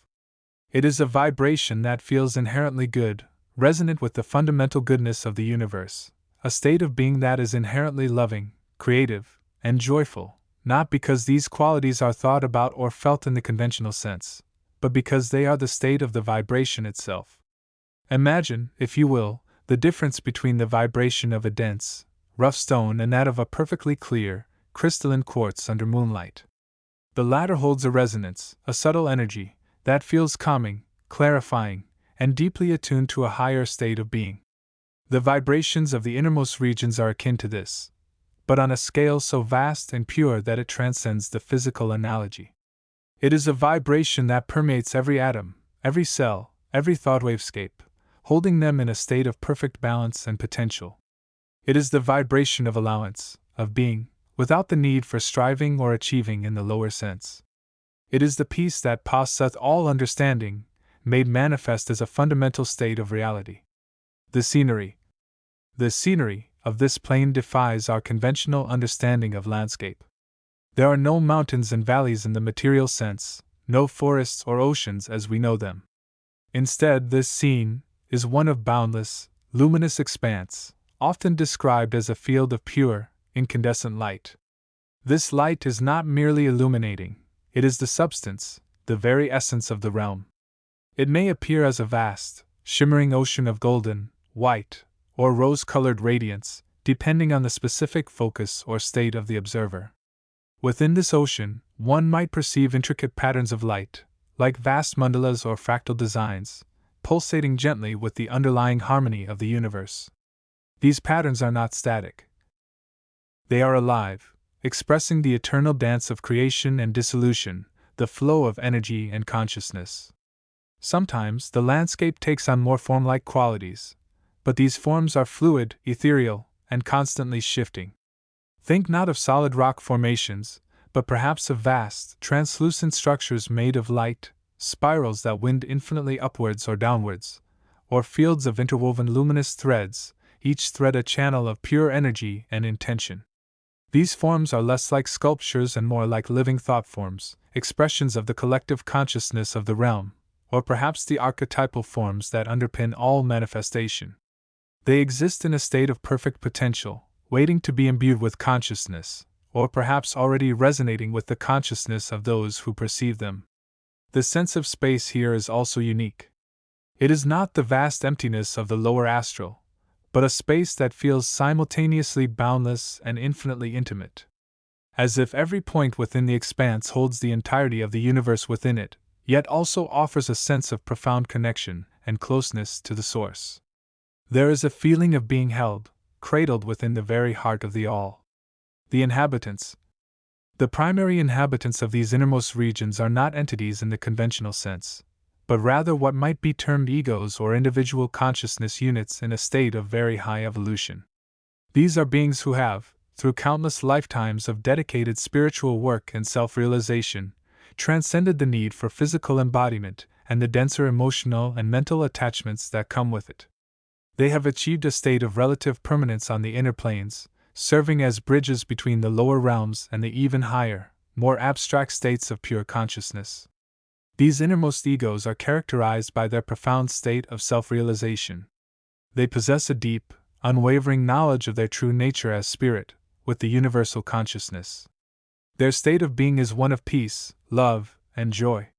They do not experience the lower forms of emotion, anger, fear, jealousy, because their fundamental state is balanced and aligned with the highest vibrations of the universe. Their love is not conditional. It is an expression of the inherent oneness they experience with all creation. Their joy is not fleeting, it is the fundamental nature of their existence, the bliss of pure being. They often serve as guides, mentors, and sources of wisdom for those who are traveling the spiritual path and are able to perceive their presence. They act as keepers of knowledge, custodians of the deeper truths of the universe, and transmitters of high-frequency energies. They may appear in forms that resonate with their particular area of expertise or service, perhaps as luminous figures, wise elders, or even as patterns of light themselves. Their presence is inherently supportive and uplifting, acting as a powerful catalyst for the evolution of those who connect with them.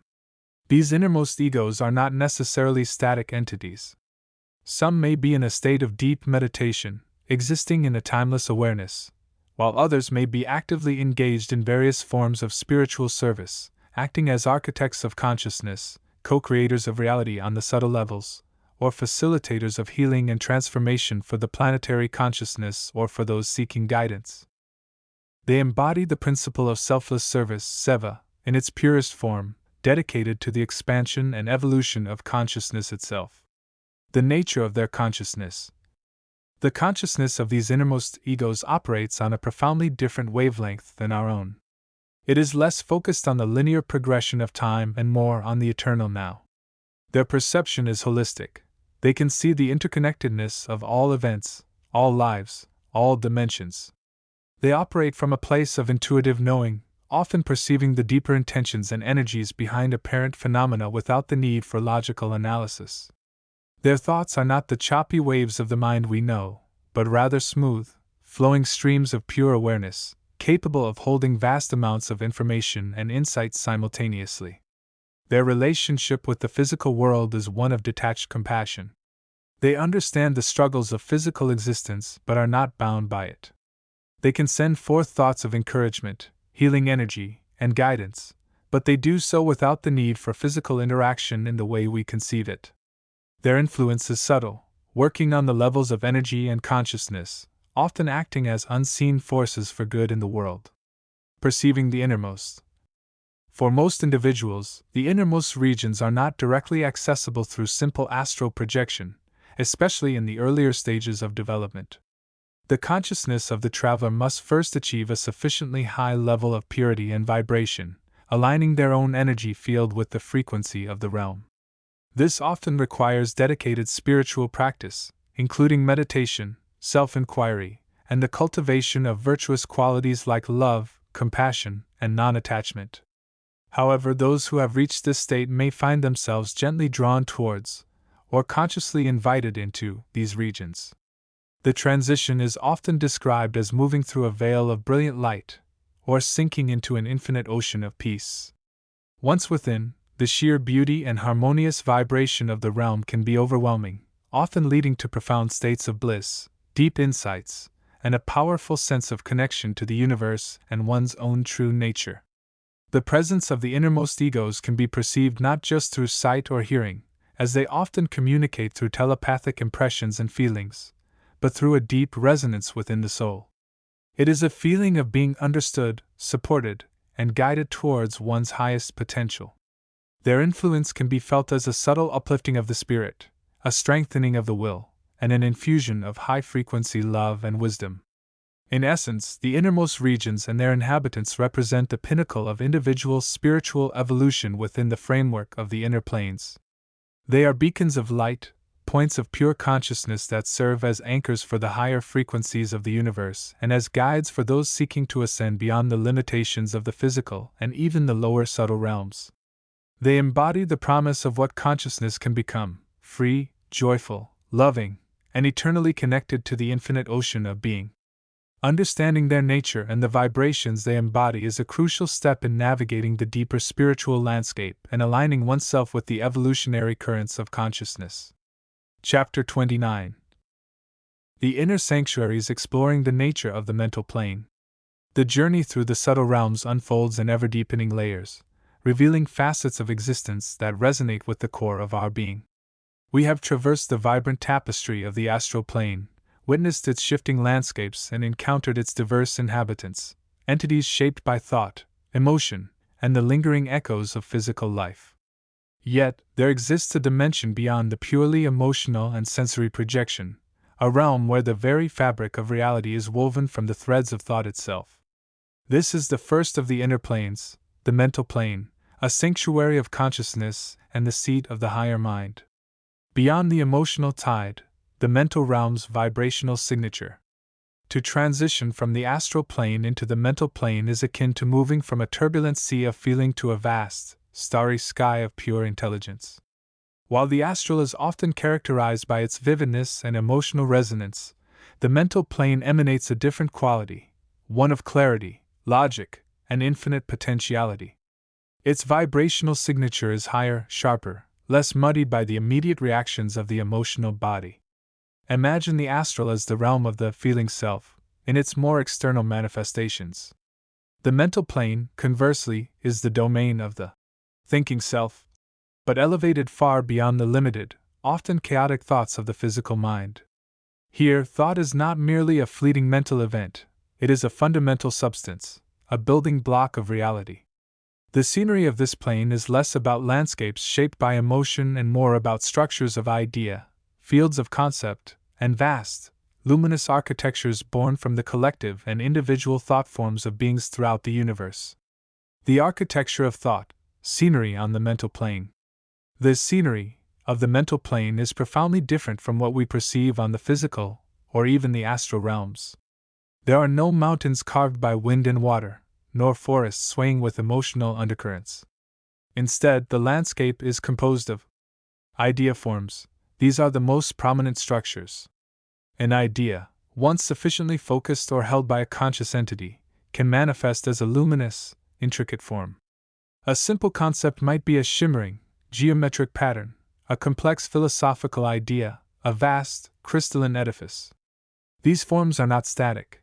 They evolve as the idea itself unfolds or as different minds interact with them. Contemplating an idea can cause its corresponding form to grow brighter, change shape, or reveal hidden chambers. Conceptual voids. Between the major idea forms exist vast, serene spaces.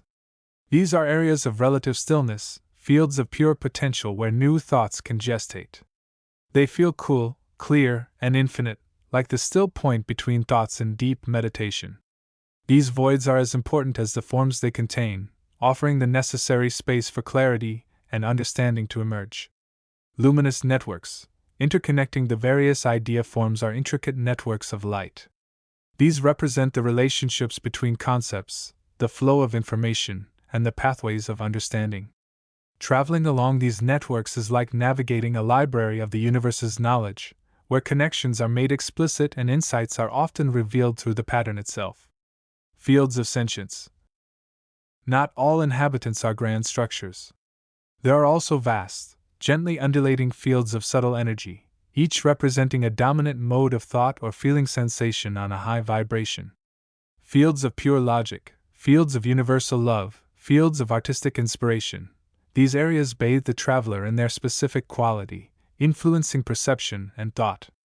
The colors on the mental plane are less about emotional warmth or coolness and more about the quality of intelligence.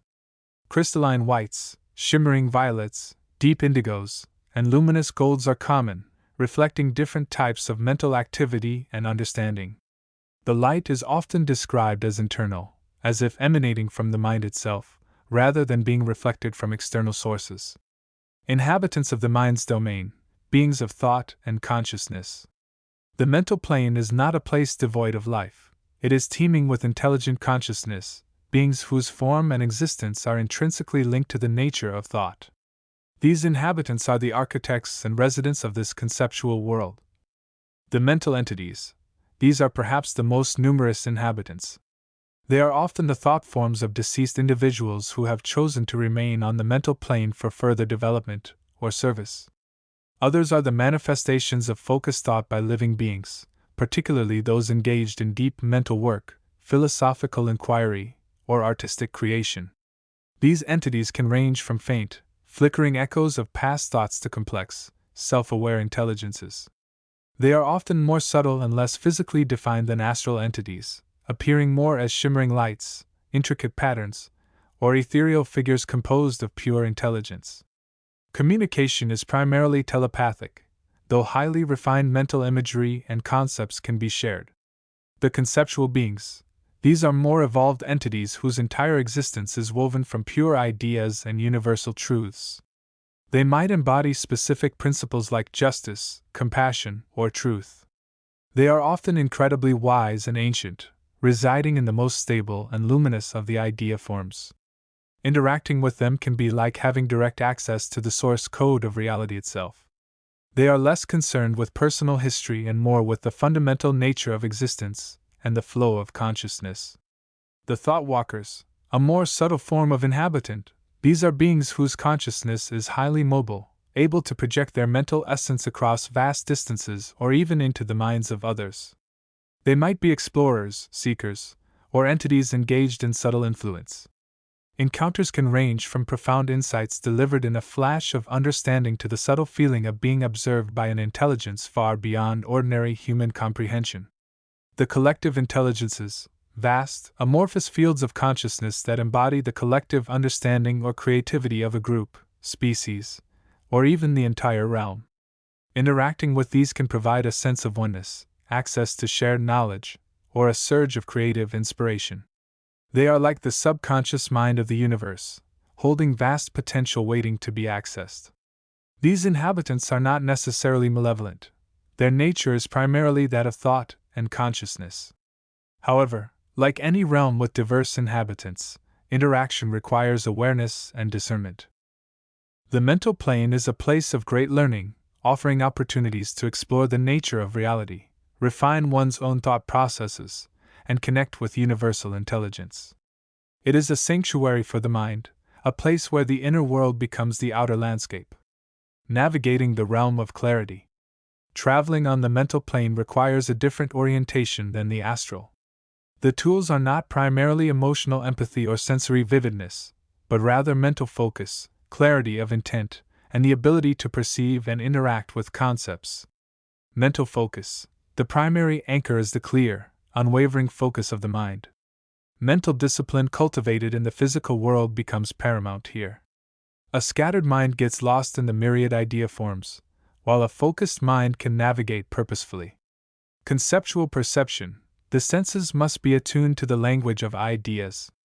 Instead of seeing color and shape, one learns to perceive the meaning, the feeling sensation, and the vibrational quality of thought forms. This requires practice in quieting the mental chatter and allowing the mind to receive subtle impressions. Telepathic awareness. Communication is often telepathic. This means developing not just the ability to send thoughts, but also the sensitivity to receive thoughts, concepts, and images projected by others. This requires a certain level of mental hygiene and openness. Intent is compass, clarity of purpose guides the journey. To explore knowledge, one mentally directs focus towards areas of learning. To seek understanding, one might project the concept of understanding and allow the corresponding structures or beings to draw near. The mental plane can be both exhilarating and challenging. The sheer volume of information and the potential for mental overload can be daunting. However, for those seeking deeper understanding, refinement of thought, and connection to the universal mind, it offers a profoundly rewarding sanctuary. It is the inner library, the mental workshop, and the domain where the blueprint of consciousness unfolds. As we prepare to move deeper, beyond the realm of thought forms into the even more subtle realms of pure spirit, we carry with us the understanding gained on the mental plane. We have glimpsed the power of thought, the architecture of concepts, and the presence of intelligent beings woven from the fabric of consciousness itself. The next step reveals the quietude that underlies all thought, the realm of pure feeling and being. Chapter 30. The Luminous Fields and the Interplay of Consciousness. The journey through the inner landscape continues, carrying the aspirant ever deeper into the heart of being itself. Having navigated the initial, sometimes challenging, terrains of the lower astral planes and begun to discern the subtle energies there, the focus now shifts to realms of even greater purity and light, the luminous fields that form a significant portion of the astral ocean. These fields are not landscapes in the conventional sense, nor are they merely collections of static light. To perceive them is to step into an environment where the fundamental nature of reality is expressed as vibrating light, pure energy in its most refined state. They are often described as vast, shimmering expanse, stretching beyond the comprehension of the limited mind, yet pulsating with a life and intelligence far beyond the physical. Deciphering the language of light. The scenery of these luminous fields is primarily defined by light itself, but this light is not merely visible spectrum illumination. It encompasses the entire electromagnetic spectrum and beyond, existing in a state of pure potential and rapid vibration. The colors one might perceive are not fixed pigments, but rather emanations of specific rates of vibration and states of consciousness. A particular hue might signify a dominant emotional tone, a specific type of spiritual quality, or the state of being of the entities residing within that region of the field. Imagine light not as paint on a canvas, but as the very fabric of the environment, constantly shifting, flowing, and interweaving. It might appear as solid, crystalline structures of light, shimmering like vast, frozen galaxies, or as flowing, liquid light, like molten gold or crystal clear water, moving in slow, majestic currents.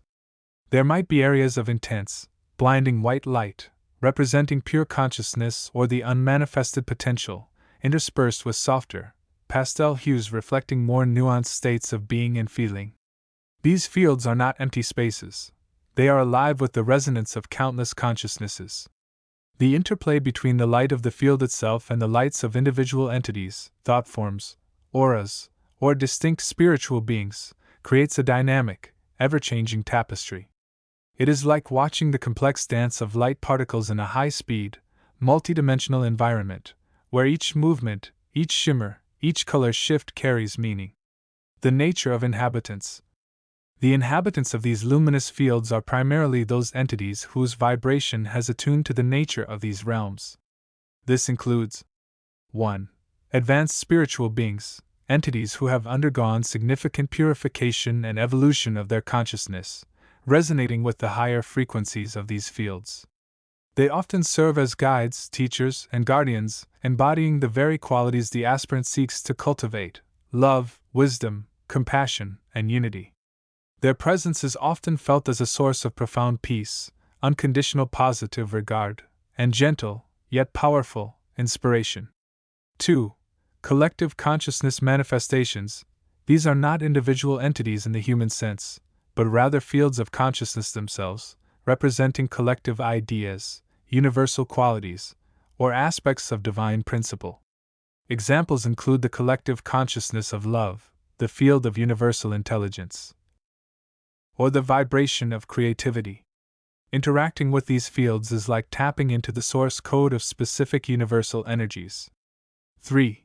Highly evolved thought forms created by humanity, but those that have achieved a high degree of refinement, purity, and stability through the dedication of their creators or through natural evolution within the astral realms. These can act as benevolent entities, offering assistance, inspiration, or embodying specific archetypes of light and consciousness. 4. The field itself. On a more subtle level, the inhabitants also include the field's own inherent intelligence and consciousness.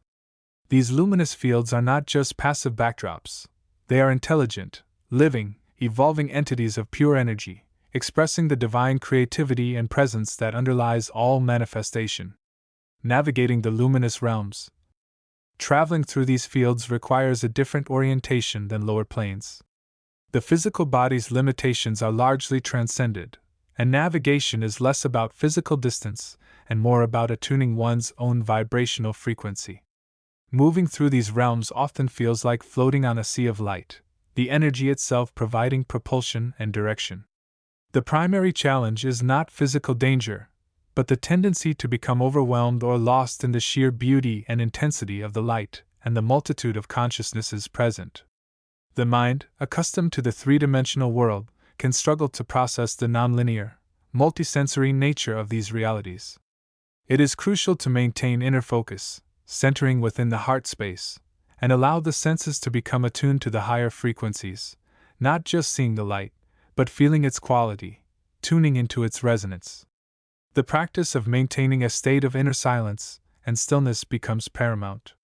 It is within this quietude that the aspirant can most effectively receive guidance, attune to the field's intelligence, and discern the nature of the various lights and entities encountered. It is less about active seeking and more about being a receptive vessel, allowing the light and the wisdom it carries to flow into one's awareness. The purpose of the journey. Engaging with the luminous fields holds profound significance for the spiritual aspirant. It is here that the nature of pure consciousness can be more directly perceived.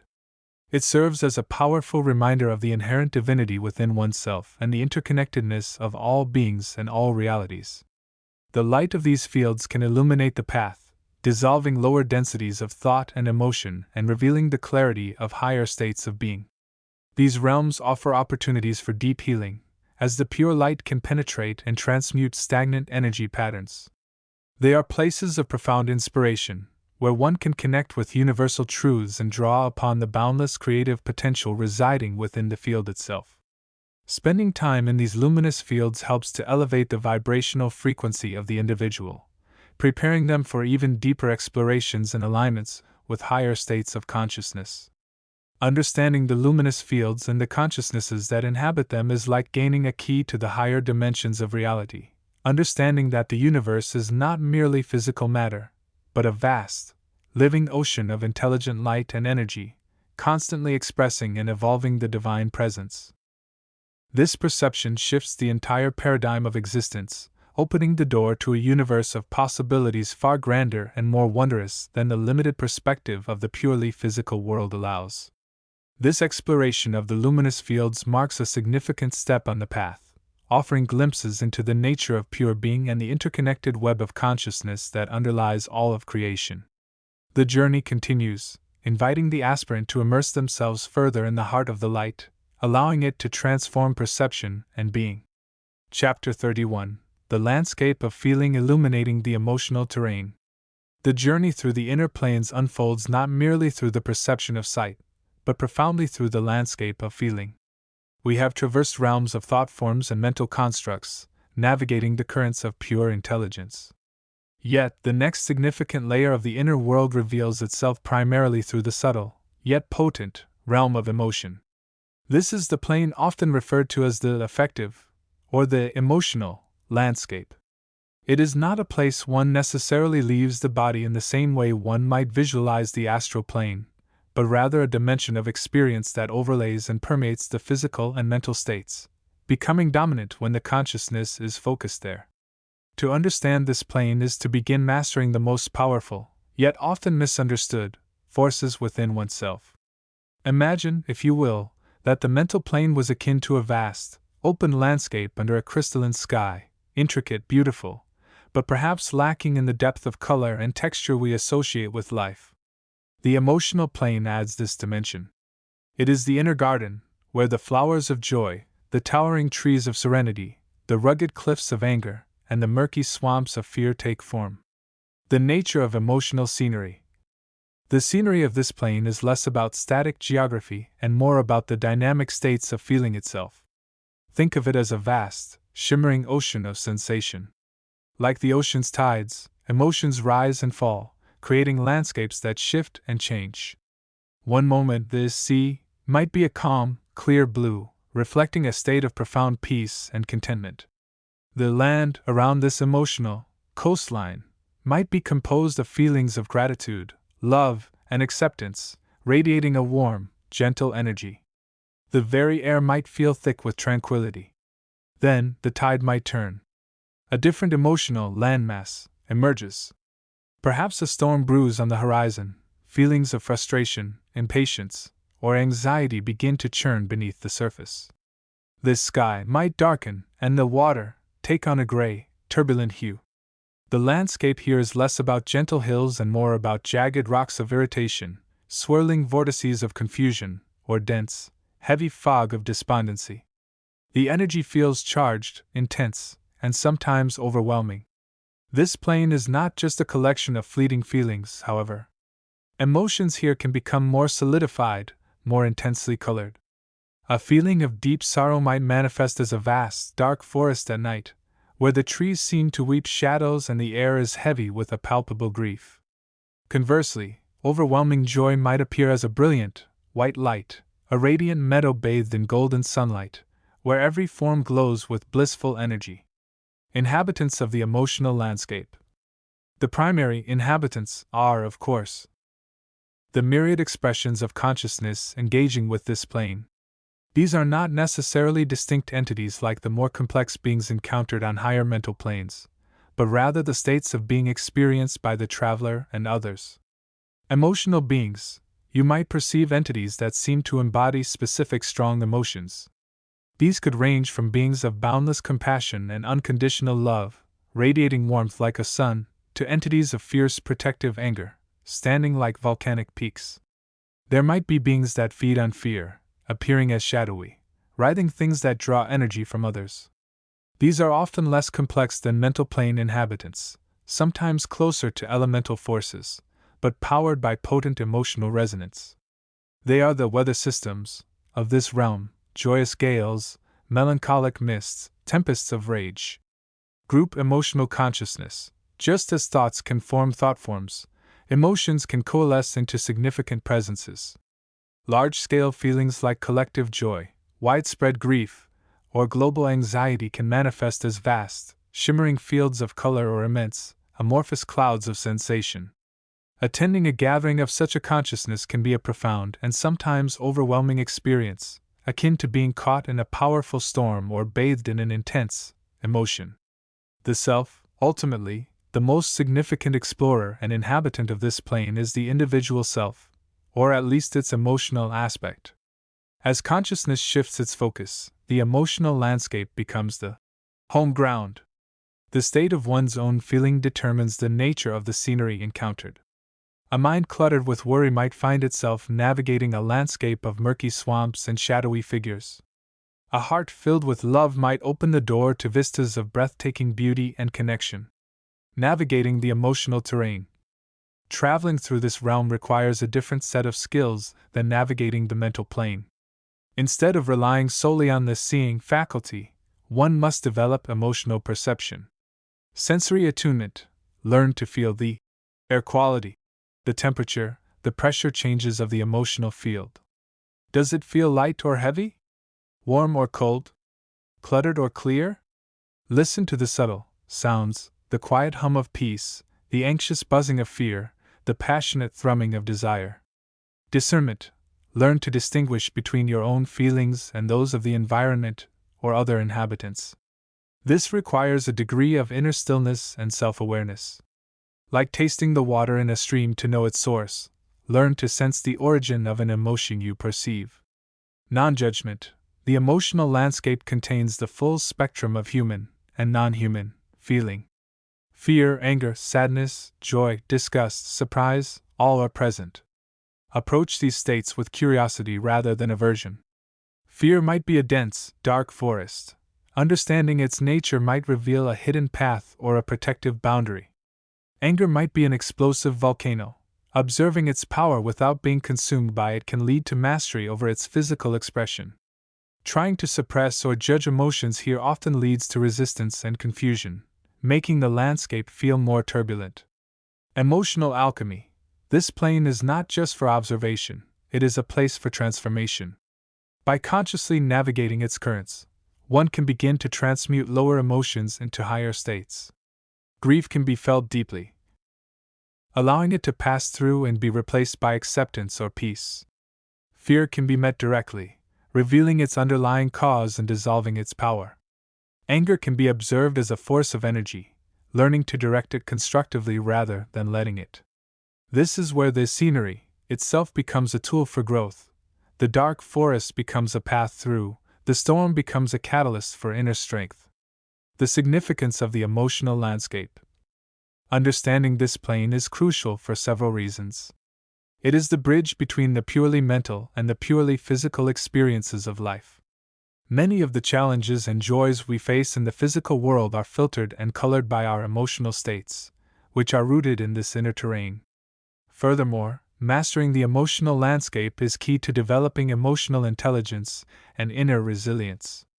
It allows one to not be merely swept away by the tides of feeling, but to become the navigator, understanding the weather patterns, choosing one's course, and transforming the energies encountered. The emotional plane is the inner heart. To explore it is to understand the seed of our deepest passions, our most profound connections, and our greatest potential for both suffering and bliss. It is a landscape rich in sensation, color, and dynamic energy, waiting to be perceived with open heart and discerning awareness. As we develop our capacity to navigate this realm, we bring greater harmony and balance not only to our inner world but also to our outer life.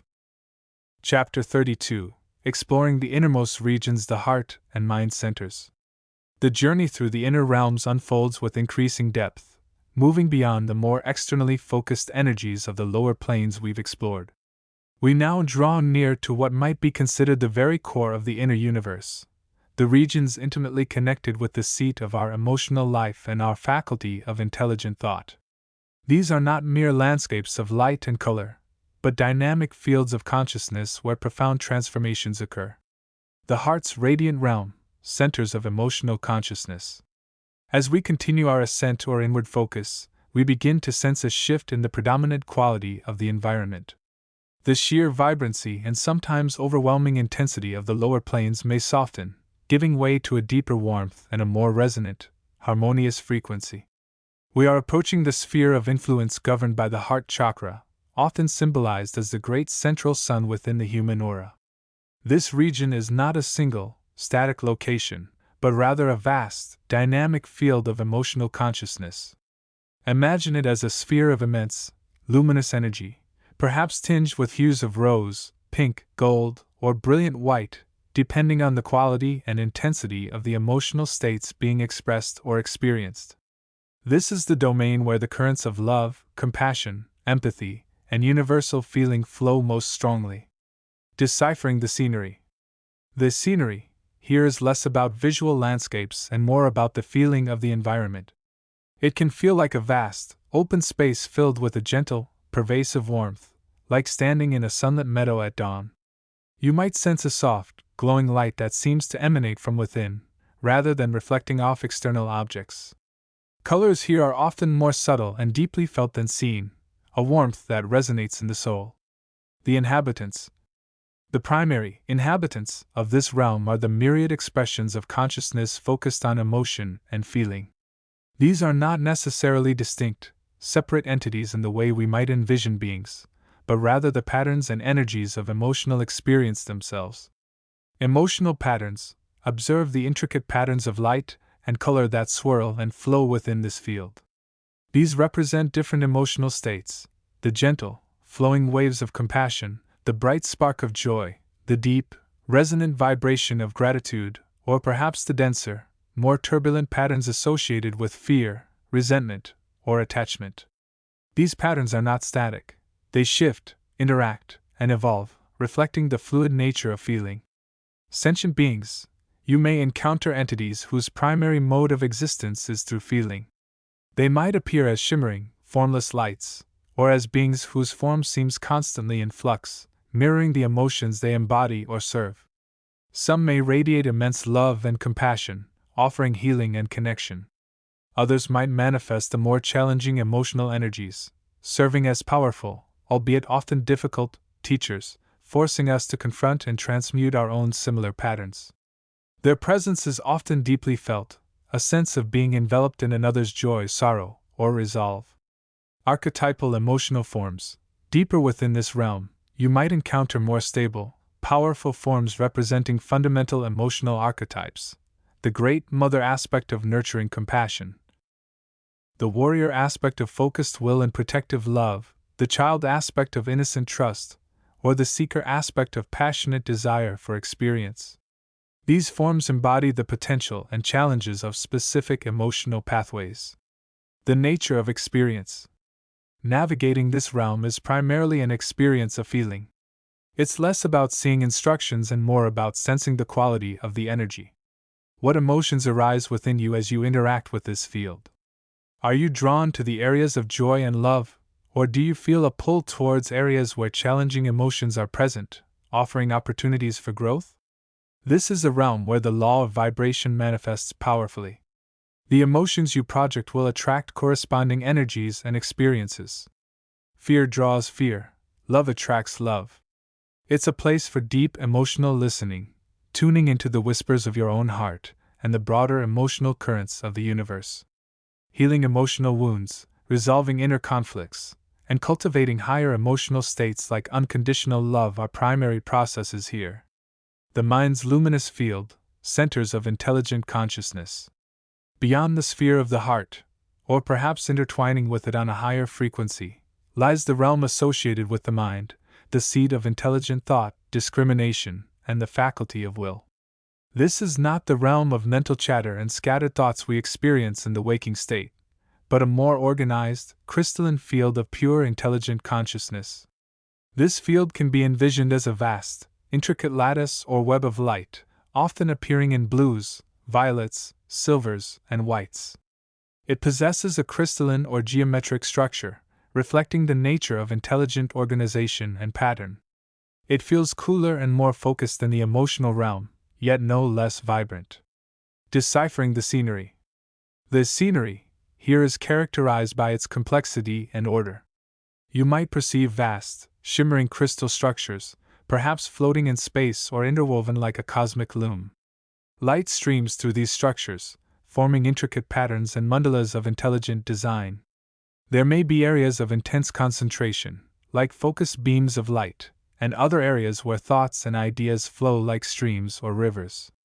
The overall feeling is one of clarity, logic, and interconnectedness. The inhabitants. The primary inhabitants are the expressions of intelligent, discriminatory consciousness. Thought forms. Observe the myriad forms created by thought itself.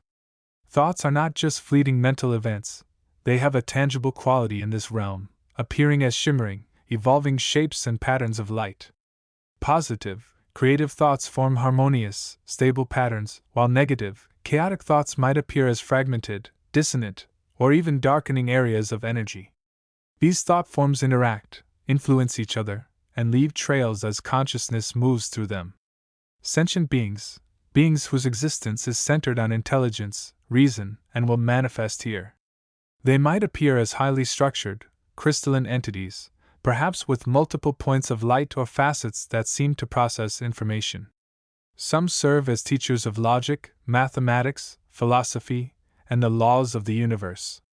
Others might be focused on research, exploration of ideas, or the construction of complex plans.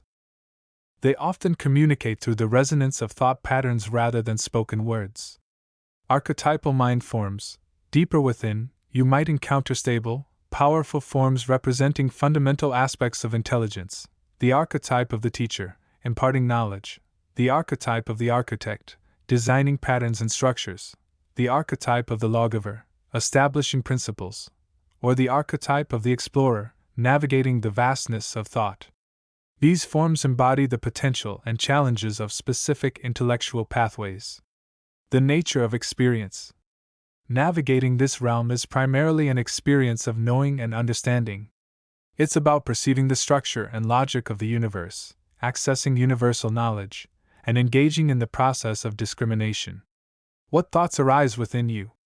Are you able to maintain focus and clarity, or do you get lost in mental static? This is a realm where the power of focused thought and will is most evident. You can explore complex concepts, access universal truths, and observe the interconnectedness of all things from a logical, intelligent perspective. It is a place for sharpening the faculty of discrimination, discerning truth from illusion, and strengthening willpower. Building mental structures, organizing knowledge, and engaging in creative problem solving are key activities. Integration, heart and mind in harmony. The realms of the heart and the mind are not entirely separate. They are deeply interconnected, forming a crucial axis within the inner planes. True understanding and integration involve navigating both with awareness. The flow of intuition. Observe how insights, mind, are often felt deeply in the heart, emotion. True wisdom arises not just from logical analysis but from the harmonious resonance of thought and feeling. Intuition is the bridge between these two realms, a knowing that arises from the integrated perception of both logic and emotion. Balancing energy. Many challenges in the inner journey involve balancing the energies of these two centers. An overactive mind might lead to intellectualization and emotional detachment. An overactive heart might lead to irrationality and poor judgment. The path of integration involves learning to allow the mind to analyze and discern while keeping the heart open and connected to universal love and feeling. Creative power. When the heart's love and the mind's intelligence are aligned, a powerful creative force is unleashed. This is the source of true innovation, artistic expression, and the construction of harmonious realities both within and without. As you explore these innermost regions, bring awareness to the state of your own heart and mind. Are they open and connected? Are you able to perceive the interplay of emotion and intelligence in yourself and the environment around you? The journey through these realms is not just about observation, it is an ongoing process of inner balancing, healing, and integration, leading towards a more unified state of consciousness. Chapter 33: The Luminous Garden of the Inner Self. You have now navigated the shimmering thresholds and experienced the vibrant tapestry of the lower and middle astral planes. You may have encountered phantoms born of thought, witnessed ethereal landscapes reflecting your own inner state, and perhaps even engaged with more structured entities or visited the realms of departed souls. Each experience has been a step deeper into the vastness that lies beyond the physical form, offering glimpses of realities governed by different laws and energies than those we perceive in our everyday world. Now we turn our attention inward once more, but with a different quality of focus. The next plane we explore is often considered the very heart of the subtle realms, a place less about external manifestations and more about internal states, potential, and the crucible where the essence of the self is forged and refined. It is a realm sometimes referred to as the inner plane, and within it resides a domain particularly significant for the process of evolution and self-realization, the luminous garden. This is not a place you necessarily travel to in the same way you might cross a threshold on the lower astral. It is more a state of being within the subtle bodies, a focus of consciousness that resonates deeply with the nature of this realm. To access its vibrations, one must quiet the mental chatter, still the emotional fluctuations, and center the awareness within the core of their being. It requires a profound shift from external orientation towards internal exploration. Imagine, if you will, moving beyond the shimmering lights and forms of the outer planes, past the realms of active thought forms and even the more structured areas of the mental plane. You continue inward deeper into the layers of your own subtle structure. This is the innermost sanctuary, the place where the soul expresses itself most purely before it takes on further forms. The luminous garden is characterized by an energy that feels profoundly purifying and transformative. The very air you perceive, or rather, the space you inhabit, resonates with a high vibration of life force, often described as a subtle form of prana or chi, but refined and crystallized. It is a frequency that directly supports the process of spiritual alchemy, the transmutation of lower energies, such as fear, attachment, and egoic patterns, into higher states of love, wisdom, and unity consciousness. The scenery of the luminous garden. This scenery, here, is less about visual landscapes in the conventional sense and more about the quality of the space itself and the subtle forms that manifest within it. It is often described as a realm of soft, radiant light. This light is not harsh or blinding, but rather a gentle, pervasive glow that seems to emanate from the very essence of the space and from within the consciousness of the explorer themselves. It has a living quality, shifting and flowing like liquid light, casting no sharp shadows, for there is no distinct light and dark in the way we understand them physically. Instead, there is a spectrum of subtle hues, often pinks, golds, and silvers, reflecting the nature of unconditional love, divine intelligence, and pure potential. You might perceive the ground or the substance upon which you stand, not as solid matter, but as a field of crystalline energy or living light. This field can feel smooth, cool, and infinitely supportive.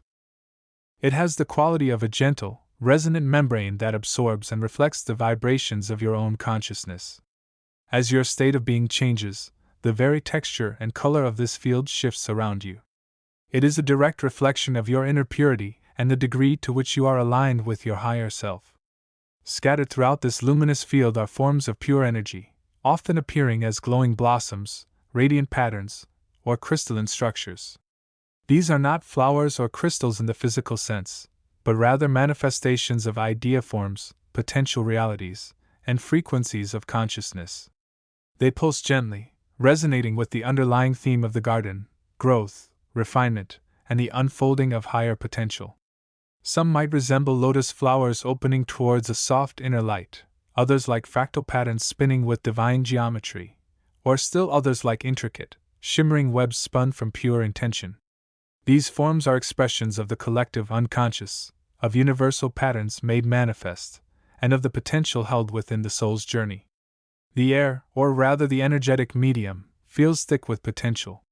It is charged with the life force necessary for spiritual evolution.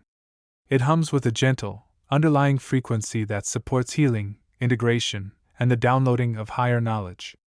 It is a space where the veils are thin, allowing direct access to the deeper strata of the self and the underlying matrix of reality.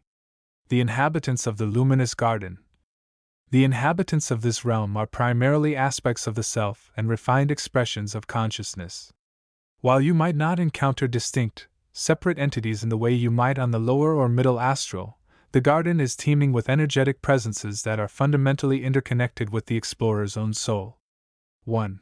The inner self/higher self aspects, perhaps the most significant, inhabitants, are the various facets of your own higher self or the conscious aspect of your soul.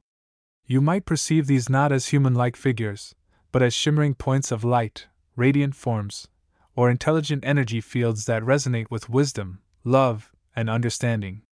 These are the guides and teachers within, offering subtle nudges, insights, and reassurance. They represent the part of you that has already integrated higher truths and serves as a beacon for your evolution. Interacting with these aspects involves quieting the mind and allowing a resonance to occur, where guidance comes through feelings, intuitions, and a sense of inner knowing rather than explicit verbal communication. 2. Energy beings of pure frequency. You might encounter subtle, non-physical beings that are manifestations of specific qualities or energies. These are often not individualized consciousnesses in the human sense, but rather concentrations of pure intention or refined vibrational patterns. For example, you might sense a presence that embodies unconditional love, another that radiates pure creativity, or one that resonates with universal truth. They exist to help balance, harmonize, and amplify specific frequencies within the explorer. Their interaction is often felt as a gentle energetic exchange, a bath of light and love, a surge of creative inspiration, or a deepening sense of inner peace. They are less like characters and more like forces of nature, embodying specific aspects of divine consciousness. 3. Seed consciousness and future visions. The garden is a place where the seeds of future potential are cultivated.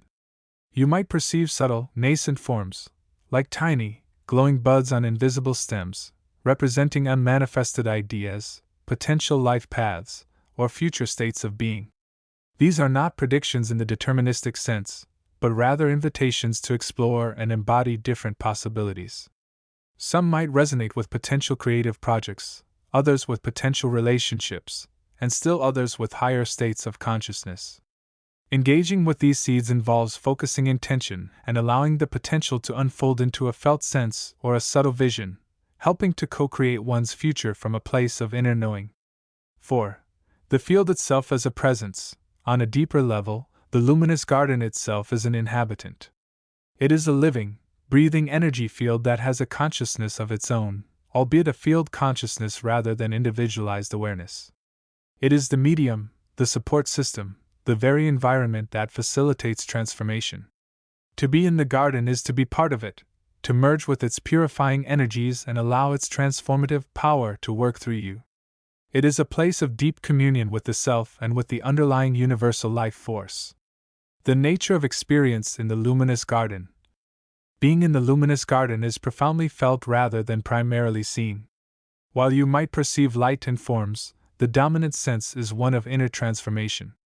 It is often described as an experience of deep healing. Old wounds, emotional scars, and ingrained patterns of negativity are gently dissolved and transmuted into light and love.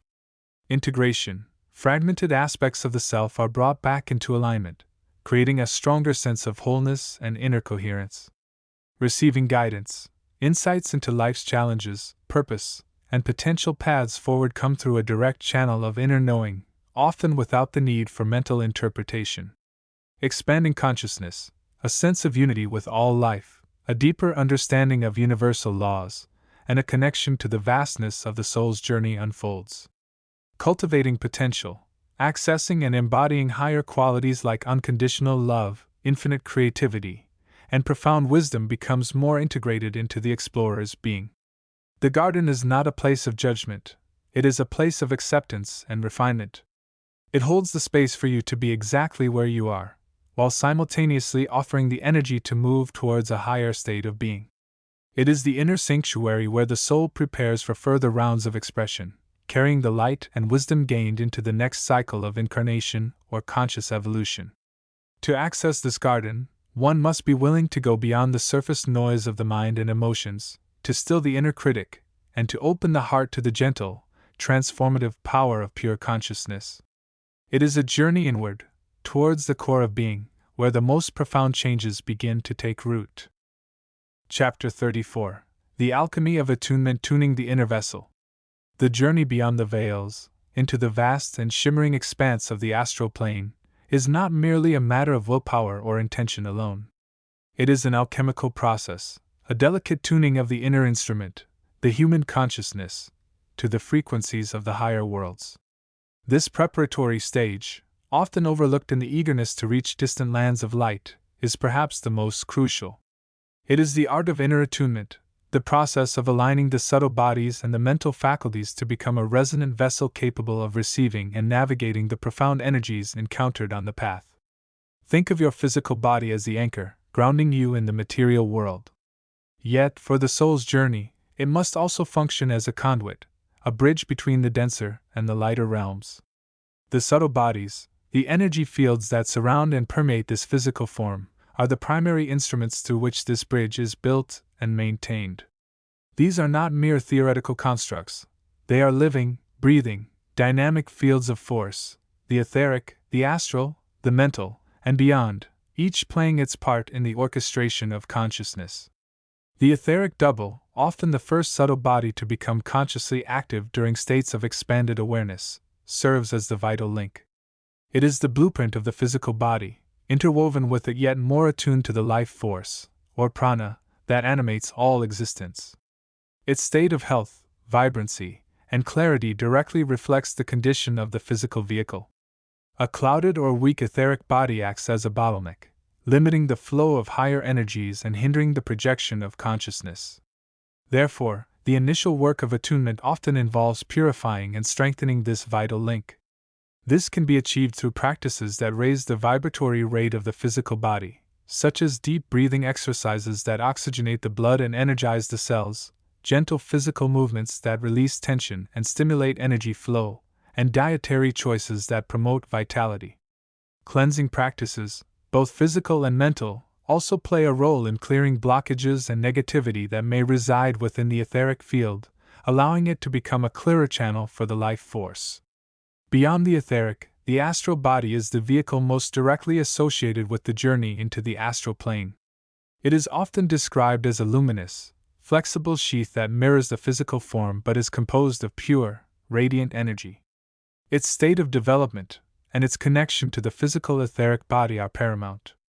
An underdeveloped astral body may be rigid, dense, or disconnected, making it difficult to separate from the physical form during projection.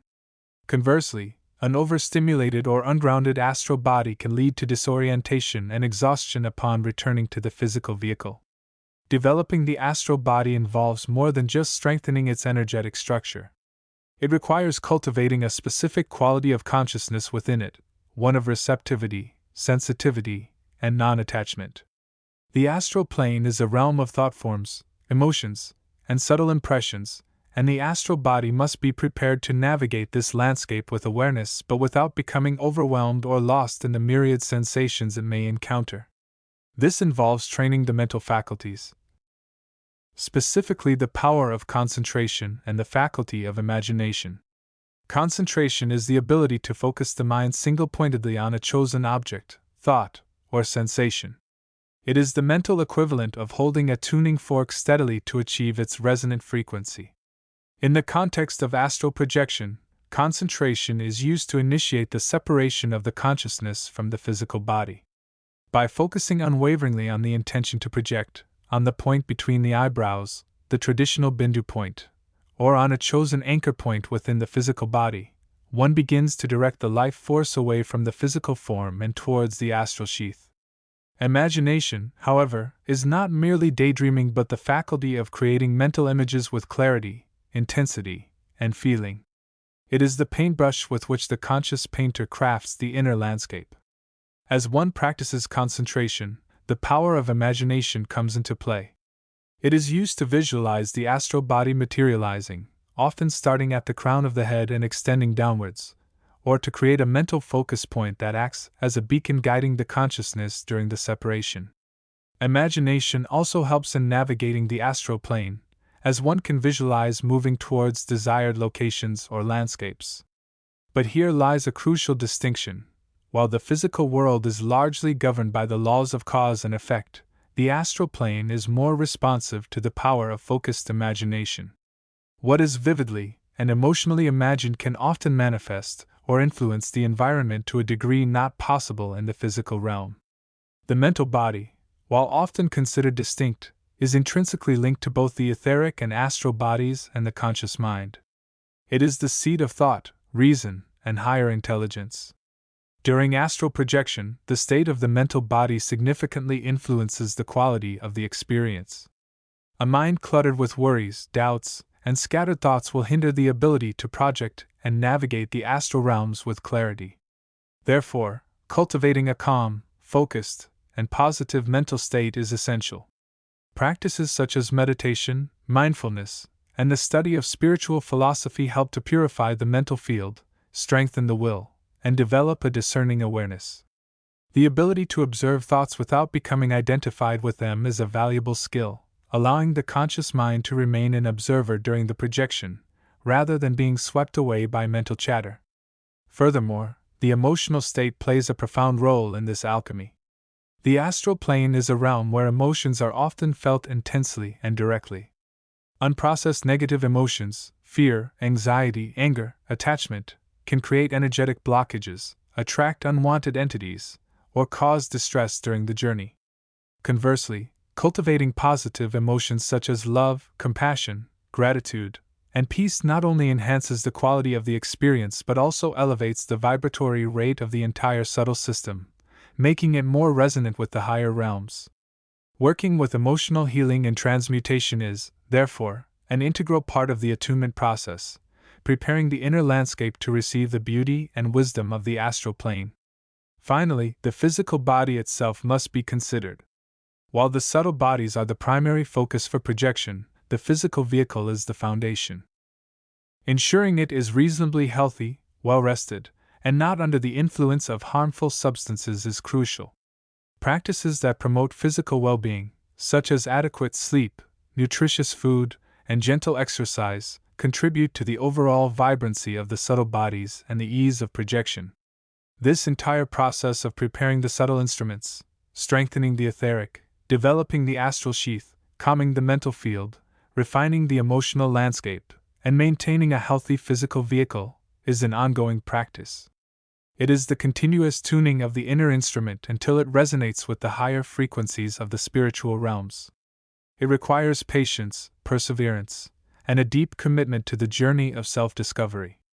Only when the inner vessel is finely attuned, when the subtle bodies are strong, clear, and aligned, can the conscious mind confidently and safely begin to explore the boundless territories of the astral plane, stepping beyond the veils into the luminous tapestry of universal consciousness. This chapter, therefore, serves as a foundational stone. It lays the groundwork for the subsequent explorations by emphasizing the vital importance of inner preparation. The journey is not just about reaching a destination, but about becoming the vessel worthy of the experience. As you continue on this path, remember that the refinement of your inner instruments is the key that unlocks the door to the higher worlds. It is a journey inward, a process of becoming, that ultimately transforms both the traveler and the perceived reality. Chapter 35: The Innermost Sanctum, the Field of Pure Thought and the Emanations of the Soul. In the vast and shimmering expanse of the inner universe, beyond the realms we have already explored, the planes of feeling, the subtle bodies, and the lower mental constructs, lies a profound and often misunderstood dimension. This is the innermost sanctum, a region so close to the core of our being that it is frequently overlooked, yet it is the very foundation upon which our highest potential is built. It is the field of pure thought, the crucible where the most refined aspects of our soul's expression are shaped and refined. To understand this realm is to grasp the key to true self-mastery and the subtle art of influencing the world around us with our inner state. Imagine, if you will, moving deeper still within the luminous ocean of your own consciousness. You have navigated the emotional tides of the astral plane, felt the vibrant colors and heard the subtle music of its inhabitants. You have begun to explore the mental structures, the patterns of thought that color our perception. Now, we draw near to that which is even more fundamental, the very source from which those thoughts arise, purified and potentialized. This region is often described as a field of pure, radiant light. It is not the chaotic brilliance of the astral realms, nor the dense, structured forms of the physical. Instead, it possesses a quality of stillness, yet it is alive with a deeper, more resonant energy. This is the energy of pure thought, thought stripped of its emotional attachments and its mental justifications. It is the raw, crystalline essence of the idea before it is clothed in form or colored by feeling. The nature of the field of pure thought. This field is not a place with geographical features in the conventional sense. There are no mountains or valleys, no forests or rivers. Rather, it is a space defined by its quality, the quality of pure potentiality. It is the canvas upon which the soul paints its intentions. It is the template from which the mind creates its concepts. It is the source field from which all focused, intentional thought emanates. Within this field, you may begin to perceive thought not merely as a mental process, but as a tangible, energetic substance. A thought formed here, held with unwavering focus and clarity, carries a power far beyond its fleeting manifestation in the conscious mind. It is like a seed held in the womb of pure potential, radiating its unique vibration until it is ready to be expressed or integrated. The density and clarity of this field can vary greatly from individual to individual, depending on the level of mental and spiritual refinement achieved. For some, it may be a dimmer, more turbulent space, cluttered with conflicting ideas and unresolved mental patterns. For others, who have dedicated themselves to mental purification and concentration, it becomes a crystal clear expanse, a sanctuary of pure awareness. The emanations of the soul, thought forms in their purest state. It is within this field of pure thought that the true emanations of the soul begin to take on a more defined, albeit subtle, form. We often speak of thought forms, but the nature of those forms in this innermost region is profoundly different from the more complex, often emotional or mental constructs we might encounter on the astral plane. Here, the soul's emanations are less like projections and more like resonant patterns or fields of vibration that emanate from the core consciousness. These are the subtlest expressions of the soul's nature, its core intentions, its fundamental beliefs about itself and its place in the universe, its deepest yearnings and highest aspirations. Think of these emanations not as solid shapes, but as intricate, luminous patterns of light and energy. They might appear as specific colors, geometric shapes, or flowing lines of light, each pattern resonating with a specific quality of the soul's expression. These patterns are the living signature of the individual's spiritual path and their current state of evolution. The role of the soul star. Central to this region and intimately connected to the emanations of the soul is the often mentioned entity known as the soul star. While sometimes perceived as a distinct point of light, its true nature is perhaps better understood as a complex, radiant field of energy centered within the field of pure thought. It acts as the coordinating principle, the focal point around which the soul's intentions and emanations are organized. The state of the soul star reflects the state of the individual's inner work. A well-defined, brightly shining soul star indicates a soul that is clear in its purpose, its emanations are harmonious and well-integrated, and its connection to the higher self is strong. It serves as a beacon, influencing the quality of thought and intention generated within the field. Navigating the field, the practice of mental silence and intention.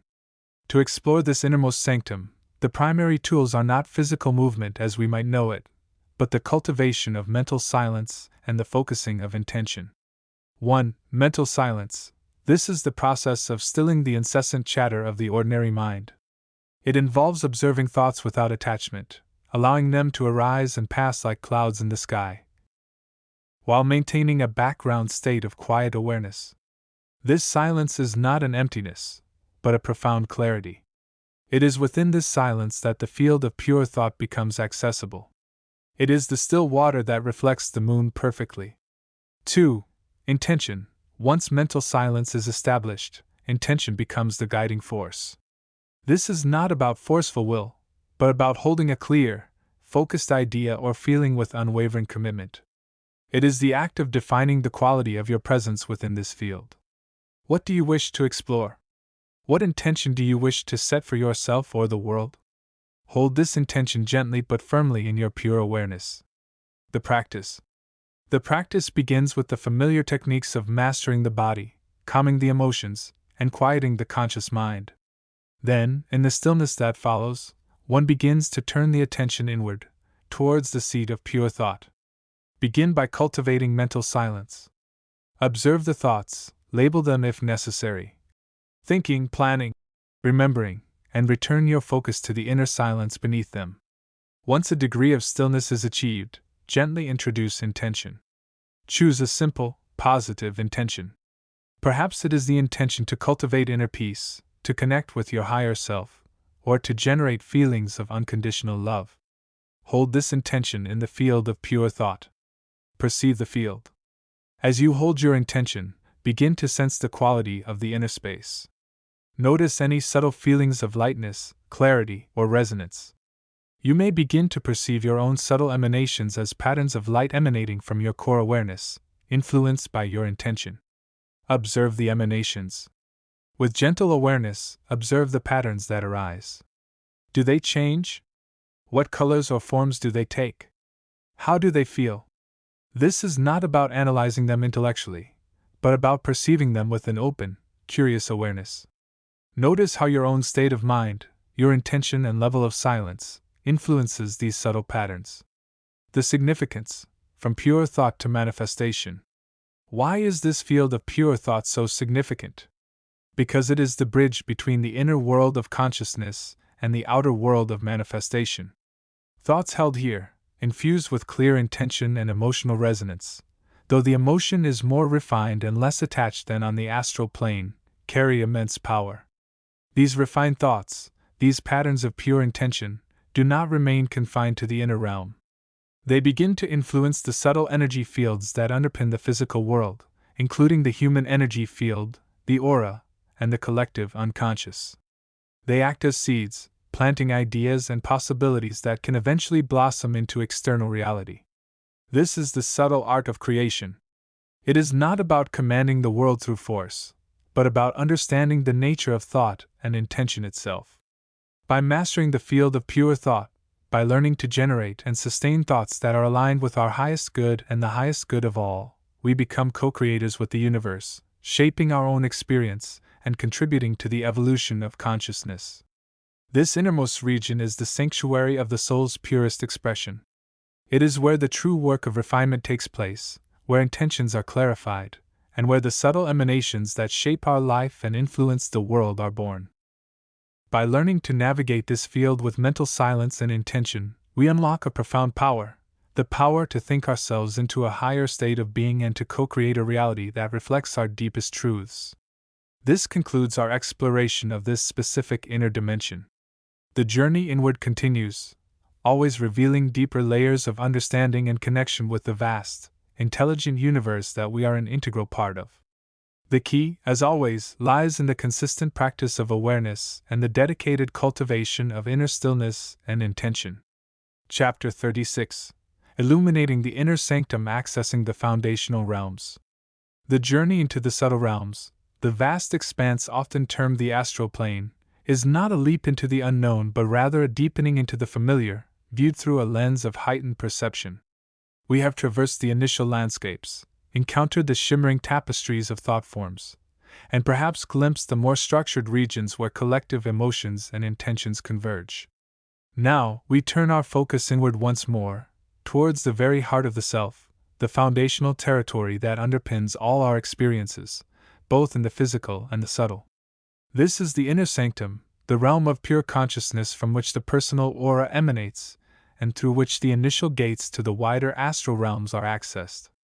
Many seek entry into the higher, more refined districts of the subtle world, drawn by the promise of deeper knowledge, spiritual communion, or the resolution of lingering personal dramas. Yet, like travelers attempting to reach a distant city without first knowing their own starting point, many find the journey confusing, disorienting, or even misleading. They may encounter intense scenes, powerful entities, or dazzling visions, only to find that these experiences, while potent, do not lead to the lasting peace or profound understanding they sought. Why is this? The reason often lies in neglecting the essential groundwork. The true gateway, the stable platform from which one can most effectively navigate the subtle realms with awareness and intention, is not found by gazing outward towards the shimmering lights of the astral city, but by turning the gaze inward, towards the core of the individual consciousness itself. This core is the inner sanctum, a region of profound stillness and luminous presence, often veiled not by external darkness, but by the subtle densities of the personal mind, the incessant chatter of the thinking faculty, the ebb and flow of emotional reactions, and the attachments that anchor the self in the limited sense of identity. Deciphering the inner sanctum, a modern understanding. Think of the inner sanctum not as a physical room, but as a state of being, a frequency of consciousness. It is the space beneath the surface of thought, the quiet awareness that observes the mental and emotional activity without becoming entangled in it. It is the pure, unconditioned, I am presence, the witness consciousness that remains steady even as thoughts and feelings come and go like clouds across the sky of the inner sky. In the language of modern spiritual exploration, we might describe the inner sanctum as the individual's baseline state of high vibrational awareness. It is the realm of pure potential, the source from which the personal frequency, the aura, radiates outwards. When this core state is stable, the aura is strong, clear, and resonates with higher frequencies. It acts as a natural shield and filter, protecting the individual from the more chaotic or lower vibrational energies encountered in the subtle realms. It also acts as a beacon, attracting like-minded energies and facilitating genuine connection. When the inner sanctum is obscured, when the individual is primarily identified with the fluctuating thoughts and emotions, the aura becomes weak, fragmented, and more susceptible to external influences.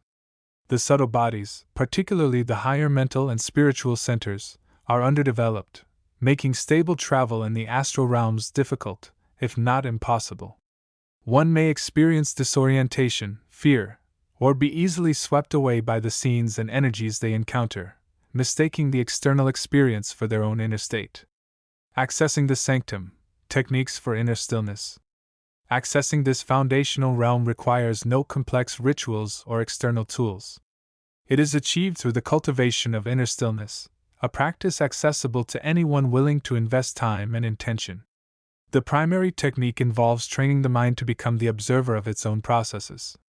This is not about stopping thoughts, which is often an impossible and counterproductive goal. Instead, it is about not identifying with the thoughts. Imagine sitting by a river and watching the flow of water. You can observe the river's movement, the way the water swirls and eddies, without actually becoming the water yourself. Similarly, you can observe the thoughts as they arise and pass, noting their content without getting caught up in their narrative. Simple meditation practices are the most effective tools for this. Even just a few minutes each day can make a significant difference. Find a quiet space, sit comfortably, and bring your attention to your breath. Notice the sensation of air entering and leaving your nostrils, or the rise and fall of your chest or abdomen. When the mind wanders, as it inevitably will, gently acknowledge the thought or distraction and then redirect your focus back to the breath. As you practice this, you begin to cultivate a sense of inner space, a gap between stimulus and response. In this gap lies the inner sanctum. It is the awareness that is aware of the breath, aware of the thoughts, aware of the feelings, yet remains uninvolved, unattached. It is the quiet center within, the still point from which the entire inner landscape unfolds. Other practices can deepen this access. Mindful awareness. Bring this quality of observation to all aspects of your daily life. Notice the sensations in your body without judgment. Observe your reactions to people and situations with curiosity rather than immediate engagement. This trains the mind to remain centered in awareness, even amidst external activity. Self-inquiry. Gently inquire. Who am I? Not in an intellectual sense, but with a quiet, inquisitive awareness. Where does the feeling of I arise? What is the underlying substance of the awareness that is experiencing the thoughts and feelings? This practice helps disentangle the sense of self from the transient contents of consciousness, pointing towards the stable witness consciousness of the inner sanctum. Emotional awareness. Learn to observe your emotions without being overwhelmed by them. Notice the physical sensations associated with an emotion, the thoughts that accompany it, and the underlying feeling tone. By observing emotions with compassion and detachment, you prevent them from becoming overwhelming forces that obscure your inner awareness. This allows you to work with them rather than being controlled by them, strengthening the stability of your core presence. The inner sanctum as the stabilizing force. When you can reliably access and remain in this state of inner stillness, the inner sanctum becomes your anchor. It is the stable platform from which you can explore the subtle realms with greater confidence and clarity. From this foundation, the journey into the astral plane takes on a new dimension. Instead of being swept away by external energies, you navigate with a sense of inner reference point. You can discern between genuine spiritual insights and mere mental or emotional projections. You can interact with subtle entities or energies with discernment, maintaining your own energetic boundaries and purpose. The inner sanctum empowers you to become the conscious co-creator of your subtle experiences. You are no longer merely a passive observer or participant in the astral dramas. You become the aware pilot of your own consciousness, charting your course according to your highest intentions. This foundational work is essential. It is the bedrock upon which all deeper explorations are built. Neglecting the inner sanctum is like attempting to build a magnificent structure on shifting sands. While the initial explorations of the astral realms might offer fleeting glimpses of wonder, they lack the stability and depth needed for genuine transformation and lasting connection with the higher aspects of self and universe. Therefore, dedicate yourself to this inner practice. Cultivate stillness, observe without judgment, and rest in the awareness that lies beneath the surface of thought and feeling. By doing so, you are not merely preparing for a journey to the astral plane, you are strengthening the very foundation of your consciousness, unlocking its infinite potential and illuminating the true sanctity of the self. The inner sanctum awaits, a beacon of stillness and light within, ready to guide you home and onwards towards the vast ocean of universal consciousness. Chapter 37. Expanding the Inner Sanctum Experience. As one progresses further along the path of inner exploration, beyond the realms often termed the astral plane, in earlier understandings, one begins to approach the very core of being. This is not merely a journey through landscapes of light and color, but a deep dive into the nature of consciousness itself. The experiences encountered in these innermost sanctuaries are profoundly different from the more overtly spectacular realms previously described. They are quieter, yet often more intense, revealing aspects of the self that are less accessible from the surface level of waking consciousness. The inner sanctum is not a physical location in the conventional sense, nor is it simply another plane of existence. It represents a state of being within the individual, the seat of the deepest self, the core from which all manifestation arises. To experience it is to touch the foundation of one's own existence, the place where the threads of thought, emotion, and sensation converge and become one. The nature of the consciousness within. The consciousness that perceives these innermost realms is distinctly different from the personality consciousness, the aspect of self we typically identify with, built up through life's experiences, conditioning, and egoic structures. In the inner sanctum, the personality consciousness often recedes into the background, allowing a deeper, more fundamental aspect of awareness to emerge. This is sometimes referred to as the I am presence, the underlying, unchanging awareness that observes the fluctuations of thought and feeling without becoming identified with them. This inner consciousness is often described as pure awareness, luminous and formless. It is the witness consciousness, the observer that remains untouched by the passing show of inner experiences. It is here that one begins to discern the subtle undercurrents of the self, the deeper motivations, the true nature of one's being beyond the roles and identities adopted in the outer world. Illuminating the subtle body complexes. The journey into the inner sanctum is intimately connected with the exploration and refinement of the subtle body system. While the lower, more dense planes might be associated with the physical body and the etheric body, the inner sanctuaries are intimately linked with the higher aspects of the subtle bodies, particularly the mental and spiritual bodies.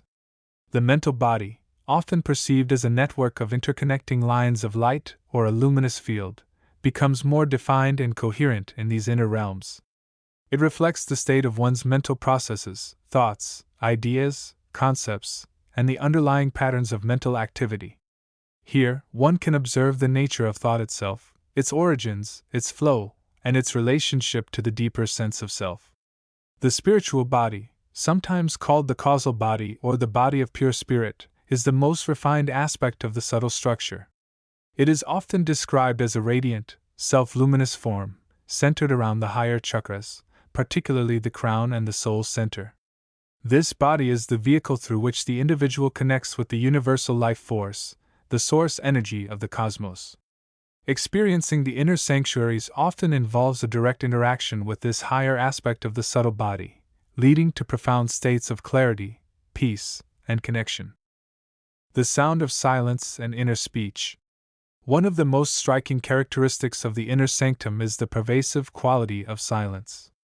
This is not an absence of sound in the conventional sense, but a profound stillness that allows the inner voice to be heard more clearly.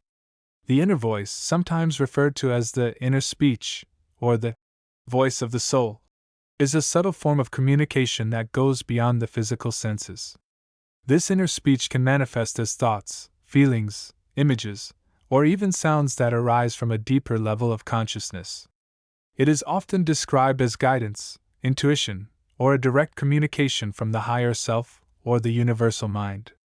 In the stillness of the inner sanctum, this voice becomes more distinct, offering insights, wisdom, and direction that may not be understood or recognized in the noise of waking life. The silence of the inner sanctum is also the realm of pure sound, the primordial vibration from which all creation arises. Some traditions speak of the Word, or the Logos, as the fundamental sound of the universe, the sound that brought everything into being.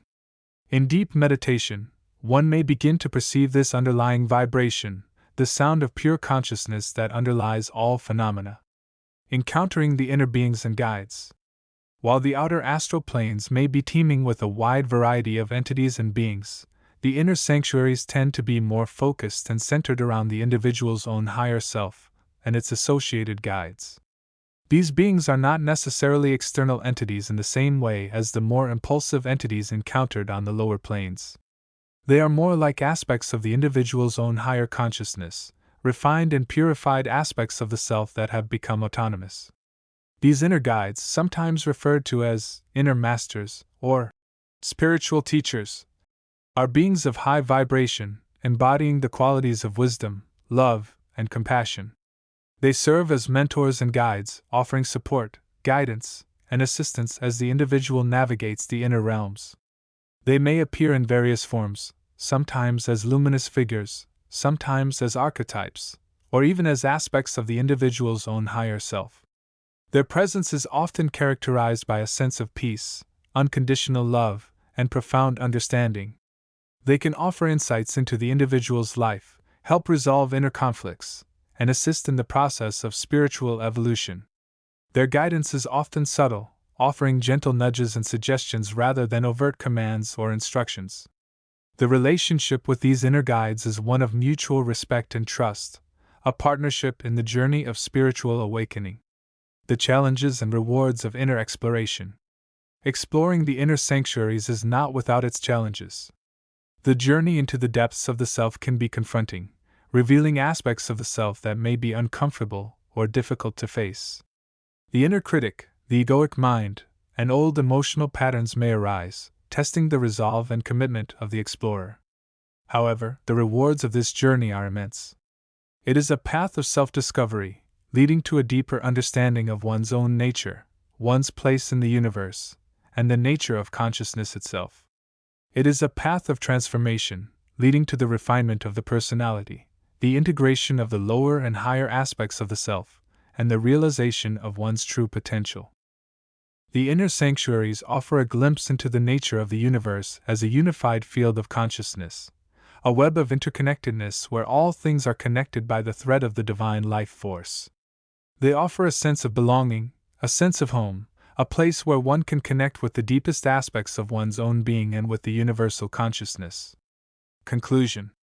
The inner sanctuaries represent the culmination of the journey of inner exploration, a place where the individual consciousness merges with the universal consciousness. It is a place of peace, love, and wisdom, a place where the true nature of the self is revealed.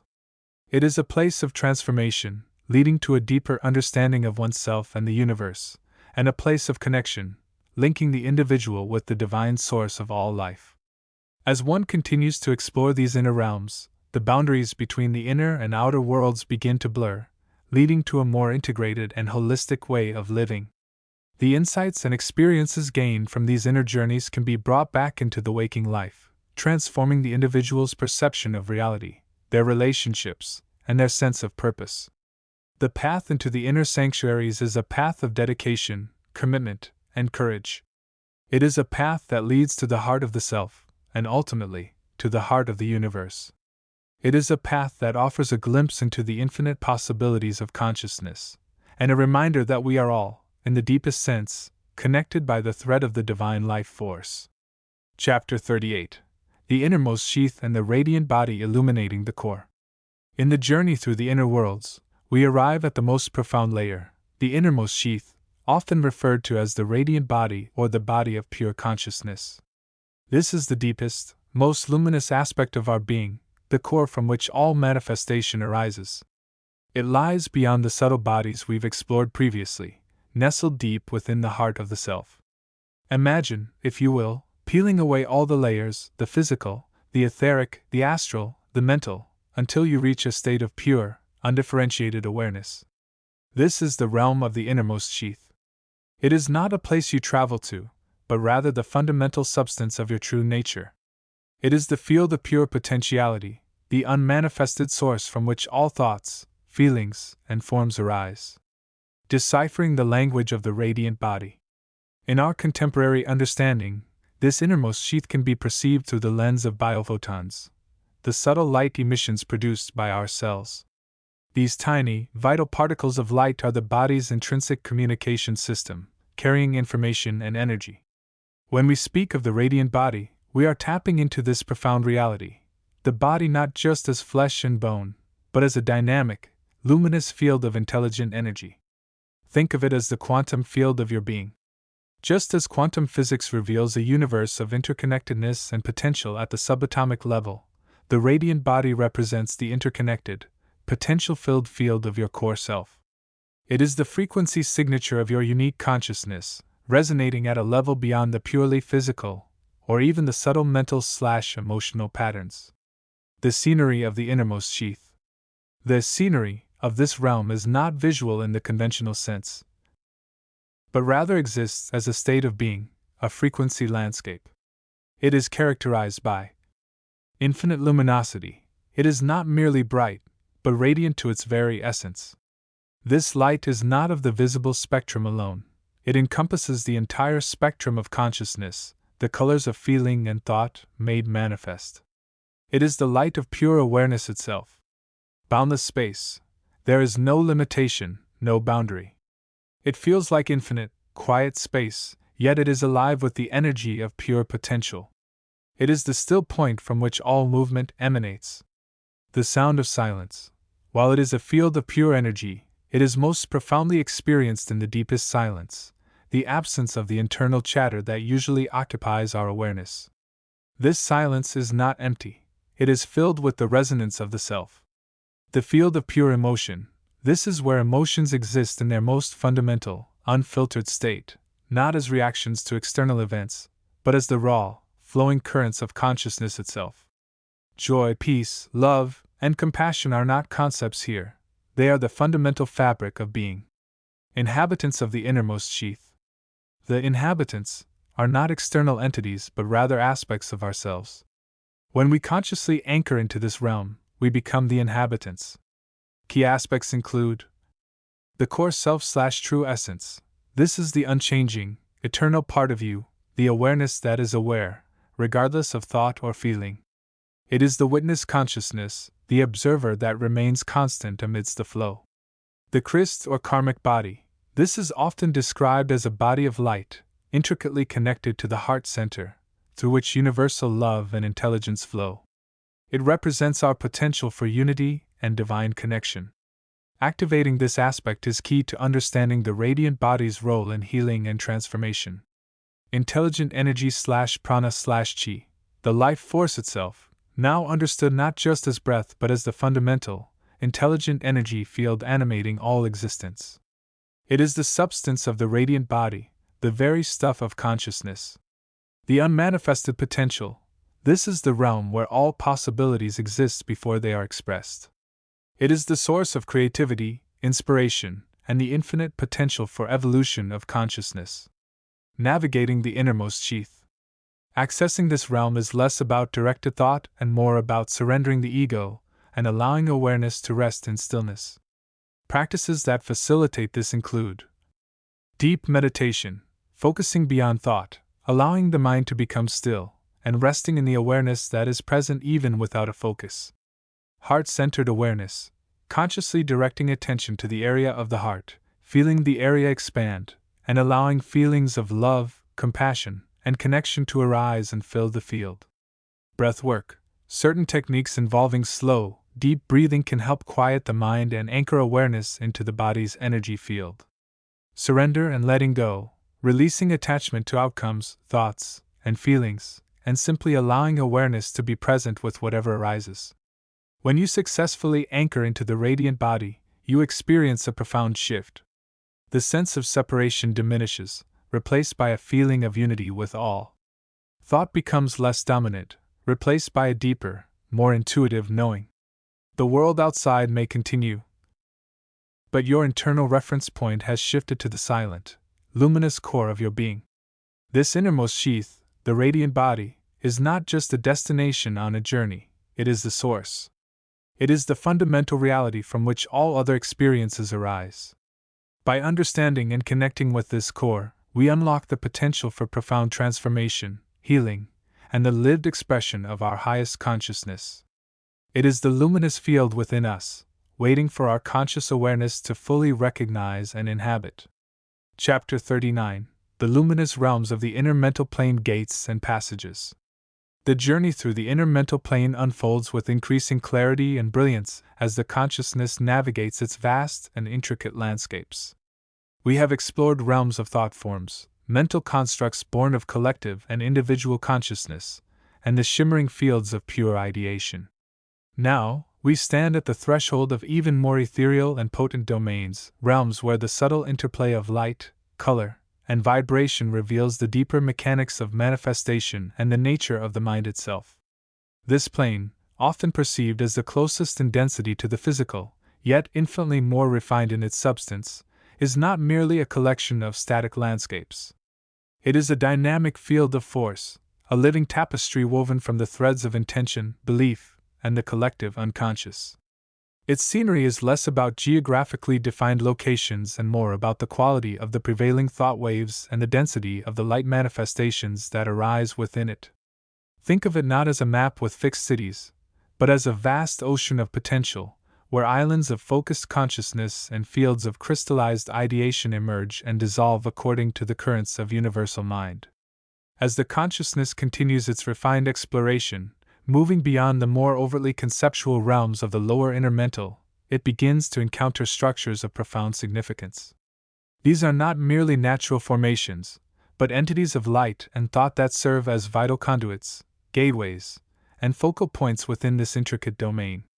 They are the crystallizations of powerful ideas, universal principles, and the intentions of the collective or specific individuals who have held them with focused awareness over extended periods. One category of these significant structures are the gates. These are not literal openings into other planes, though they can function as such under specific conditions, but rather points of transition within the inner mental plane itself. They are often perceived as shimmering portals, disks of intense light, or intricate patterns of color and vibration that pulse gently. These gates mark the boundaries between different regions of varying mental density or focus, or they serve as access points to specific layers or aspects of the plane. The nature of these gates is deeply connected to the thoughts and intentions of the consciousness seeking them. A gate that manifests for one individual might appear subtly different for another, depending on their own vibrational resonance and the specific understanding or intention they bring. To perceive a gate is often the first step in consciously navigating between different areas of this plane. It requires a degree of mental refinement, the ability to perceive the subtle vibrations and the clarity of intent needed to formulate a focused request or question. Approaching a gate often evokes a sense of anticipation, a feeling of reaching a significant juncture. The light may intensify, drawing the consciousness forward.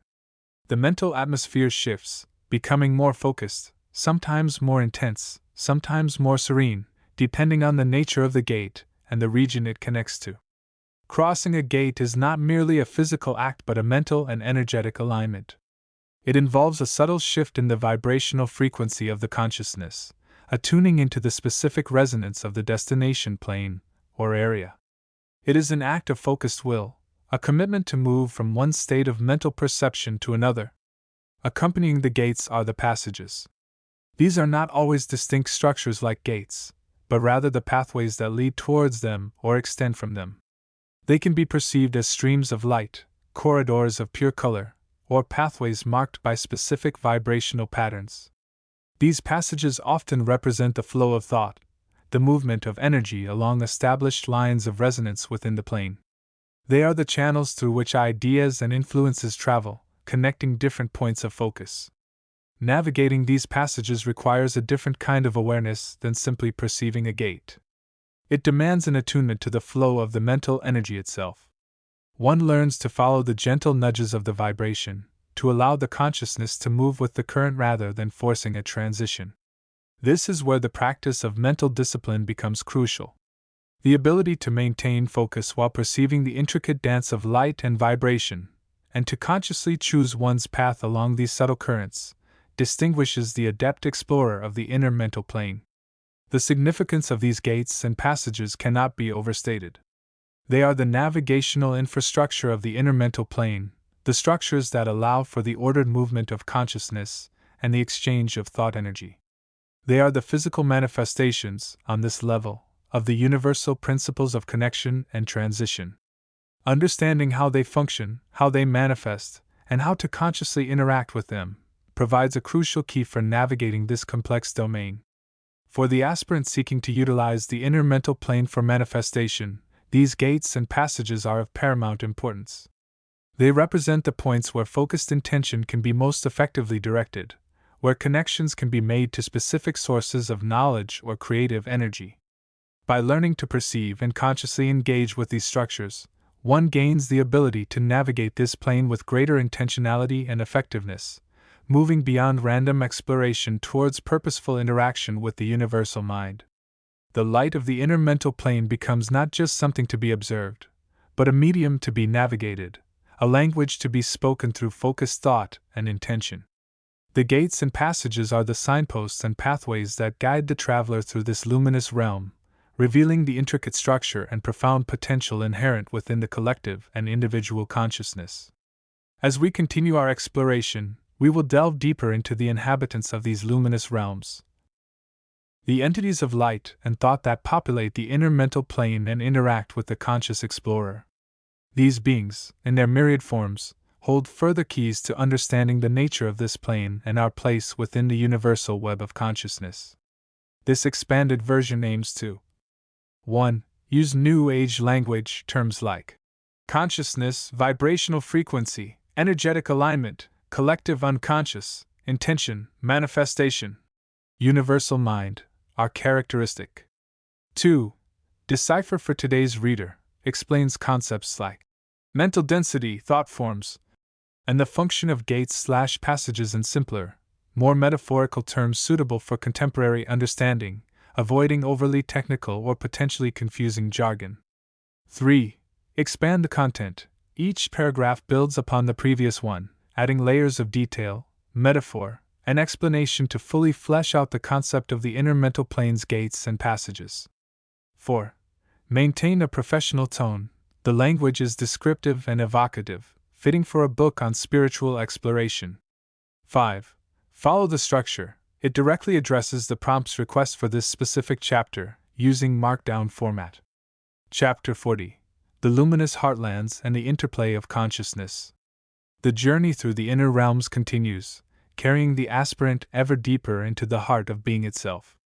Having navigated the more tumultuous energies of the lower and middle astral planes, the traveler now approaches a vast and shimmering expanse known as the Luminous Heartlands. These regions are not geographical locations in the conventional sense, but rather states of consciousness, zones where the collective and individual vibrations of love, light, and unity become particularly dense and palpable. A tapestry of radiant light. As the consciousness settles into the vicinity of the luminous heartlands, a profound shift occurs within the perception. The dense, often chaotic patterns of light and color experienced on lower planes give way to a more structured, yet infinitely varied, tapestry of radiant illumination. The light here is not merely seen, it is felt as a warm, living presence, a tangible expression of high-frequency energy.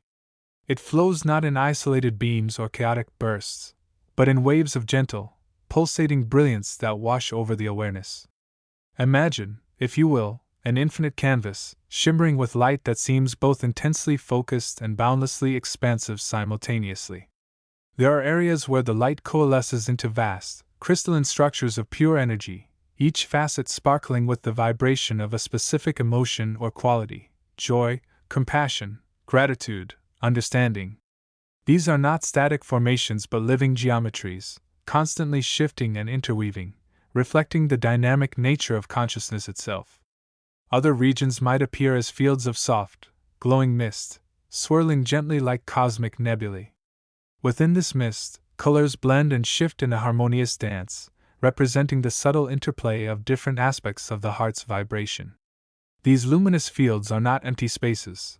They are the very substance of the heartlands, the medium through which the currents of universal love flow. The quality of light here is often described as heart-centered. It emanates from within, not just from external sources. It carries a warmth and a kindness that directly resonates with the open heart of the traveler. This is light that nourishes, that heals, that expands awareness without overwhelming it.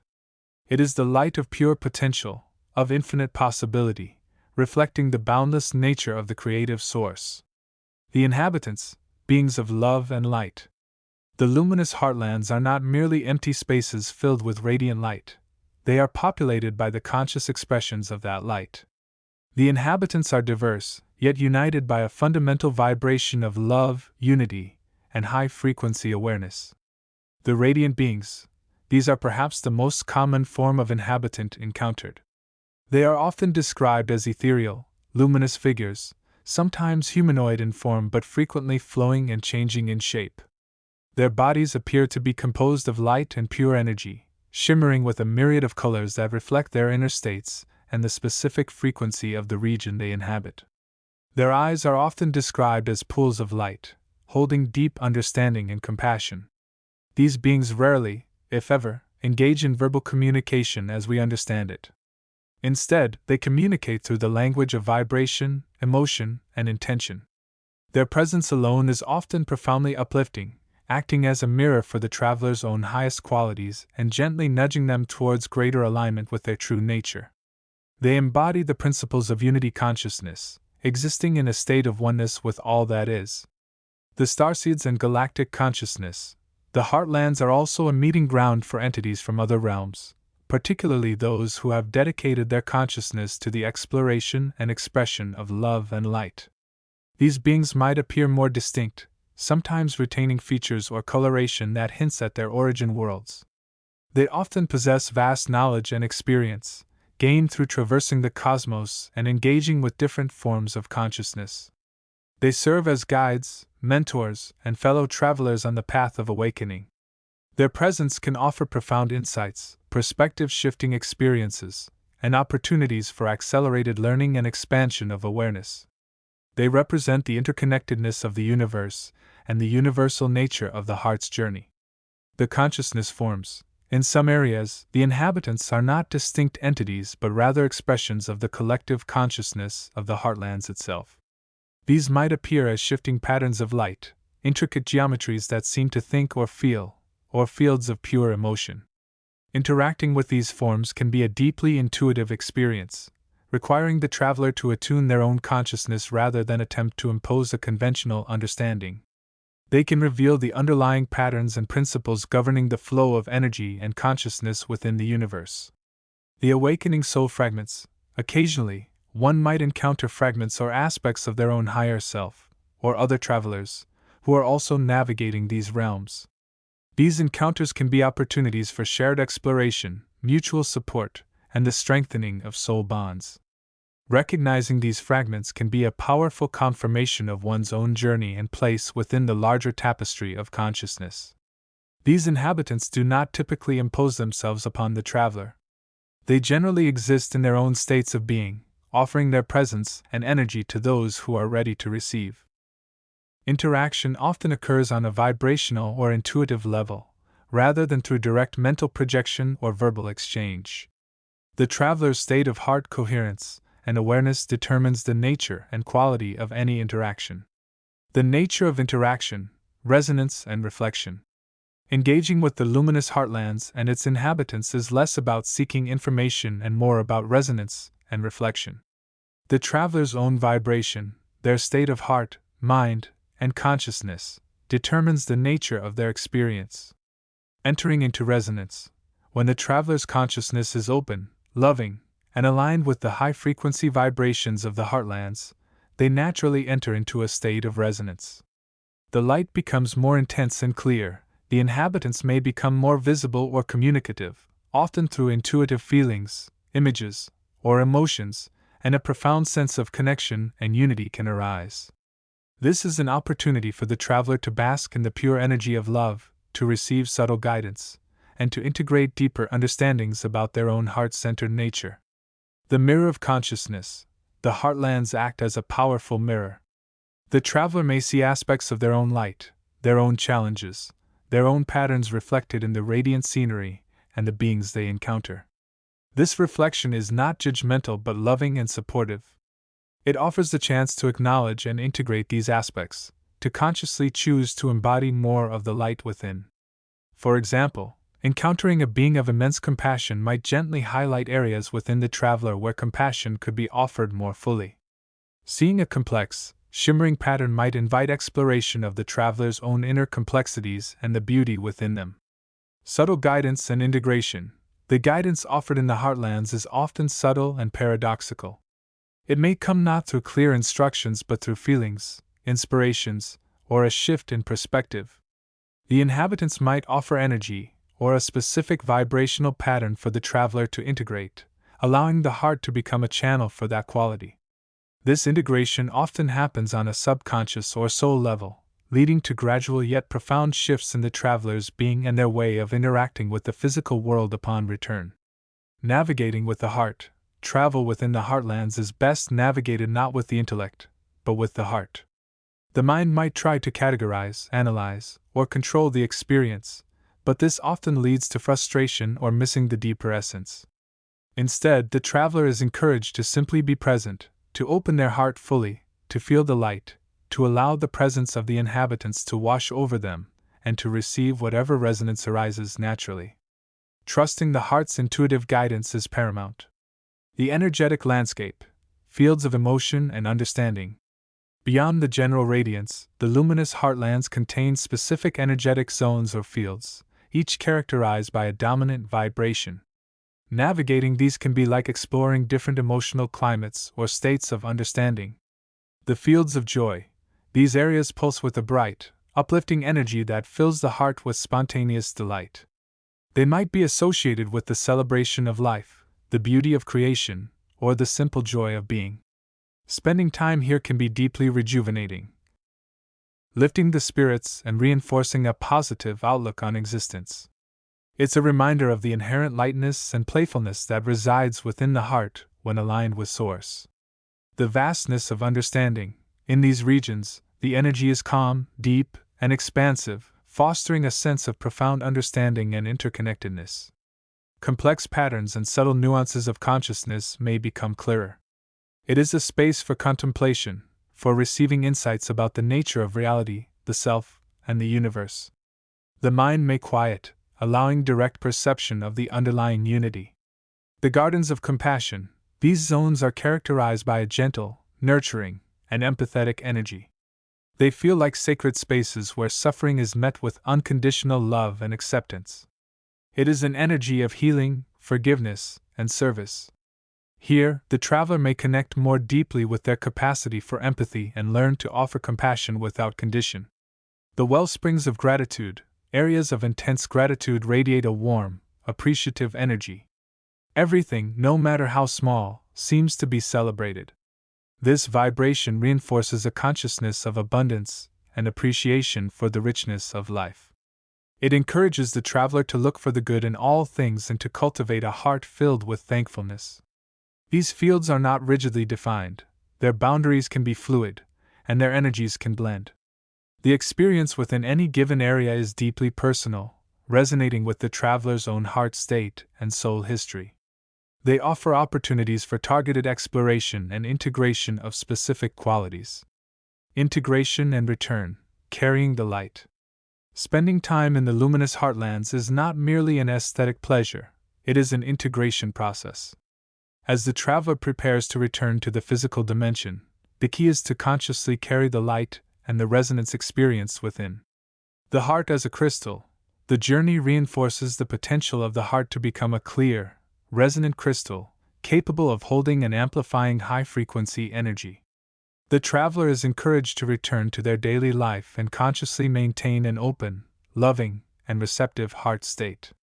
This means actively choosing compassion over judgment, love over fear, and appreciation over criticism in their interactions. Amplifying the vibration. The energy received in the heartlands acts as a catalyst. The traveler is invited to find ways to express the love, light, understanding, and other qualities they resonated with. This might be through acts of kindness, creative expression, sharing insights, when appropriate and without attachment to outcome, or simply maintaining a more positive and heart-centered presence in their environment. Recognizing the inner landscape. The most profound integration occurs when the traveler recognizes that the luminous heartlands are not just a place out there, but are reflections of the inner landscape of their own heart and consciousness. The radiant fields are the qualities they possess. The luminous beings are their own higher self or potential. The fields of emotion are the states of being they can choose to embody. The journey reinforces that the highest frequencies are already available within, and the external realms are mirrors and amplifiers for this inner reality. The lingering presence. For some time after returning, the traveler may find themselves more sensitive to light, more attuned to the emotions of others, or feeling a deeper sense of connection to the world. These are residual effects of the journey, the light now integrated into their own energy field. It is a sign that the heart has opened further, that the veil between the inner and outer worlds has become thinner. The luminous heartlands represent a profound stage in the journey of consciousness. They are a sanctuary of love, a source of inspiration, and a mirror for the highest aspirations of the soul. They remind the traveler that beneath the surface complexities of the physical world lies an infinite ocean of light and love, waiting to be experienced, integrated, and expressed through the open heart. The path continues, but the traveler carries a greater measure of the light within them, ready to navigate the next stages with greater awareness and heart-centeredness. Chapter 41: The Inner Sanctum, Navigating the Landscape of the Self. The journey through the subtle realms unfolds not merely in the vastness of the astral plane, but also in the intricate tapestry woven within the very core of our being. This is the inner plane, a dimension less concerned with external scenery and more with the landscape of the self. It is the realm where thought takes form, where emotion resonates deeply, and where the essence of our consciousness processes the experiences gathered from the outer worlds and from within. Imagine, if you will, moving beyond the shimmering landscapes and vibrant energies of the astral light. You transition not into a physical space different from your own, but into a dimension that is fundamentally of your own making, yet exists concurrently with your physical existence. This is the inner plane, the subtle body's domain, the kingdom of mind and feeling. The scenery of this plane is not geographically defined mountains and valleys, but rather the topography of thought forms and emotional patterns. It is a landscape that shifts and changes constantly, reflecting the state of your inner world. One moment, it might be a tranquil field of quiet contemplation, the next, a turbulent sea of swirling emotions following a challenging interaction. The colors here are the hues of feeling, the calming blues and greens of peace, the intense reds and oranges of passion, the heavy browns and grays of doubt or melancholy. Navigating this inner terrain requires a different kind of sensitivity than traversing the astral plane. Here, the inhabitants are not external entities but your own thoughts, memories, and emotions given form and substance. These inner beings are the echoes of your past, the projections of your desires, and the reflections of your fears. They can appear as shadowy figures, representing unresolved issues or suppressed feelings, demanding attention and processing. They can manifest as luminous forms, embodying cherished memories or aspirations. And they can be intricate thought forms, complex structures built from your repetitive mental patterns. The inhabitants of the inner plane are, in essence, the aspects of yourself that have become isolated or given independent expression. They are the personalities you have developed in response to life's challenges, the roles you play, the identities you hold dear. Some are friendly guides, remnants of positive experiences and learned wisdom. Others are challenging entities, embodying ingrained limitations, self-doubt, or past traumas that still exert influence over your present state. The climate of the inner plane is dictated by the vibration of your own consciousness. In states of peace and clarity, the inner landscape is calm and luminous, filled with harmonious colors and supportive energies. In states of conflict or confusion, it can become dark and stormy, cluttered with chaotic thought forms and draining emotional resonances. Exploration of the inner plane is not merely about observing scenery or encountering beings. It is about engaging with the fabric of your own consciousness. It is an opportunity to 1. Identify thought forms, Recognize the patterns of thought that repeatedly arise, understanding how they shape your reality and influence your feelings. Are they constructive, leading towards growth? Or are they destructive, perpetuating negativity or limitation? 2. Process emotional resonances. Confront and integrate the emotions stored within, particularly those that have been suppressed or ignored. This allows for healing and the release of energetic blockages. It is where sadness can be felt fully and transformed, where fear can be met and understood, and where joy can be reconnected with. 3. Understand past influences. Gain insight into how past experiences, both positive and negative, continue to live within you in the form of ingrained beliefs, emotional reactions, and repeating scenarios. This understanding is key to breaking free from cyclical patterns. 4. Cultivate inner states. Intentionally create environments of peace, focus, and positive vibration. This involves directing your attention, calming your mind, and raising your emotional state, thereby shaping a more supportive inner landscape. The inhabitants of this plane, your inner beings, can be approached with compassion and understanding. They are not necessarily malevolent. They often simply reflect states you have allowed to become dominant. By observing them without judgment, you can begin to see them for what they are, aspects of yourself needing attention, healing, and integration. Some may require gentle guidance back into the unified consciousness, while others might need to be transformed or released. This realm is the seat of your power. It is where you create your reality from the inside out. The thoughts you focus on, the emotions you allow to predominate, the beliefs you hold, these shape the inner landscape, which in turn profoundly influences your outer experience. Mastering the inner plane is not about conquering it, but about understanding it, cultivating it, and aligning its vibrations with your highest aspirations. As you continue your journey, remember that the exploration of the inner plane is an ongoing process, deeply intertwined with your daily life. It is not a destination to be reached, but a state of awareness to be maintained, a landscape to be consciously tended. By turning your attention inward, you begin to decipher the language of your soul, to understand the codes of your own being, and to unlock the profound potential for transformation that resides within. The path inward leads to the heart of creation, your own consciousness. And within that heart lies the power to rewrite the script of your life, to build a new inner world based on light, love, and awareness. This is the true sanctuary, the ultimate home, the inner sanctum waiting to be fully explored and integrated into the totality of your being. Chapter 42. The Energetic Heart of the Inner Worlds. As we continue our journey through the vast and wondrous landscape of the astral plane, we arrive at a region of profound significance. This is not a place of static beauty alone, but one characterized by dynamic activity, the very engine room of manifestation and experience on these inner planes. We might think of this area as the luminous vortexes, fields of intense, organized energy that serve as focal points for the creation and interaction of realities.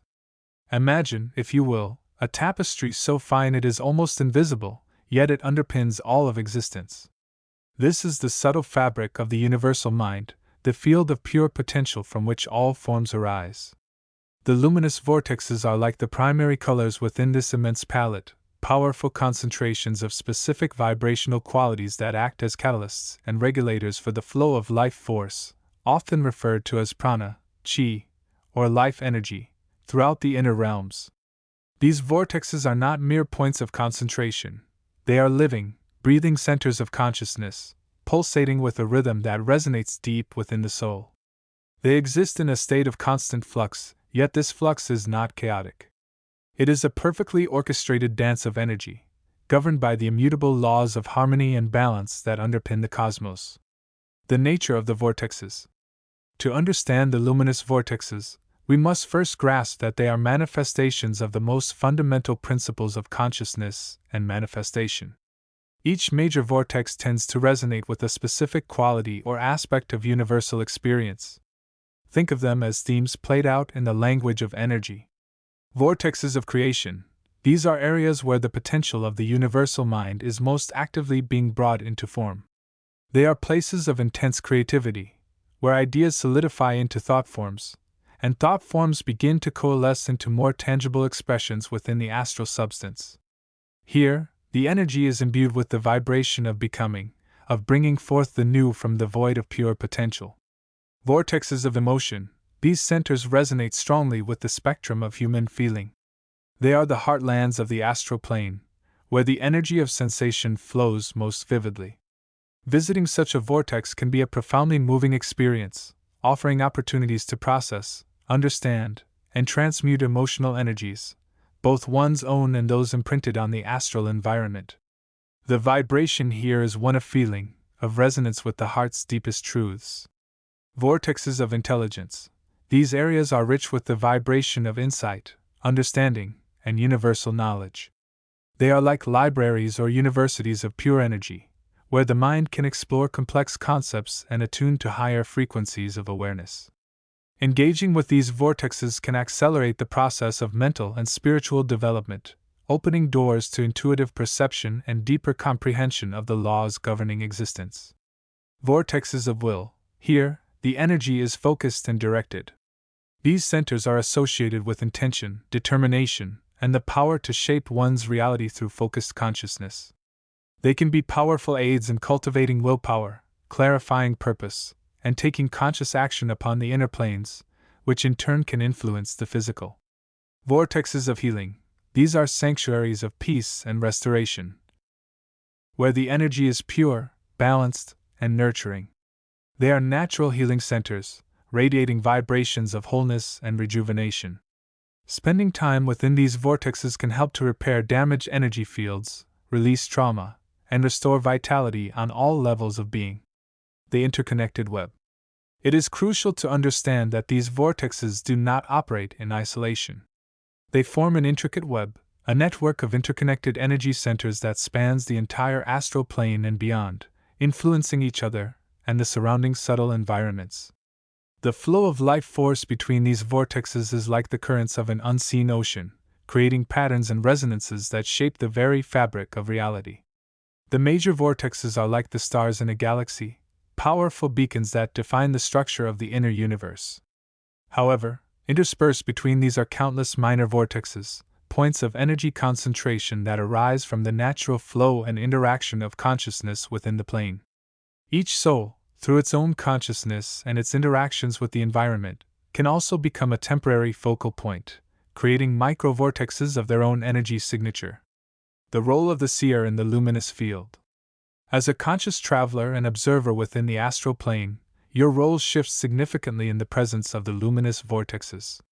You are no longer merely a passive witness, but an active participant in the energetic field. Your own vibrational state, your thoughts, emotions, intentions, and level of awareness will interact with the energy of these vortexes. The luminous vortexes offer a unique laboratory for the exploration of consciousness and the principles of manifestation. They provide a living classroom where you can directly experience the power of focused awareness and the interplay between energy and form. Tuning in. To begin to work with a vortex, the first step is often one of attunement. This might involve quieting the mind, centering the awareness within the heart or brow chakra, depending on the nature of the vortex you seek, and opening yourself to the vibration of the area. It requires sensitivity and a willingness to receive the energy. Observing the patterns. Once attuned, you can observe the flow of energy within and around the vortex. Notice the colors, the patterns of light, the sensations in your body, and the thoughts or feelings that arise. These are all messages from the energetic field, offering insights into its nature and your own resonance with it. Participating in the flow, you can choose to participate consciously. For example, within a vortex of creation, you might hold a clear intention for a new project or idea, allowing the energy to assist in its formation. Within a vortex of emotion, you might allow yourself to fully experience a specific feeling, processing it without judgment and observing its energetic effects. Within a vortex of will, you might practice directing your focus with intention, feeling the energy align behind your chosen course of action. Respecting the field, it is essential to approach the luminous vortexes with respect. They are powerful forces, and interacting with them requires sensitivity. Avoid forcing your will upon them or becoming overly attached to specific outcomes. Instead, seek to understand and harmonize with the natural flow of the energy. Remember that you are a guest in their realm, and your presence, however benign, is an interaction that contributes to the dynamic of the field. The luminous vortexes are mirrors reflecting back the state of your own consciousness. They amplify your intentions, magnify your emotions, clarify your thoughts, and strengthen your will. By consciously engaging with these powerful centers of energy, you can accelerate your spiritual growth, gain deeper insights into the mechanics of reality, and develop a more profound connection with the universal life force that flows through all things. Weaving the subtle fabric, conscious creation in action. One of the most profound lessons offered by the luminous vortexes is the understanding of how reality, both on the inner and outer planes, is co-created by consciousness. These areas are not just places to observe, they are active sites where the principles of manifestation are made manifest in a very tangible way. The subtle fabric of reality, the mental and emotional substance of the astral plane, is constantly being woven by the collective and individual thoughts, feelings, and intentions of conscious beings.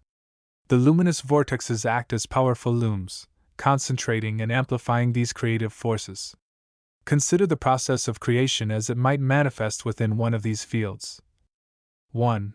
The seed of intention. It begins with a focused thought or feeling held with clarity and conviction. This is the thread that is drawn from the wellspring of consciousness. 2. The vortex as amplifier.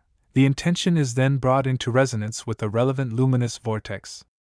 The vortex acts as a resonant chamber, amplifying the vibration of the intention and drawing in compatible energies from the surrounding field. 3. The weaving process.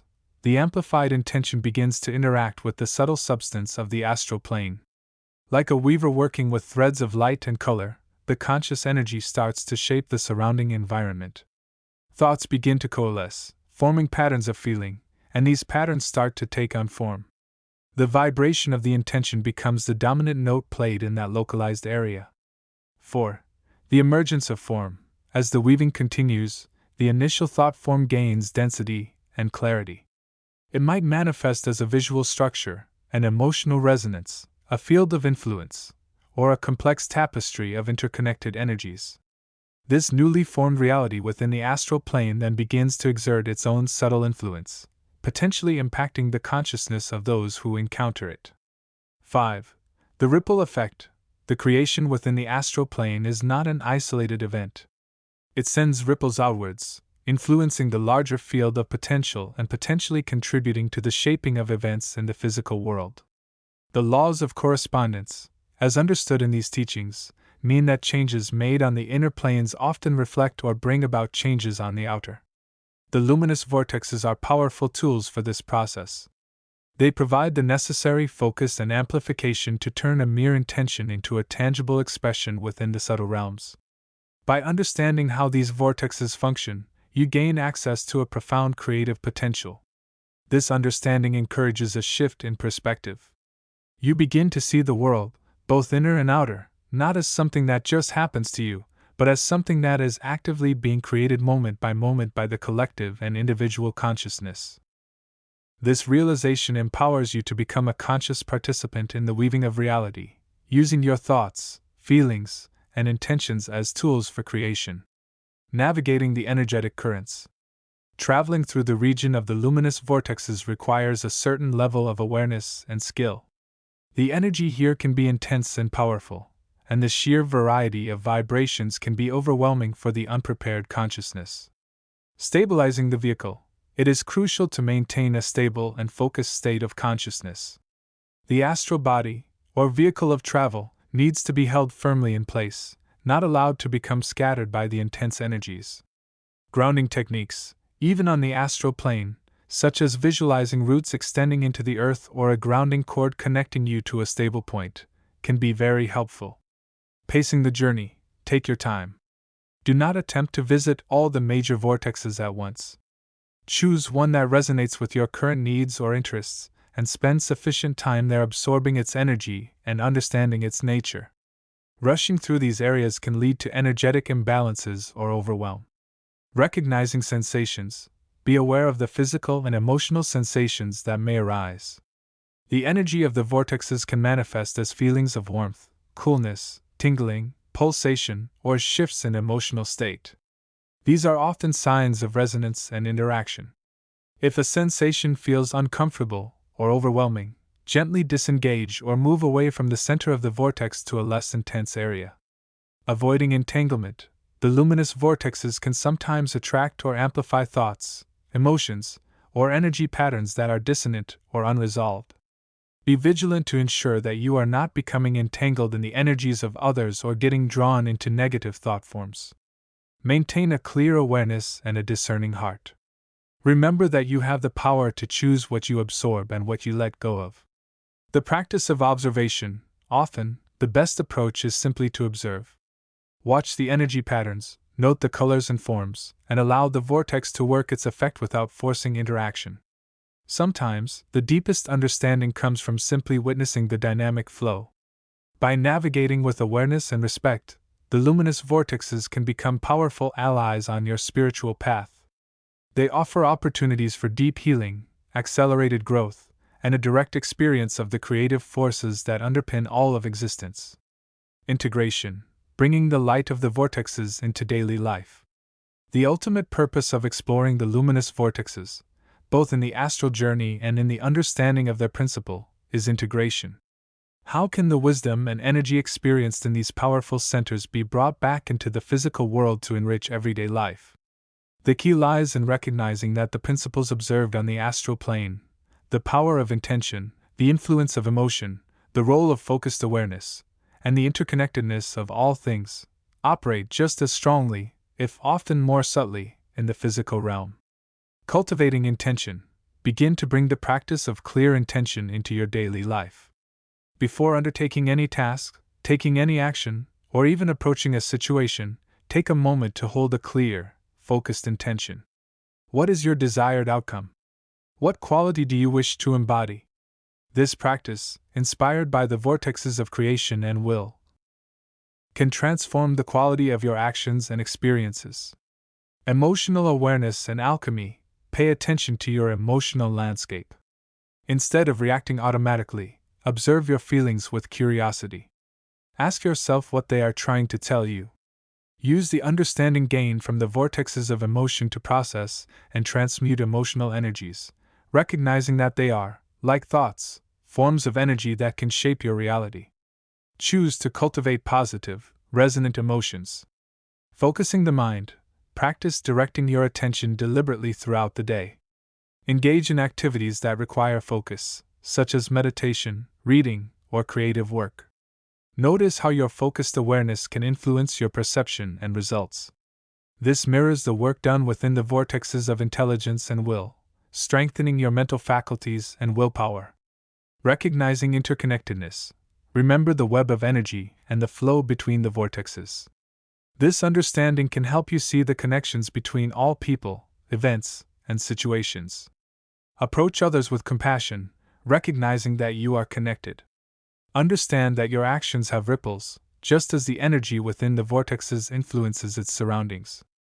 Living from a place of consciousness, strive to operate from a place of conscious awareness rather than from automatic pilot. Before speaking, before acting, before reacting, pause for a moment. Ask, is this aligned with my highest good? Is this contributing positively to the web of life? This conscious participation is the ultimate expression of the principles of the luminous vortexes. By integrating the lessons of the luminous vortexes, you begin to live a more conscious, intentional, and harmonious life. You become a weaver of your own reality, using the power of focused thought and feeling to shape your experience and contribute to the greater tapestry of existence. The journey through these energetic centers is not merely an exploration of another realm, but a profound initiation into the principles of conscious creation and the power of the individual soul within the cosmos. Chapter 43: The Innermost Sanctuaries and the Nature of the Self. In the vast and intricate tapestry of the inner worlds, beyond the realms we have explored previously, which often resonate with the more active energies of life, existence, and the interplay of forces, lie the deepest, most profound sanctuaries. These are not merely geographical locations in the astral plane, but states of being, dimensions of consciousness that penetrate towards the absolute core of the individuality. Think of the astral plane not as a single, uniform expanse, but as a multi-layered structure, much like the layers of an onion or the concentric rings of a mandala. We have journeyed through layers that mirror the physical world, others that vibrate with emotional and mental activity, and realms of pure energy and spiritual communion. Yet, deeper still, beyond the shimmering veils of these more commonly perceived dimensions, reside the innermost sanctums. These regions are often described as possessing a quality of stillness that is profound, almost absolute. They are not necessarily devoid of light, but the light that emanates from within is subtle, gentle, and deeply resonant. It is the light of the true self, the inner sun that illuminates the path of evolution. The colors here are not the vibrant, sometimes chaotic hues of outer astral realms, but rather tones of deep peace, infinite potential, and pure being, blues, silvers, golds, and whites that feel more like states of consciousness than mere visual spectrums. The scenery of these inner sanctuaries is less about external landscapes and more about the internal landscape of the consciousness that perceives them. It is a realm where the boundaries between inner and outer dissolve. One might not encounter vast forests or shimmering cities, but rather experiences that directly reflect the state of the observer's soul. A feeling of overwhelming unity, a sense of oneness with all that is, might manifest as a vast, luminous expanse. Alternatively, one might find themselves in a space that feels like a quiet, reflective pool of pure potential, where thoughts and emotions are gently dissolving into a state of serene awareness. The inhabitants of these deepest realms are primarily the souls themselves, in their various stages of evolution and states of consciousness.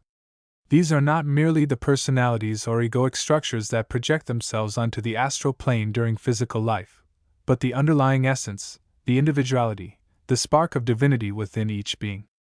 Here, the masks of the outer self often fall away, revealing the true nature of the soul. One might perceive entities that radiate pure compassion, unconditional love, and infinite wisdom. These are not necessarily distinct, separate beings in the way we understand people, but rather concentrations of specific qualities of consciousness that the soul interacts with, learns from, and resonates with. They are aspects of the collective consciousness, archetypes of spiritual refinement, or the realized souls who have mastered the very dimensions the unevolved souls are currently exploring. The nature of interaction in these inner sanctuaries is fundamentally different. It is less about communication through thought forms or emotional resonance, and more about direct, heart-to-heart, soul-to-soul connection. It is an experience of being felt, of resonance being established on the deepest levels. Guidance is not given as commands or instructions, but as subtle nudges, inspirations that arise from a deep alignment with the soul's true purpose. It is an environment where the soul can receive the deepest insights into its own path, its karmic patterns, and its potential for further evolution. These regions are often considered the closest proximity to the source, the ultimate reality, the wellspring of all existence. The energy here is incredibly pure and potent, charged with the vibration of creation and the potential for transformation. It is a place where the veils are thin, and the direct experience of the divine is more accessible, even if only fleetingly. For the soul navigating these innermost depths, the primary purpose is not exploration or acquisition, but integration, refinement, and alignment.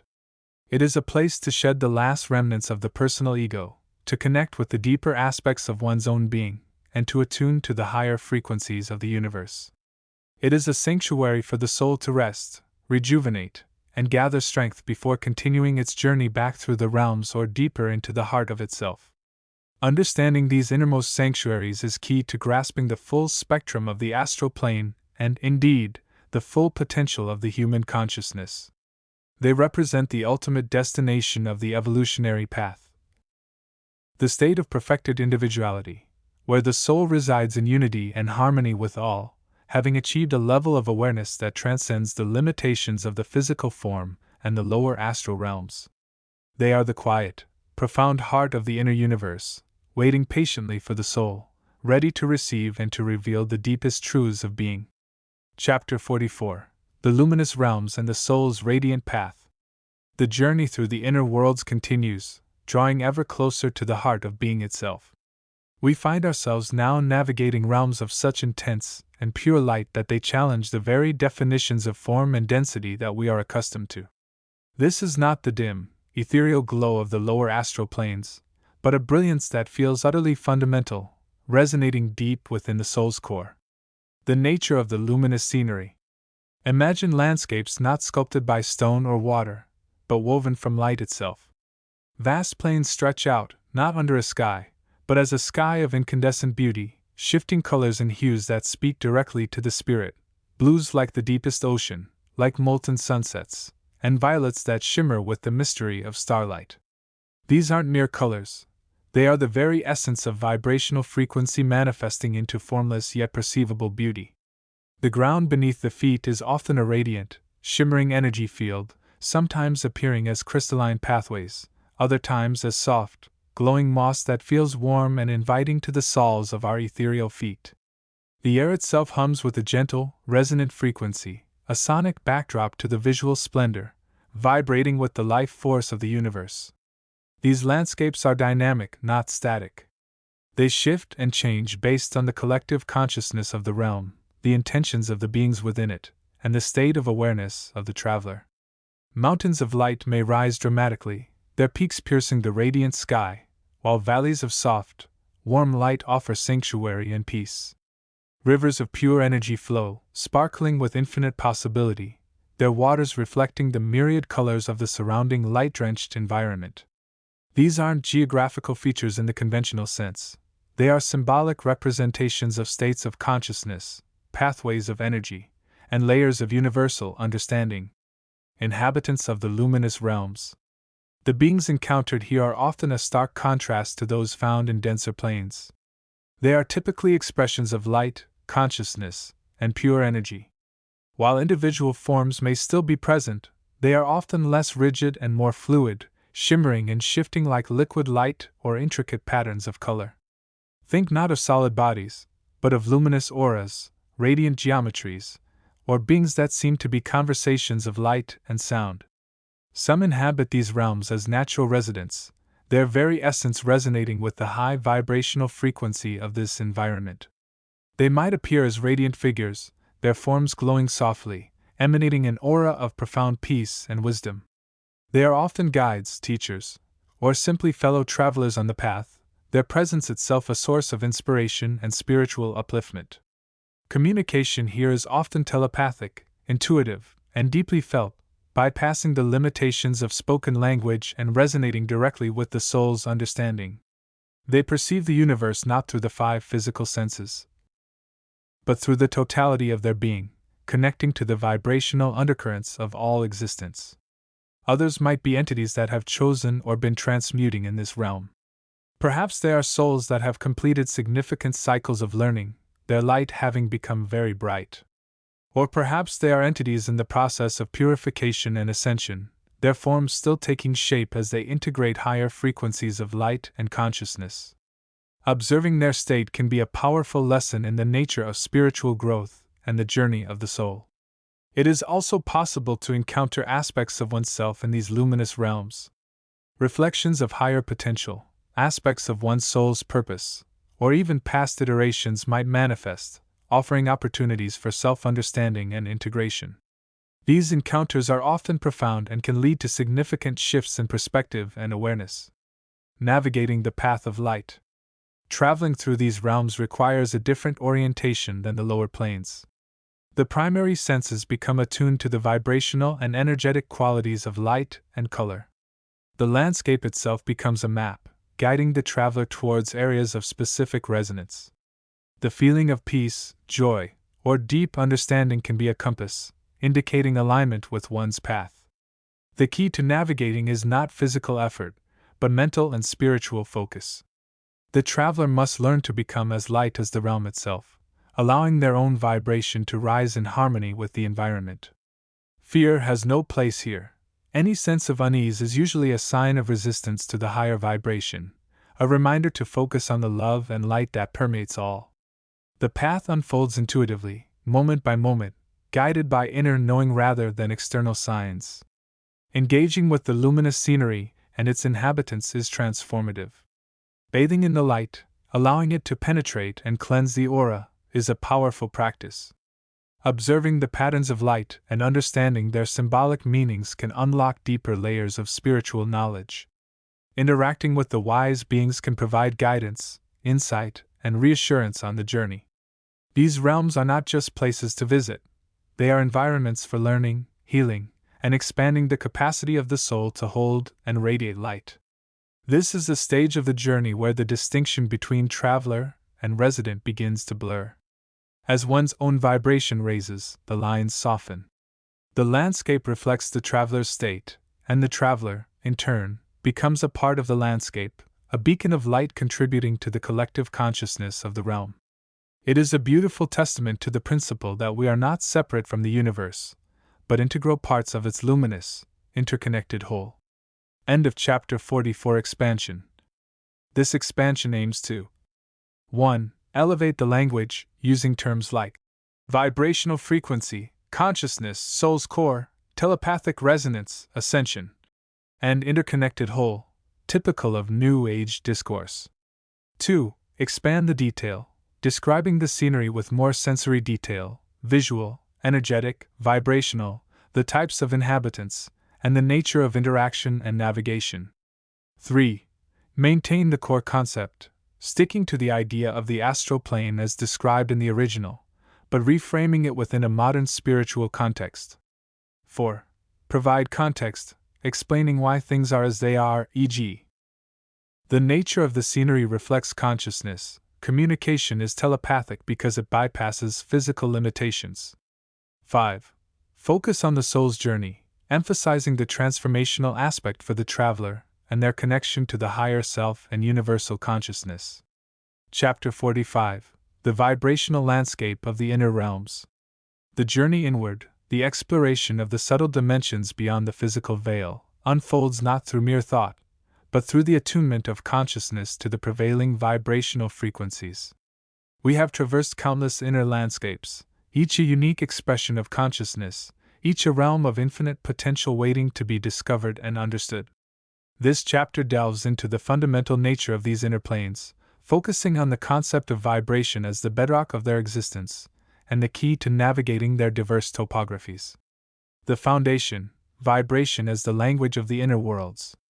To grasp the scenery and inhabitants of the astral and higher planes, one must first comprehend the universal language spoken there, vibration. In the physical world, we perceive vibration primarily through the five senses. We hear sound waves, see light waves, feel temperature fluctuations, smell chemical vibrations, and taste molecular interactions. These are the gross expressions of energy in motion, the very fabric of our tangible reality.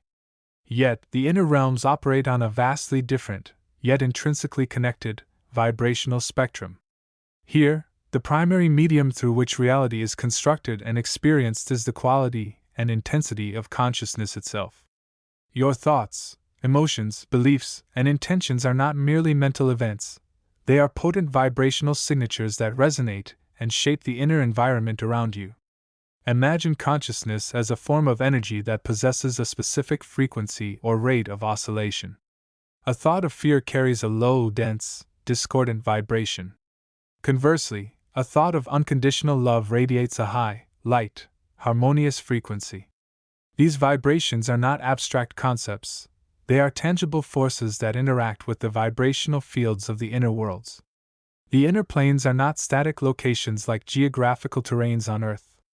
They are dynamic, living, breathing fields of consciousness, each characterized by a specific average vibration. To enter and navigate these realms, one must consciously adjust their own vibrational state, tuning their inner instrument to the frequency of the desired plane or area within a plane.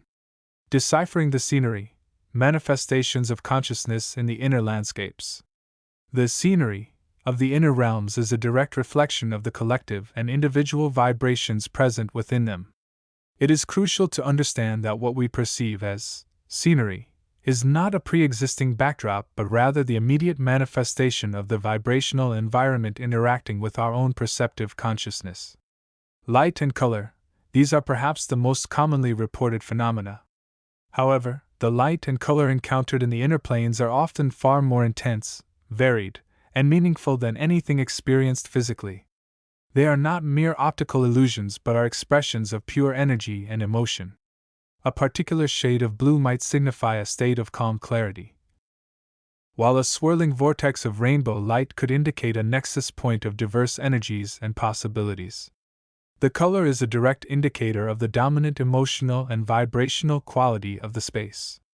Atmosphere and density, inner realms vary significantly in their feel or density. Some areas might feel incredibly light, buoyant, and expansive, almost weightless, reflecting high-frequency vibrations. Others might feel dense, heavy, and oppressive, mirroring lower, more contracted states of consciousness. This is not just a matter of physical sensation, as there is no physical matter in the same sense, but of the resonant quality of the surrounding consciousness. It feels different because it is different, a different rate of energetic oscillation. Soundscapes. The sounds of the inner planes are often profound and evocative, bypassing the physical ear for a more direct, vibrational transmission into the consciousness. These sounds can range from profound silence, indicating a state of perfect harmony and stillness, to intricate symphonies of harmonious tones, reflecting balanced and integrated states of being. Dissonant noises might signify areas of conflict, confusion, or unresolved emotional energies. The nature of the sound directly reflects the vibrational harmony or discord of the environment. Geographical features: mountains, valleys, forests, cities, temples. These are all manifestations of collective consciousness taking on form. A mountain might represent a significant challenge or a high point of achievement, a concept or principle made tangible by its associated vibration. A valley could signify a place of receptivity, introspection, or relative safety. A forest might be an area of complex, perhaps confusing, energies or experiences. These forms are not literal replicas of Earth's geography but symbolic representations of the underlying vibrational patterns and concepts they embody. The shape and texture are interpretations by the consciousness encountering them, based on its own framework of understanding and the resonance with the environment. The inhabitants, consciousness and manifestation. The inhabitants of the inner realms are, fundamentally, other centers of consciousness, much like our own. They too are expressions of vibration, existing as thought forms, emotion forms, or more integrated states of being, depending on their level of evolution and the vibrational state they maintain. Nature of beings. These beings are not necessarily anthropomorphic in the physical sense, though they might manifest forms that resonate with their predominant state of consciousness or purpose.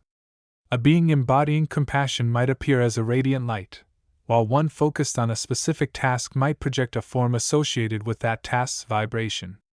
Their appearance is a direct visualization of their energetic signature. Vibrational signatures.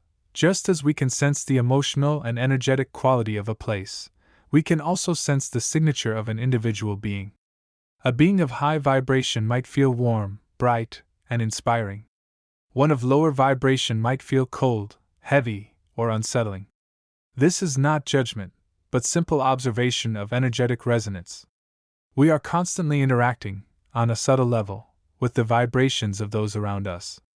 Purpose and state. The state of an inner realm inhabitant reflects their state of consciousness, their level of awareness, and often their purpose within that realm. Some may be in states of deep peace, engaged in contemplative work, or simply existing as pure consciousness. Others might be engaged in activities of creation, healing, guidance, or learning, their actions reflecting their vibrational focus.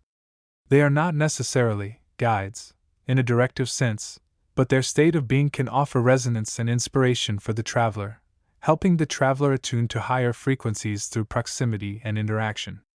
Interactions. Encounters with inner realm inhabitants are highly subjective and depend on the vibrational alignment between the traveler and the being. A traveler operating from a state of fear and suspicion might perceive a being as malevolent, while the same being, viewed through the lens of love and curiosity, might be perceived as a source of profound wisdom and assistance. The interaction is a dance of vibrations. The quality of the encounter is largely a reflection of the traveler's own state of consciousness. Navigating the vibrational currents. To effectively explore and understand the inner realms, the key is not physical navigation, as there is no distance in the traditional sense, but vibrational alignment and awareness. 1. Self-awareness. Constantly monitor your own vibrational state. What thoughts and emotions are you holding? Are you feeling anxious, curious, loving, judgmental?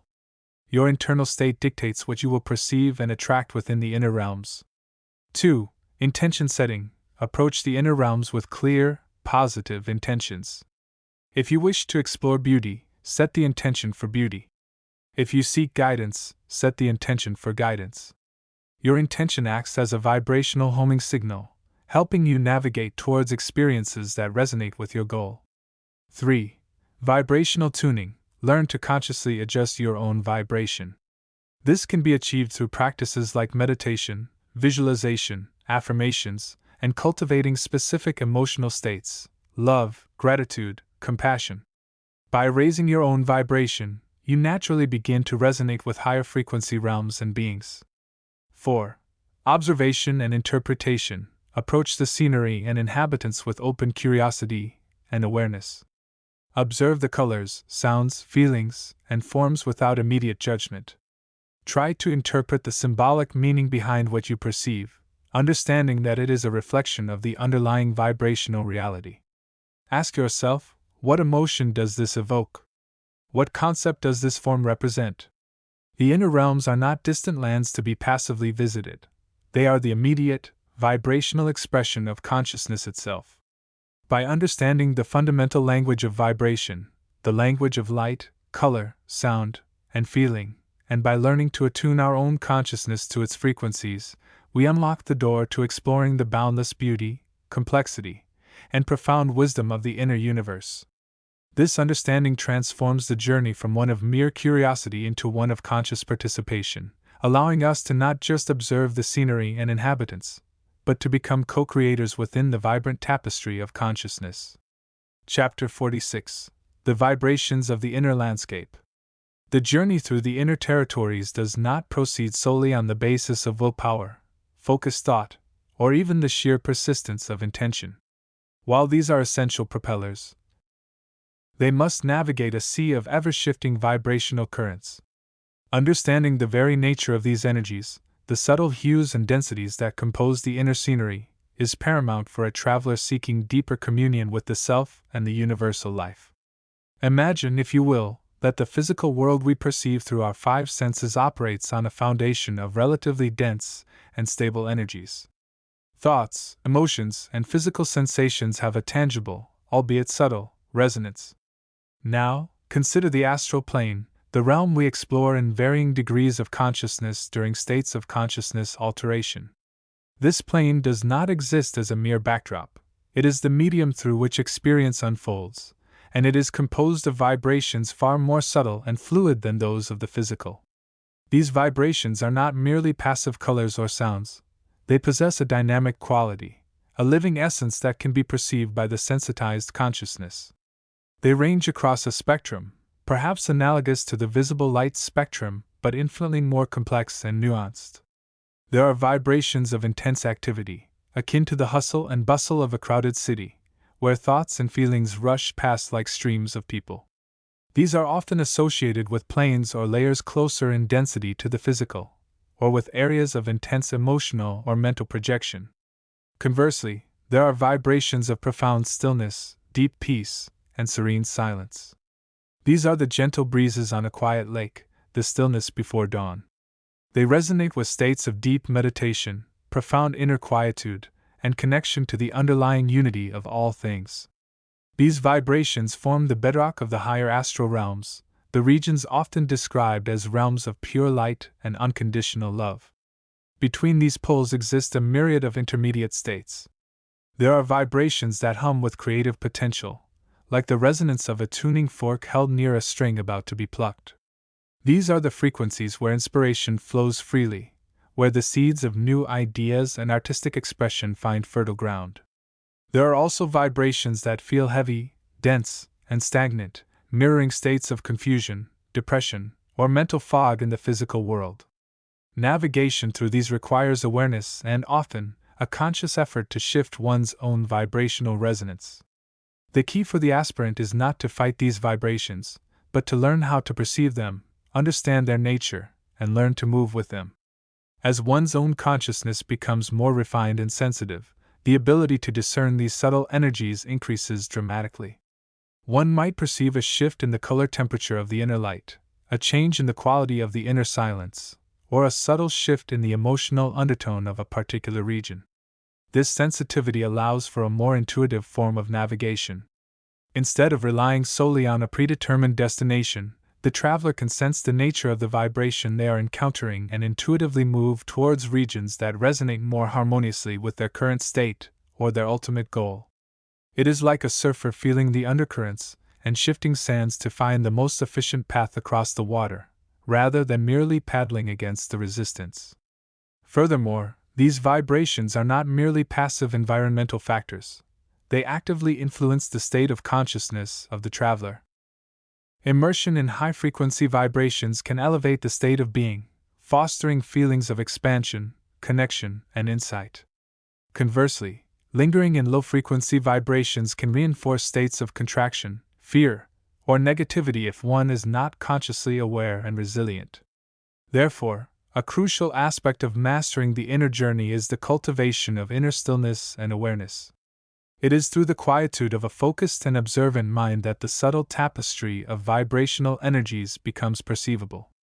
It is in this perception that true understanding begins, allowing the traveler to not just traverse the inner landscape, but to become an integral part of its living, breathing reality. This understanding transforms the journey.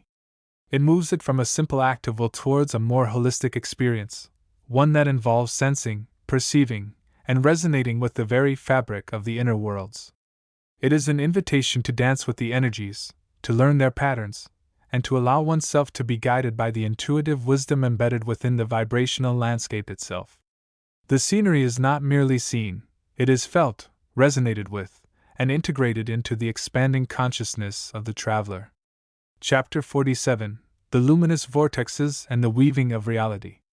As the conscious focus shifts further inward, beyond the shimmering tapestry of color and light that forms the more accessible layers, the traveler begins to encounter realms of profounder density and intricate beauty. These are not merely landscapes of light, but living, breathing fields of force, vibrant energy patterns that pulse with intention and consciousness. We now venture into the domain of the luminous vortexes. Imagine, if you will, not static mountains or flowing rivers of light, but immense, spiraling currents of energy, vast cyclones of consciousness spinning within the invisible fabric of the inner universe. These are the luminous vortexes. They are not accidental formations but are, in essence, the focused heartbeats of the planetary and cosmic bodies, as well as the collective intentions of vast groups of souls. They are points of intense creative activity, where the raw stuff of potential is constantly being drawn in, refined, and spun out into the forms and experiences of manifestation. These vortexes come in myriad sizes and configurations. Some are colossal, like galaxies in miniature, influencing entire star systems or planetary consciousness. Others are more local, perhaps spanning regions on the Earth's surface, corresponding to sacred sites or places of powerful natural or spiritual energy. Still, others are more personal, residing within the energy field of the individual, acting as centers for personal growth, healing, and creative expression. The nature of the vortexes. What gives these spirals their power? It is the convergence of intention, frequency, and the very life force itself. Think of them as enormous capacitors, storing and amplifying vibrational patterns. They draw in subtle energies, the life force, prana, chi, ki, the universal intelligence, the logos, and the collective emotional and mental resonance of beings throughout the realms. This inflowing energy is then processed, transformed, and imbued with the specific frequency of the vortex's purpose. It might be a vortex dedicated to love, healing, abundance, cosmic awareness, or the activation of specific genetic potentials. It is then spun out, like a living thread, contributing to the weaving of the physical and subtle realities. The visual aspect of these vortexes can be staggering. Some appear as brilliant, multicolored spirals of light, spinning with hypnotic grace. Others might look like fields of shimmering emerald or amethyst energy, pulsating with a deep inner warmth. Within them, one can sometimes perceive intricate patterns, like fractals or sacred geometry, representing the underlying blueprints of creation. They are not just visual spectacles, they are fields of feeling and intelligence. To enter a vortex is often to step into a realm where the usual laws of time and space feel fluid, where thoughts can become things almost instantaneously, and where deep insights into the nature of reality can bloom. Navigating the luminous currents. Approaching a luminous vortex requires a certain attunement. It is not merely a matter of willful projection. The traveler must first attune their own energy field, aligning their vibration with the intention of the vortex they seek.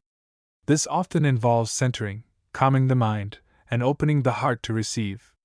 As the attunement deepens, the vortex might be felt as a pull, a magnetic draw towards it, or perceived through the inner senses as a growing intensity of light and color. Entering is often a gentle immersion, like stepping from one pool of water into a deeper, more vibrant one.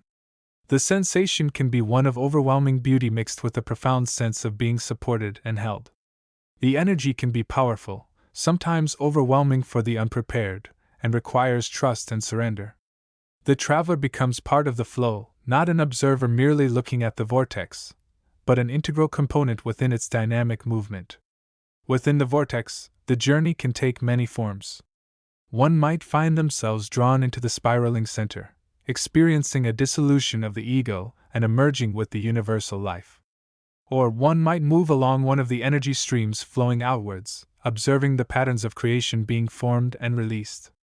Some vortexes are ancient, holding the wisdom of millennia, while others are more recent, born from the collective intentions of the current age. Each offers its unique lessons and gifts. The weaving of reality. The luminous vortexes are not just places to visit, they are fundamental players in the ongoing creation of reality. They are the looms upon which the tapestry of experience is woven. The intentions held by individuals, groups, and the planetary consciousness itself are channeled through these vortexes, becoming patterns of energy that ripple outwards and influence the physical world. Consider the concept of co-creation. Our thoughts, feelings, and beliefs are not just internal states.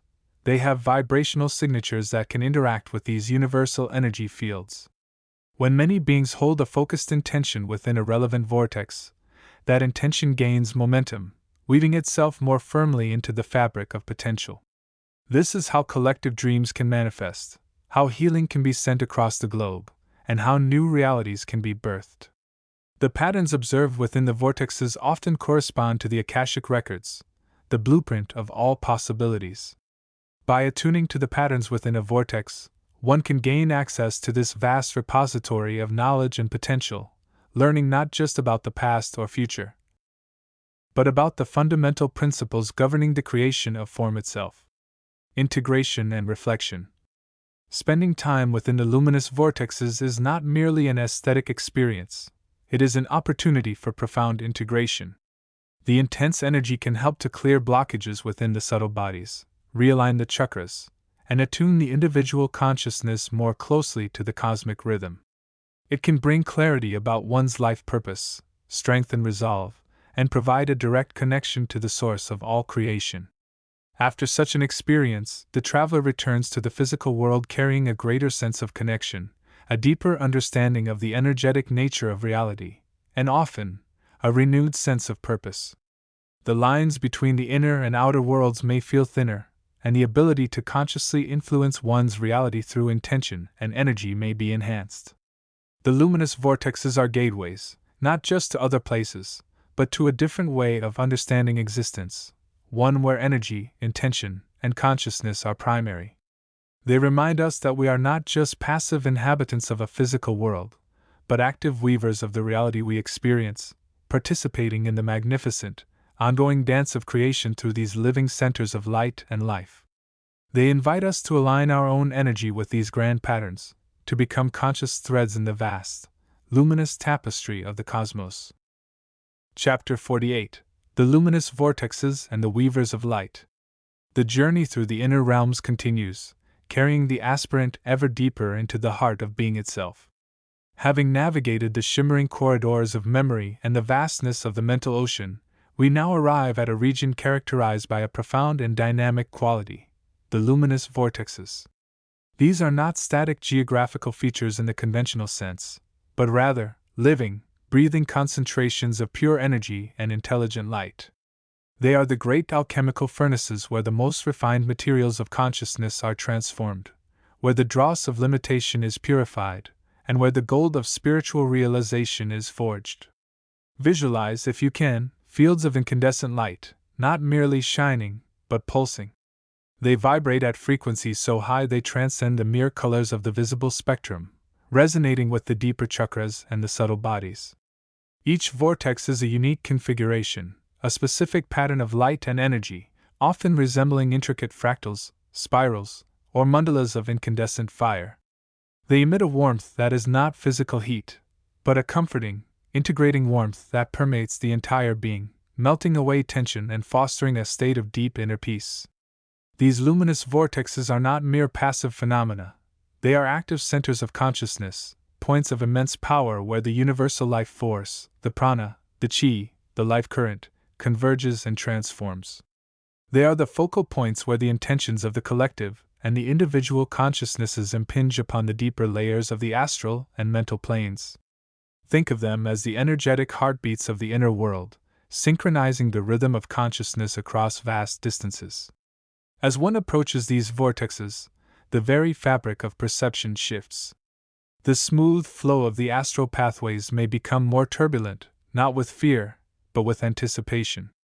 The air, or rather, the non-physical medium, crackles with potential. The mind may experience moments of intense clarity, followed by profound stillness, as the intellect yields to the direct perception of the light.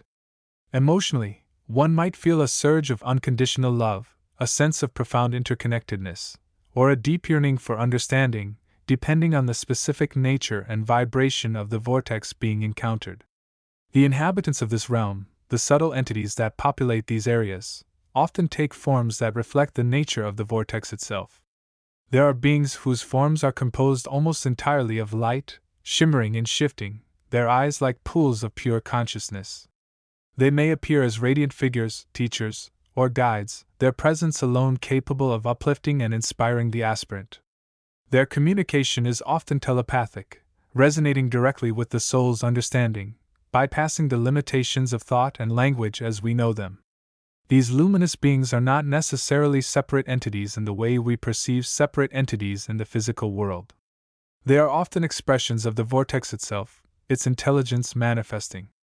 They act as the conscious consciousness of the vortex, tending to its flow, ensuring its harmony, and assisting those who are drawn to its energetic field for transformation.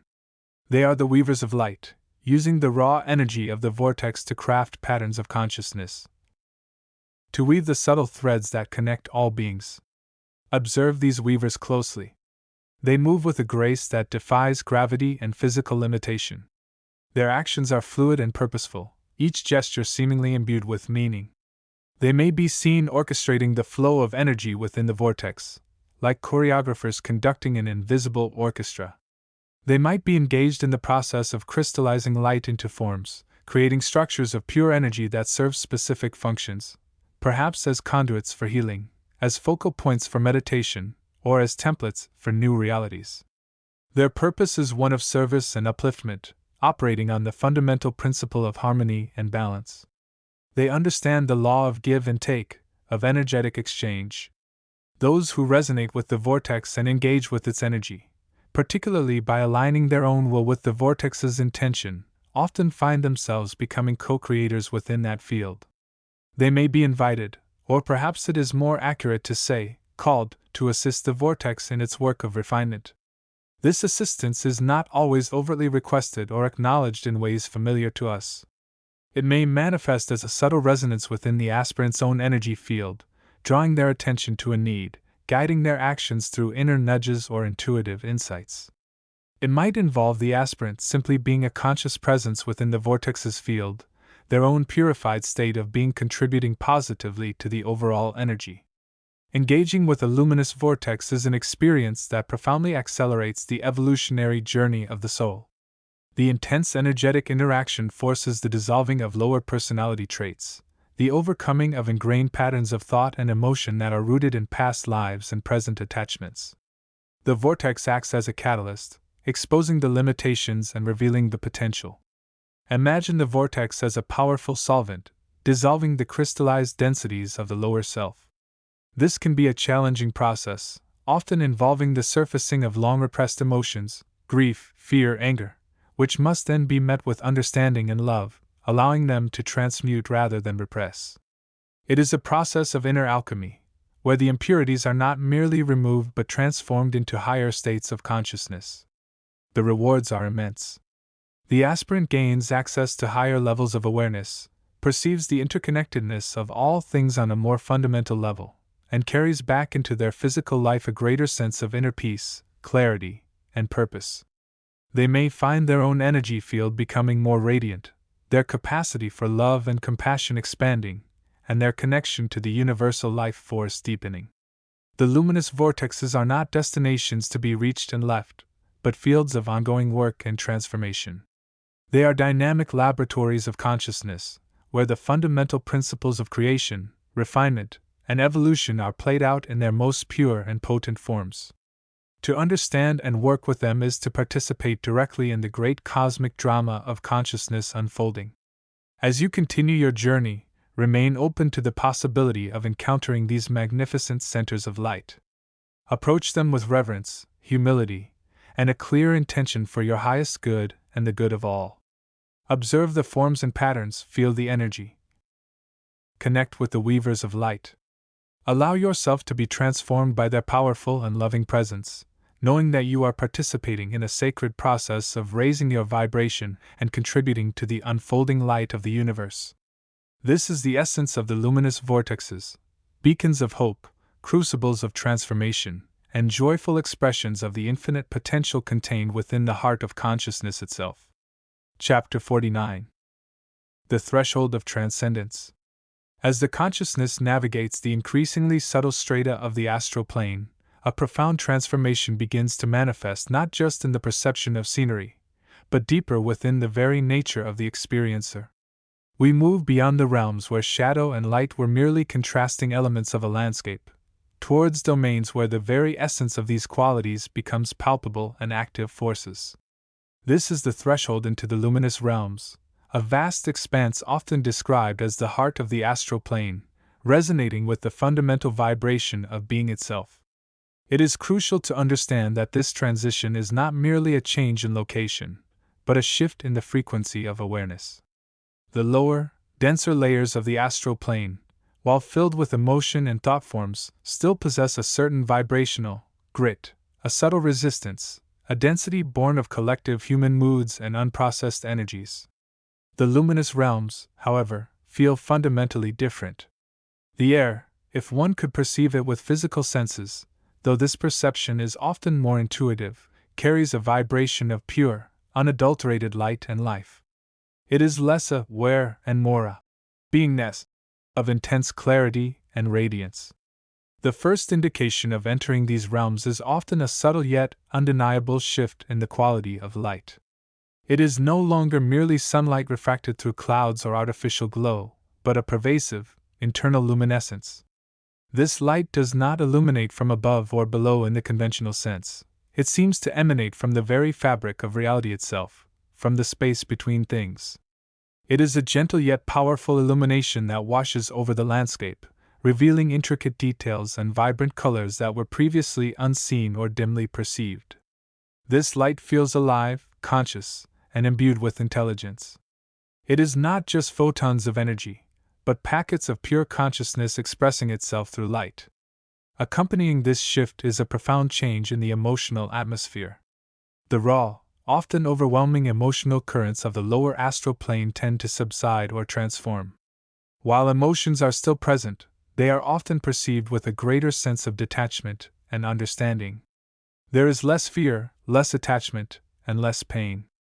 Instead, a pervasive sense of peace, profound acceptance, and unconditional love begins to permeate the experience.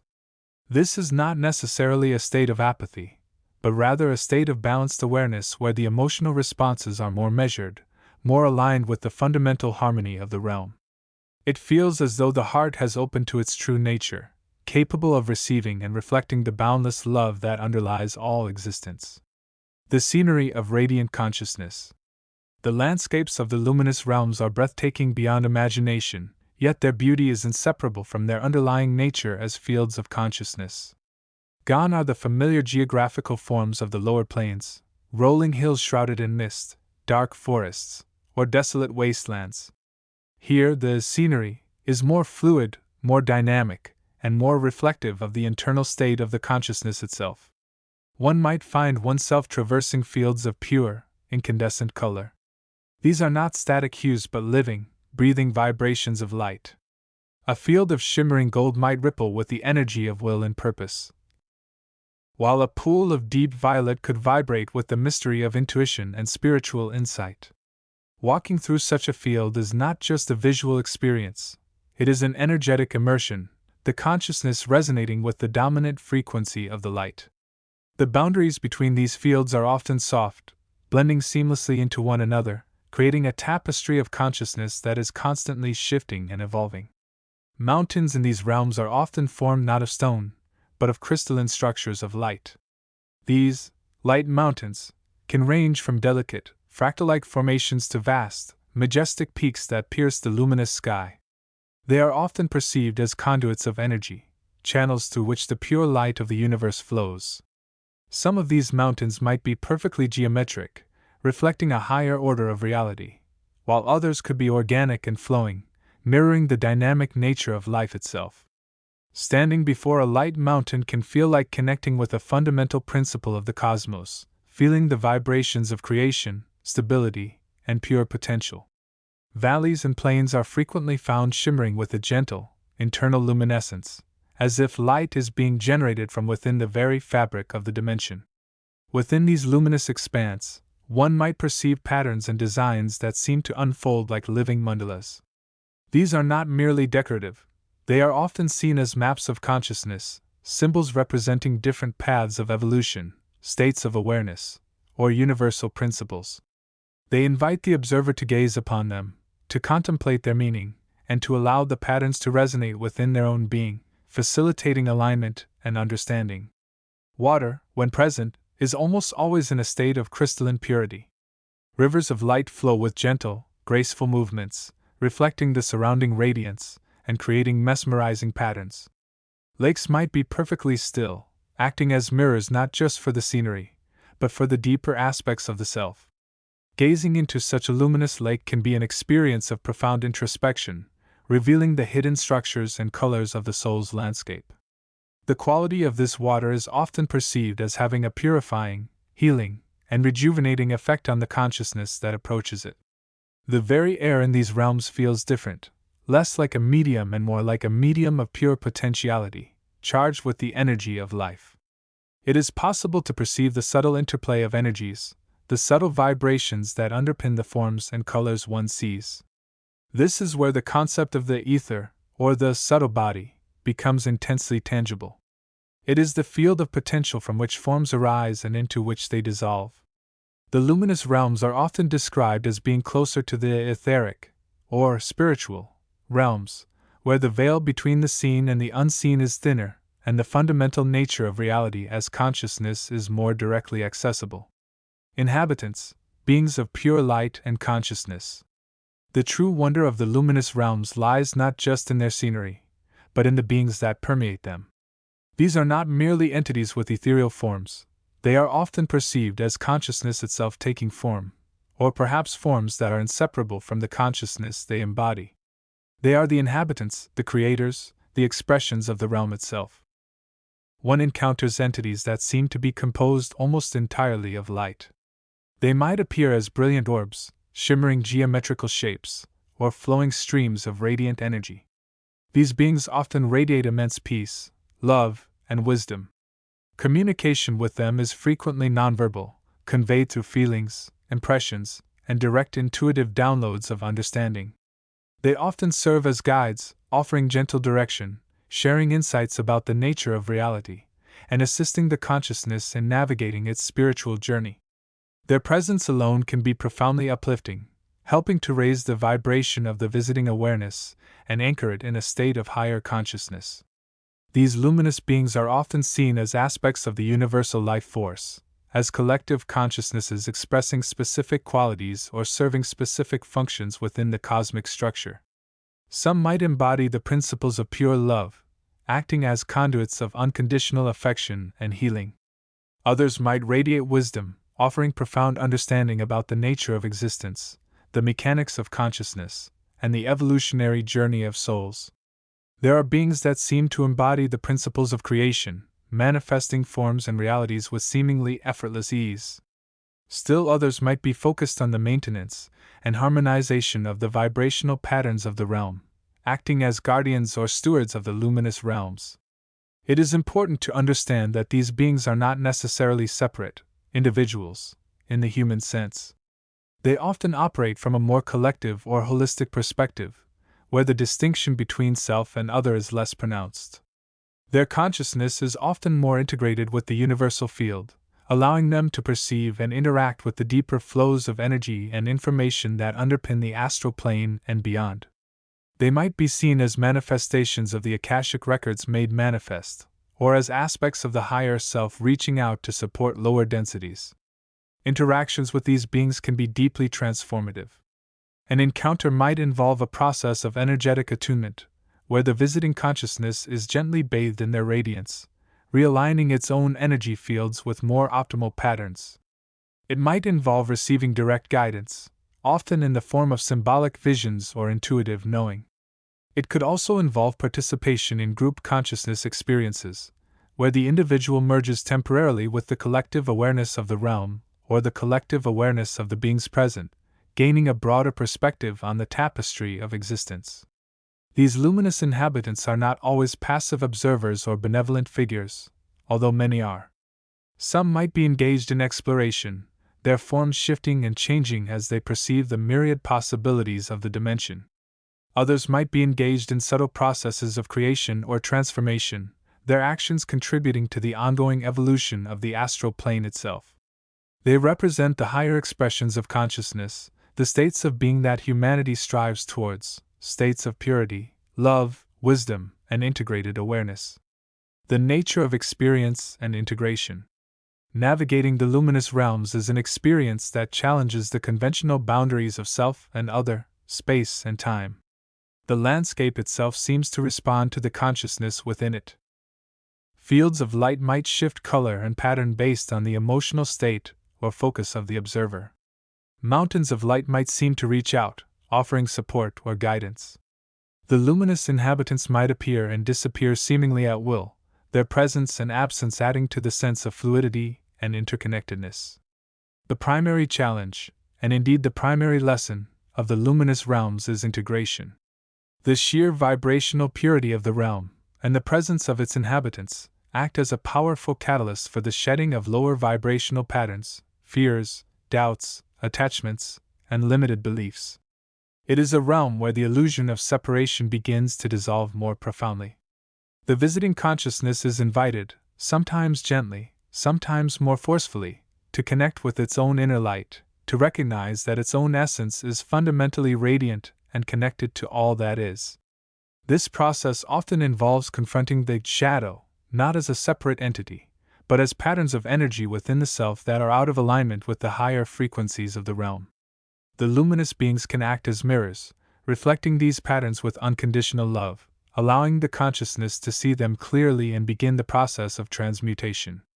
This might involve visualizations, energetic clearing exercises, or simply allowing the consciousness to be immersed in the pure light and love of the realm, which naturally begins to dissolve lower densities. The integration of experiences from the luminous realms often manifests in the physical world as a greater sense of inner peace, increased clarity of purpose, a deeper wellspring of love and compassion, and a more profound connection to the universe. The individual might find themselves naturally adopting more positive thought patterns, feeling more aligned with the flow of life, and expressing their own inner light more authentically. The insights gained about the nature of consciousness and the interconnectedness of all things can become a guiding principle in daily life, influencing choices and interactions in a more harmonious direction. In essence, the luminous realms are a crucial stage in the evolutionary journey of consciousness. They represent a higher vibrational state, a domain where the potential of the individual self is recognized as part of a vast, luminous tapestry of universal being. The scenery is a reflection of this higher reality, and the inhabitants are its expressions and guides. By navigating these realms with openness, intention, and a willingness to integrate, the consciousness not only gains profound understanding but also begins to embody more of the light and love that are its true nature. The journey through the astral plane thus becomes not just an exploration of other worlds, but an exploration and transformation of the self, leading ever towards the full realization of its own inherent radiance. Chapter 50: The Luminous Threshold, Navigating the Innermost Realms.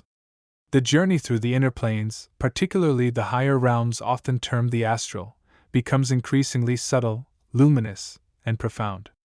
We move beyond the more emotionally resonant or mentally constructed landscapes of the lower and middle astral, into territories that vibrate with a deeper, more fundamental truth. This is the threshold of the innermost planes, a domain often associated with the Akashic records and the seat of the deeper self. The nature of the innermost light. As one progresses further inward, the very fabric of perception shifts. The light is no longer merely a backdrop or a feature of the scenery, but the medium itself. It becomes less like sunlight filtering through leaves and more like the absolute, unfiltered presence of pure consciousness. This inner light is the very essence of the planes themselves, the crystalline structure of reality that underlies all forms. It is intelligent, resonant, and holds the blueprint of all potential. To navigate these realms is to learn to become a being of light. Physical eyes might perceive shimmering veils or radiant forms, but true navigation requires the inner eye, the mind's faculty of pure awareness, to become luminous itself. When the consciousness sheds its own veils of illusion and doubt, it begins to resonate with the underlying light of the realms. This resonance allows for effortless movement, as one is no longer an observer imposing limitations, but becomes part of the flow itself. The Akashic records, the ocean of consciousness. The innermost plane is often equated with the realm of the Akashic records, the universal library or database of all thought, emotion, event, and potential. It is not a static archive, but a dynamic, living ocean of consciousness. Imagine a field of pure energy, infinitely vast and infinitely deep, where every possibility has its echo, every action its consequence, every thought its vibration. Accessing the Akashic records is less about reading, in the conventional sense, and more about tuning into specific vibrations of truth. It requires a state of profound inner stillness, where the mind's chatter ceases, and the heart's intuitive faculty becomes the primary guide. Within this realm, one can perceive the interconnectedness of all things, the lineage of souls, the patterns of creation, and the deeper purpose behind individual and collective experiences. Deciphering the language of the Akashic. The information within the Akashic records does not come in words as we know them. It arrives in the form of feelings, images, sensations, and intuitive insights. It is a direct transmission of vibrational truth. To decipher it requires practice in quieting the mind and developing the capacity to translate these subtle impressions into understanding. It is like learning a new language, where the alphabet is color, form, and feeling. One learns to perceive the resonance of a name, the emotional undertone of an event, the geometric pattern of a potential. Navigating the records. Entering the Akashic realm requires a specific intention, often focused on a question or a desire for understanding. One must first achieve a state of deep meditation, balancing the energies within the body, often described as aligning the chakras or balancing the polarities of the mind and heart. Then, with focused intent, one can tune in to the relevant section of the Akashic field. The experience can be overwhelming initially, like diving into an infinite sea of information. It is crucial to approach with humility, openness, and a clear intention. It is not a place to be explored for idle curiosity, but a source of deep wisdom and guidance for those ready to receive it. Some find it helpful to work with a guide or teacher who has experience navigating these realms, acting as a beacon and interpreter. The landscape of pure potential. The scenery of the innermost planes is less defined by geographical features and more by the manifestation of pure potential. Think not of mountains and valleys, but of landscapes composed of light, color, and sound that shift and change based on the observer's state of consciousness. Geometric patterns. One might perceive vast, intricate crystal structures, fractal patterns, or flowing lines of light that represent different aspects of universal law, soul evolution, or specific knowledge. These patterns are not static, they are alive, constantly unfolding and reforming. Color resonances. Colors here are not mere visual stimuli but carry profound emotional and energetic frequencies. A particular shade of violet might resonate with spiritual insight, while a brilliant gold could signify unconditional love or creative power. The landscape is painted with the palette of consciousness itself. Soundscapes of the soul. The sounds are often ethereal and harmonic, resonating directly with the inner structure of being. They might be complex symphonies playing just below the threshold of perception, or simple, profound tones that vibrate through the body, reminding one of one's true nature. These sounds can induce states of deep peace, ecstasy, or profound understanding. Inhabitants of the innermost realms. The inhabitants of these higher planes are not typically the emotional entities or thought forms common in the lower and middle astral. They are beings of more refined and stable vibration, often embodying aspects of universal consciousness or specific spiritual principles. Ascended masters and spiritual beings. These are entities who have achieved a high degree of spiritual evolution and are now serving the ascension of others. They might appear as radiant figures of light, wise mentors, or simply as areas of intense, positive energy. Their presence is one of unconditional love, guidance, and unconditional acceptance. Beings of pure consciousness. Some inhabitants are less defined by individual personality, and more by their sheer presence of consciousness. They might be vast, formless fields of light, or beings that exist in states beyond human comprehension. Interacting with them is often a profound experience of unity and understanding. Archetypes and universal principles. Sometimes, the inhabitants are not individual beings but personifications of universal principles, such as the archetypes of creation, the principles of mind, or the forces of compassion. They represent the fundamental energies that underpin existence. Interacting with inhabitants. Interaction with these beings is typically initiated by the observer's state of being. When one approaches with a heart open to receiving, a mind clear of clutter, and an intention aligned with spiritual growth, these inhabitants often respond with guidance, healing, or simply their presence, which can be profoundly uplifting and transformative. It is less about communication in the conventional sense and more about resonance and alignment. One feels a sense of being seen, understood, and supported on one's path. The bridge back, integrating the experience. Returning from the innermost realms is a process of integration. The insights, feelings, and energy received must be translated back into the physical dimension and woven into the fabric of one's daily life. This is where the true transformation occurs. The alchemy of integration, the light and wisdom received must be alchemized. This means taking the pure potential perceived and finding ways to express it through thought, word, and deed in the physical world. It means embodying the love, understanding, or clarity received, not just intellectually understanding it. Maintaining the connection. The journey doesn't end with the return to the physical body. The connection to these inner realms can be maintained through regular practice, meditation, visualization, working with the chakras, and cultivating a conscious, positive state of mind. The inner landscape is always accessible, offering a constant source of guidance and renewal. The inner sanctum. The experience of navigating the innermost realms helps one recognize the inner sanctum within the self, the core of consciousness, free from the limitations of the personality and ego.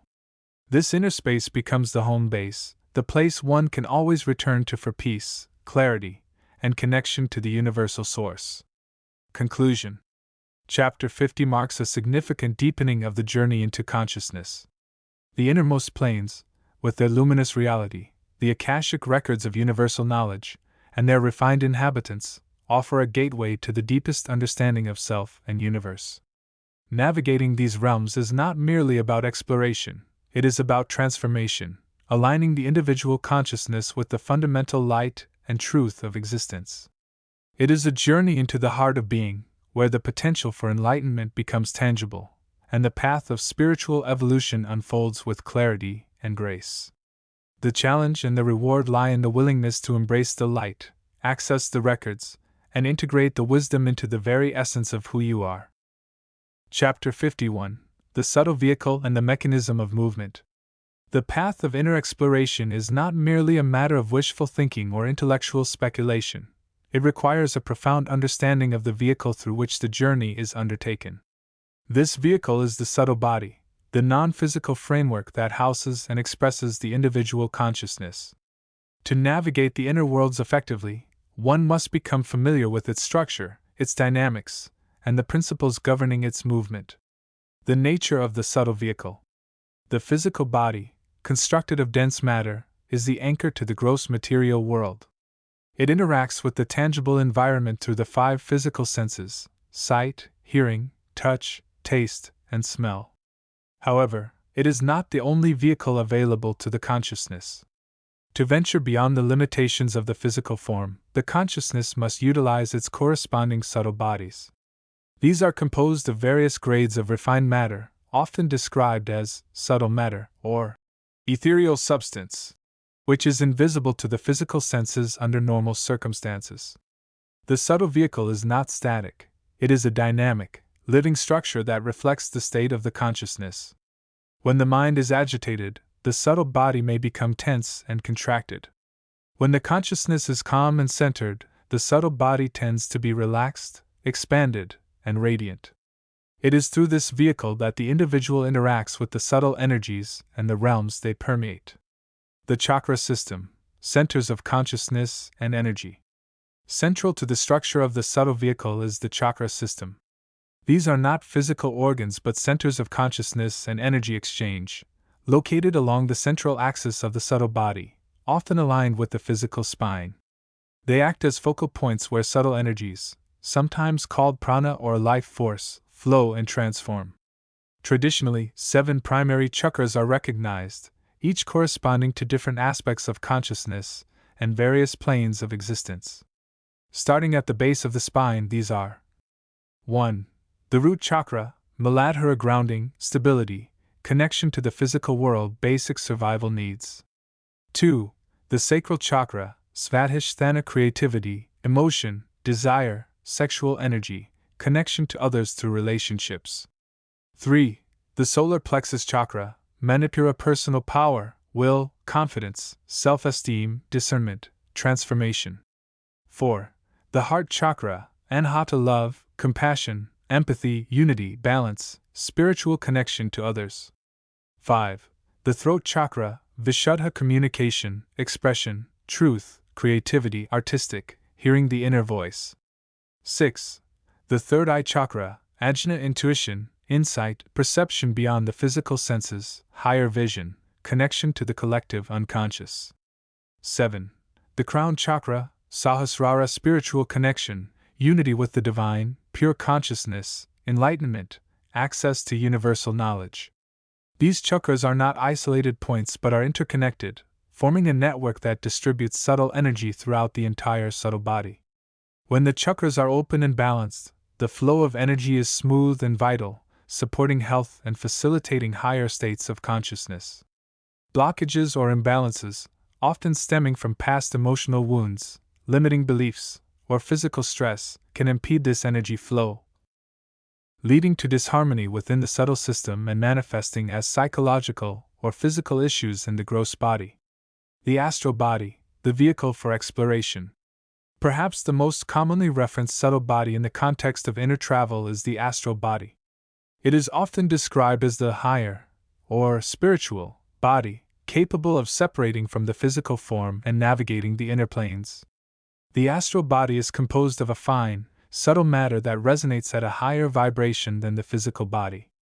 The relationship between the physical body, the subtle vehicle, including the chakras, and the astral body can be understood through the metaphor of nested spheres or concentric circles.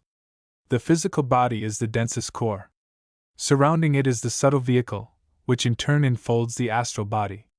These layers are not rigidly separate but are interconnected through the chakra system, which acts as a bridge, transmitting energy and consciousness between them.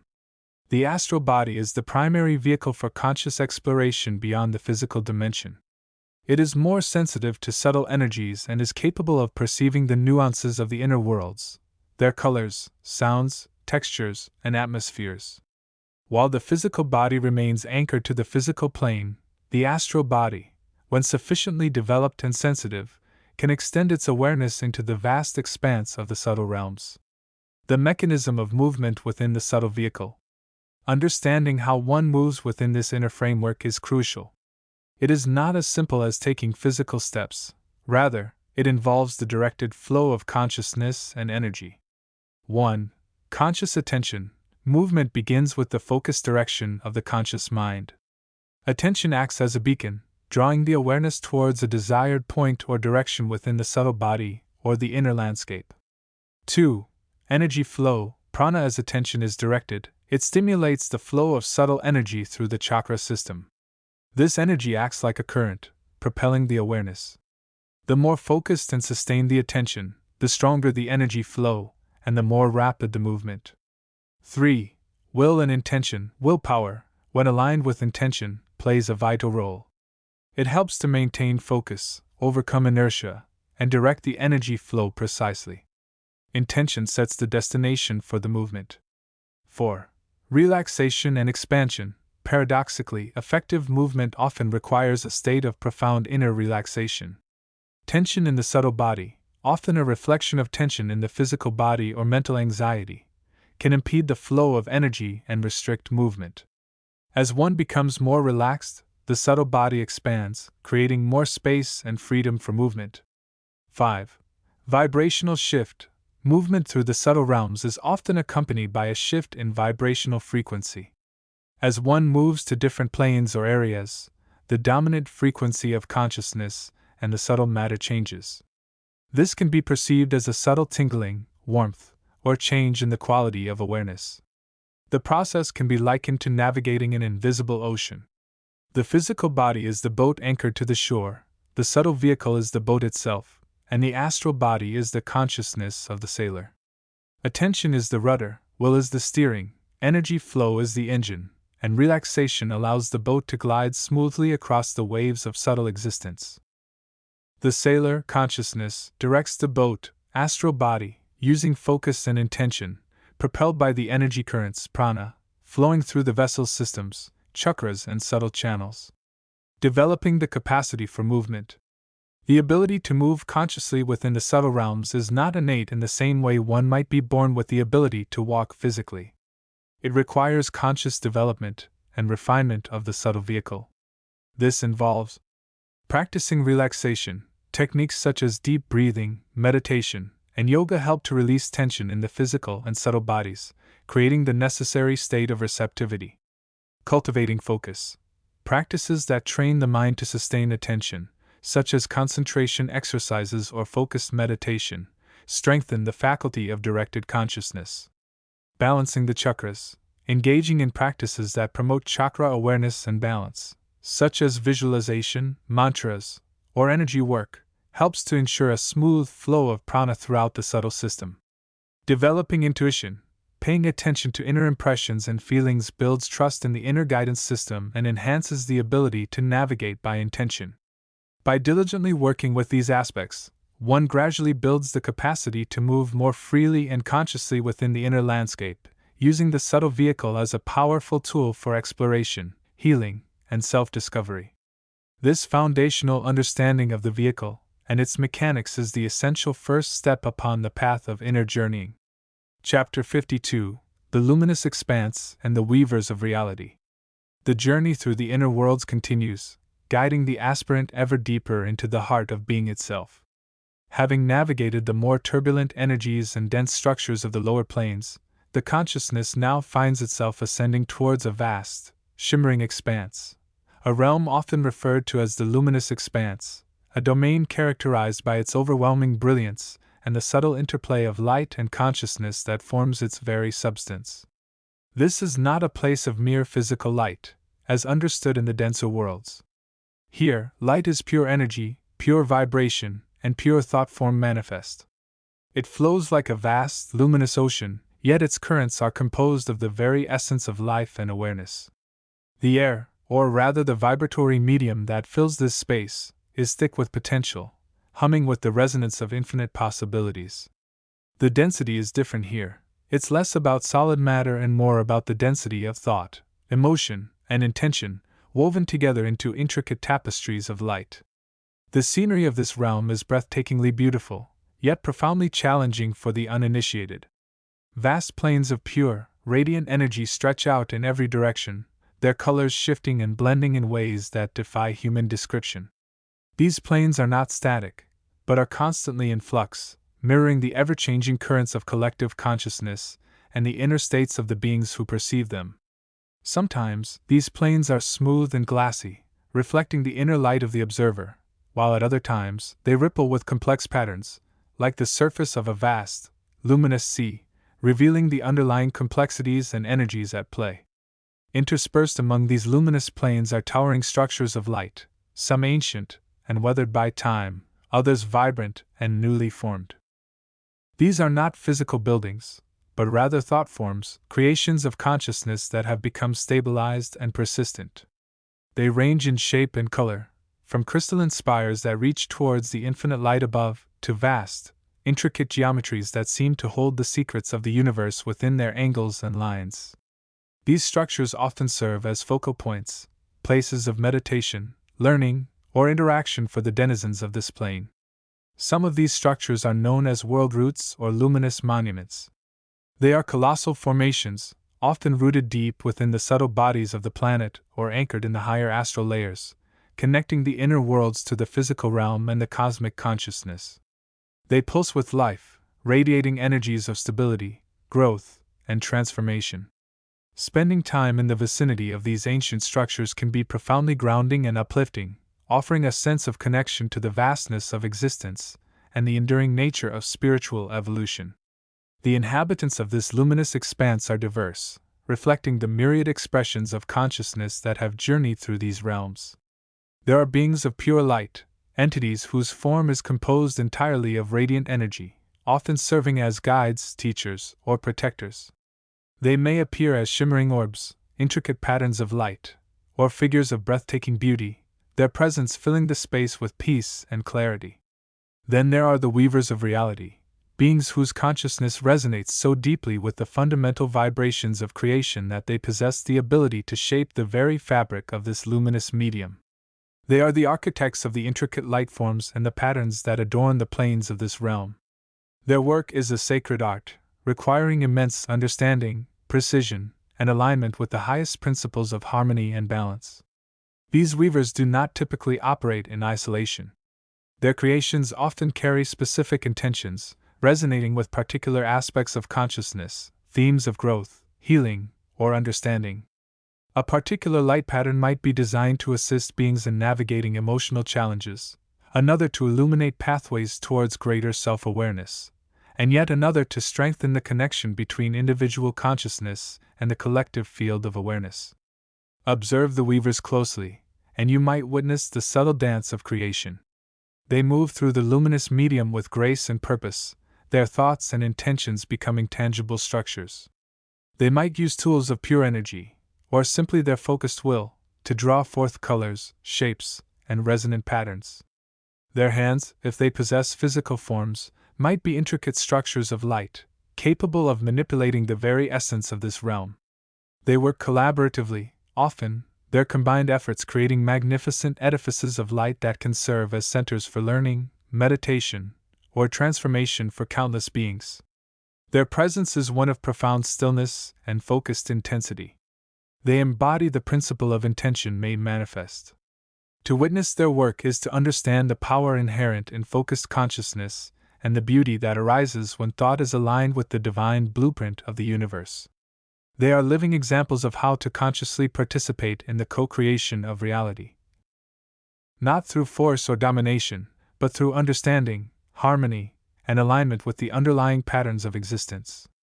Interacting with the weavers, or even simply observing their creations, can be incredibly beneficial for the evolving consciousness. Their structures often serve as focal points for meditation, helping to anchor the mind in states of deep peace and clarity. The light forms they create can act as catalysts for healing, releasing old patterns and integrating new ways of being. Spending time in their presence can attune one's own energy field, helping to align it with the higher frequencies of the universe and facilitating spiritual growth. However, this realm is not without its challenges. The sheer intensity of the light can be overwhelming for those whose sensitivities are not yet attuned. The constant flow of potential can be confusing, leading the unwary down paths of distraction or illusion. The temptations of becoming lost in the beauty of the scenery or becoming attached to the creations of the weavers can arise. Therefore, the path requires discipline. It demands that the consciousness remain focused, using the light as a guide rather than becoming lost within it. It requires the development of discernment, learning to distinguish between the genuine structures of reality and the subtle illusions that may arise from the mind's own projections. It asks for a commitment to service, understanding that one's own evolution is intertwined with the evolution of all. The luminous expanse, with its weavers of reality, offers a profound lesson in the nature of creation and the power of conscious intention. It is a realm where the inner and outer worlds converge, where thought becomes form, and where the beauty of the universe is revealed in its most radiant expression. For those who can navigate its challenges and embrace its opportunities, it becomes a place of deep transformation, a sanctuary for the refinement of consciousness, and a source of inspiration for the ongoing journey towards unity with the infinite. As the consciousness continues to explore, it may find itself drawn towards one of these luminous structures, or perhaps towards a specific group of weavers, seeking guidance, learning, or the opportunity to contribute its own unique light to the vast tapestry of this magnificent realm. The possibilities are infinite, limited only by the extent of one's own awareness and willingness to engage with the profound realities that await in the heart of the luminous expanse. Chapter 53: Exploring the Innermost Regions and the Nature of the Ego. The Journey Towards the Core. As the traveler progresses further into the vast expanse of the astral plane, a profound shift occurs within the consciousness. The initial bursts of vibrant color and swirling forms begin to subside, replaced by a deeper, more intense luminosity. The scenery becomes less about external spectacle and more about internal revelation. We find ourselves drawn, almost magnetically, towards the very heart of the plane, towards regions that resonate with the deepest aspects of our being. This inward movement is not merely a physical shift in location, but a movement of awareness. It signifies a transition from exploring the subtle influences and energies of the plane to engaging directly with the core structures of our own consciousness, the seat of our personal identity, often referred to as the ego. This innermost region is often described as being characterized by a distinct quality of light. It is not the bright, effulgent light of the lower or middle astral planes, but a more profound, inner radiance. This light emanates from within, from the very essence of the consciousness itself. It has a warm, comforting quality, yet it is also intensely focused, like a laser beam pointing directly towards the soul's core. The landscape in these inner regions is less about visual forms and more about the felt sense of being. We might perceive vast, shimmering fields of pure potentiality, or intricate patterns of light that represent the complex web of our thoughts, feelings, and experiences. These patterns are not static, they are constantly shifting, reflecting the dynamic nature of our inner world. The nature of the ego, the astral vehicle. As we venture deeper, the forms we encounter begin to change. We start to meet with aspects of ourselves that are more personal, more intimately connected to our everyday life on the physical plane. These are manifestations of the ego, the complex structure of personality, self-identity, and personal history that we carry with us. It is crucial to understand that the ego, in this context, is not inherently bad. It is a necessary component of our experience, the framework through which we navigate the physical world. It gives us a sense of self, allows us to interact with others, and helps us to achieve our goals. However, the ego can also become distorted, rigidified, or overly identified with, leading to suffering and limitation. In the inner astral regions, the ego manifests as a kind of astral vehicle, a complex structure of thought forms, emotional patterns, and mental constructs. This vehicle is shaped by our beliefs, our values, our experiences, and our desires. It is a reflection of our personal history, our struggles, our triumphs, and our unresolved issues. The light in these regions can be seen filtering through this astral vehicle, illuminating its structure and revealing its inner workings. We may begin to perceive the various layers of the ego, like the layers of an onion. Each layer represents a different aspect of our personality, a different facet of our experience. The challenge of self-observation. The journey towards the core is also a journey of self-observation. As we become more aware of the ego's structure, we are challenged to observe it without judgment. This can be a difficult task, as the ego is often deeply ingrained in our consciousness, and we may be accustomed to identifying with it completely. However, the profound light of the inner astral plane provides a unique opportunity for this kind of observation.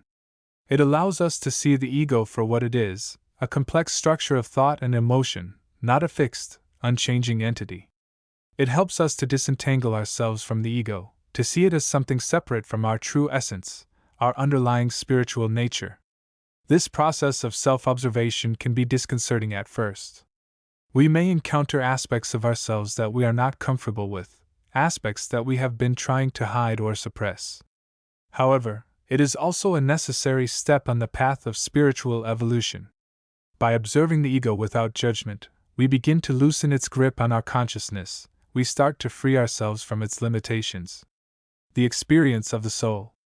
As we continue to move towards the core, the influence of the ego begins to diminish.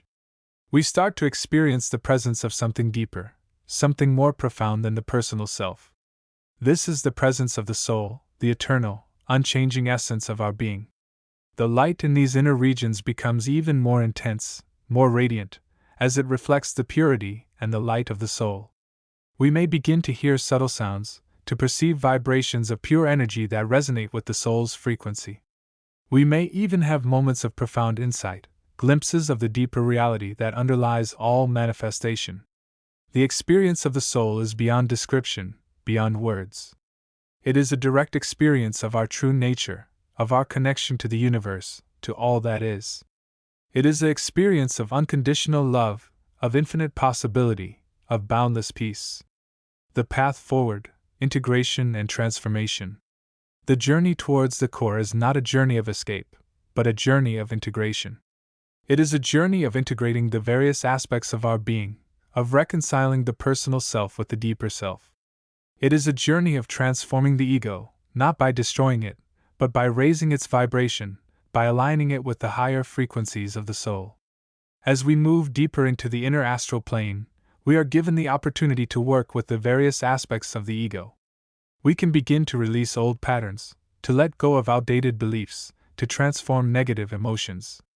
We can start to align our thoughts and feelings with the higher frequencies of the soul, creating a new, more harmonious expression of our consciousness. This process of integration and transformation is supported by the presence of the soul, which acts as a guiding light, a source of infinite wisdom and love. The soul's light helps us to see the path forward, to overcome the obstacles that stand in our way. It helps us to embody our true nature, to live a life of purpose, meaning, and fulfillment. Conclusion. The journey towards the core of the astral plane is a profound and transformative experience. It allows us to explore the depths of our own consciousness, to encounter the various aspects of our being, and to connect with our true essence, our soul. It is a journey of integration, of transformation, and of ultimate liberation. As we move deeper into these inner regions, we are reminded that the path of spiritual evolution is a journey inward, a journey towards the light of our own souls. And as we embrace this journey, we open ourselves to the infinite possibilities of transformation and awakening. Chapter 54. The Echoes of Essence Encountering the Inhabitants. The journey through the veils, the subtle shifts in sensation, the gradual unfolding of perception beyond the familiar constraints of the physical form, all lead inevitably to the threshold of the third dimension of the astral plane. This is the realm where the subtle energies, honed and refined through practice, first gain significant purchase, allowing the consciousness to interact more consciously with its surroundings and, crucially, with its inhabitants. Arrival here is rarely abrupt. It is more often a gentle transition, a sensation akin to stepping from a dimly lit room into one bathed in soft, warm light. The initial landscape, as we explored in the preceding chapters, is characterized by its vibrancy, its responsiveness to thought and emotion, and its fluidity. But this landscape is not merely passive, it is imbued with life, intelligence, and a spectrum of consciousness far removed from the dense, self-centered focus of the physical third dimension. The first conscious encounters with these inhabitants often arise from the very state of arrival. The sheer novelty of the environment, the heightened sensitivity of the refined senses, can attract attention. Think of it not as a sudden ambush, but as a gentle nudge, a subtle presence becoming aware of the new consciousness entering its domain. These initial beings are often manifestations of the plane's fundamental energies, the very essence of its vibration. The nature of astral beings. Understanding these inhabitants requires a departure from the anthropomorphic models often projected from the physical world. The consciousness of the astral plane operates on a different set of principles. These beings are not necessarily discrete, separate entities in the same way we conceive of individuals. They can be more akin to 1.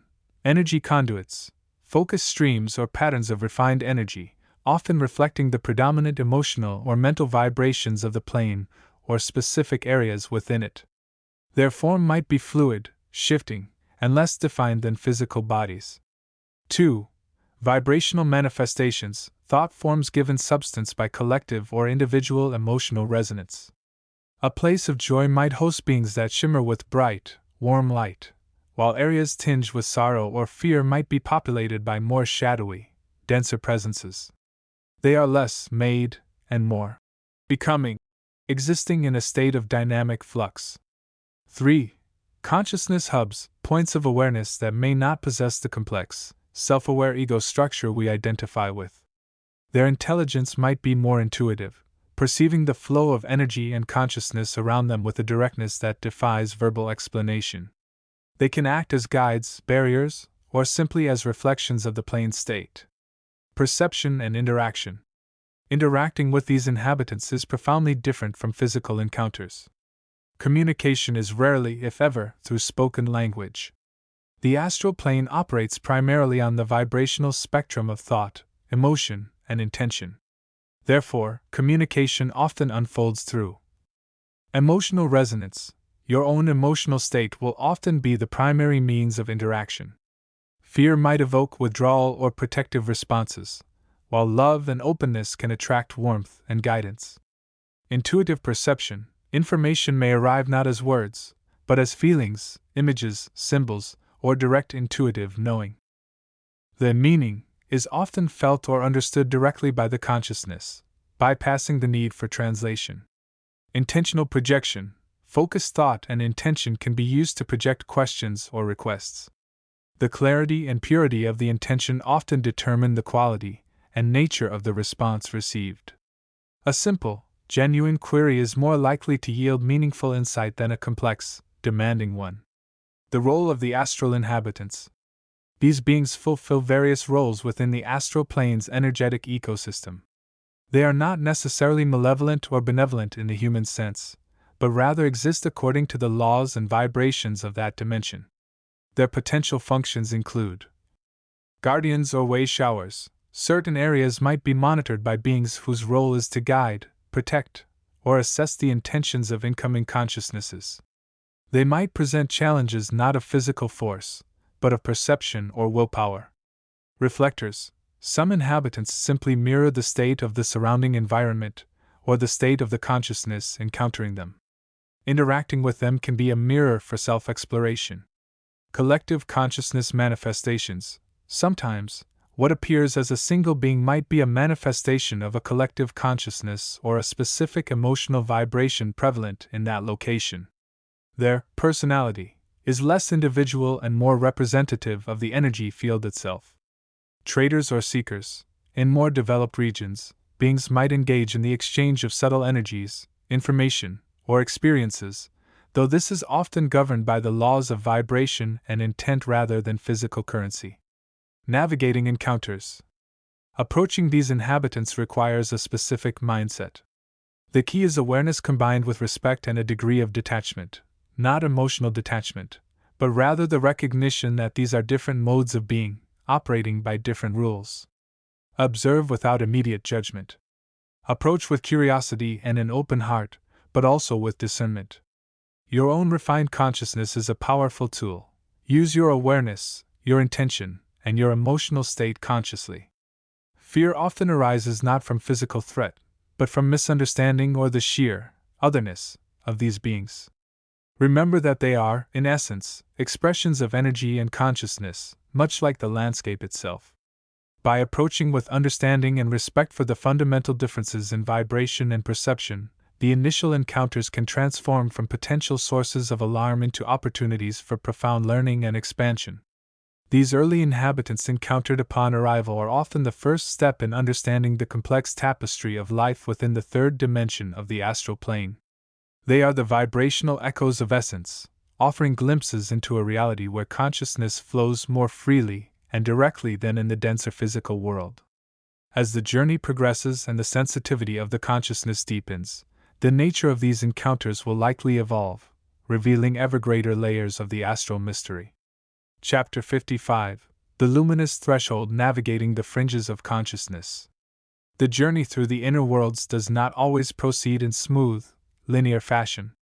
There are thresholds, boundaries, and states of being that exist on the very edge of what we perceive as solid reality, both inner and outer.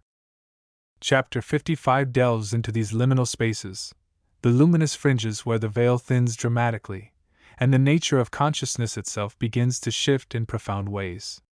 This is the realm of the luminous threshold, a place both exhilarating and disconcerting, where the student must learn to navigate the shimmering edges with care and awareness. Understanding the threshold experience. As the consciousness expands further from the dense physical anchor, it inevitably encounters regions adjacent to the veil that separates the seen from the unseen, the known from the unknown. This is the luminous threshold. It is not a single location but rather a state of being, a quality of perception.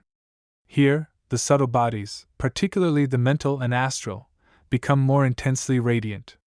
The thought forms that arise are often more vivid, the emotions felt more potent, and the sense of connection to the universal life force can be overwhelming.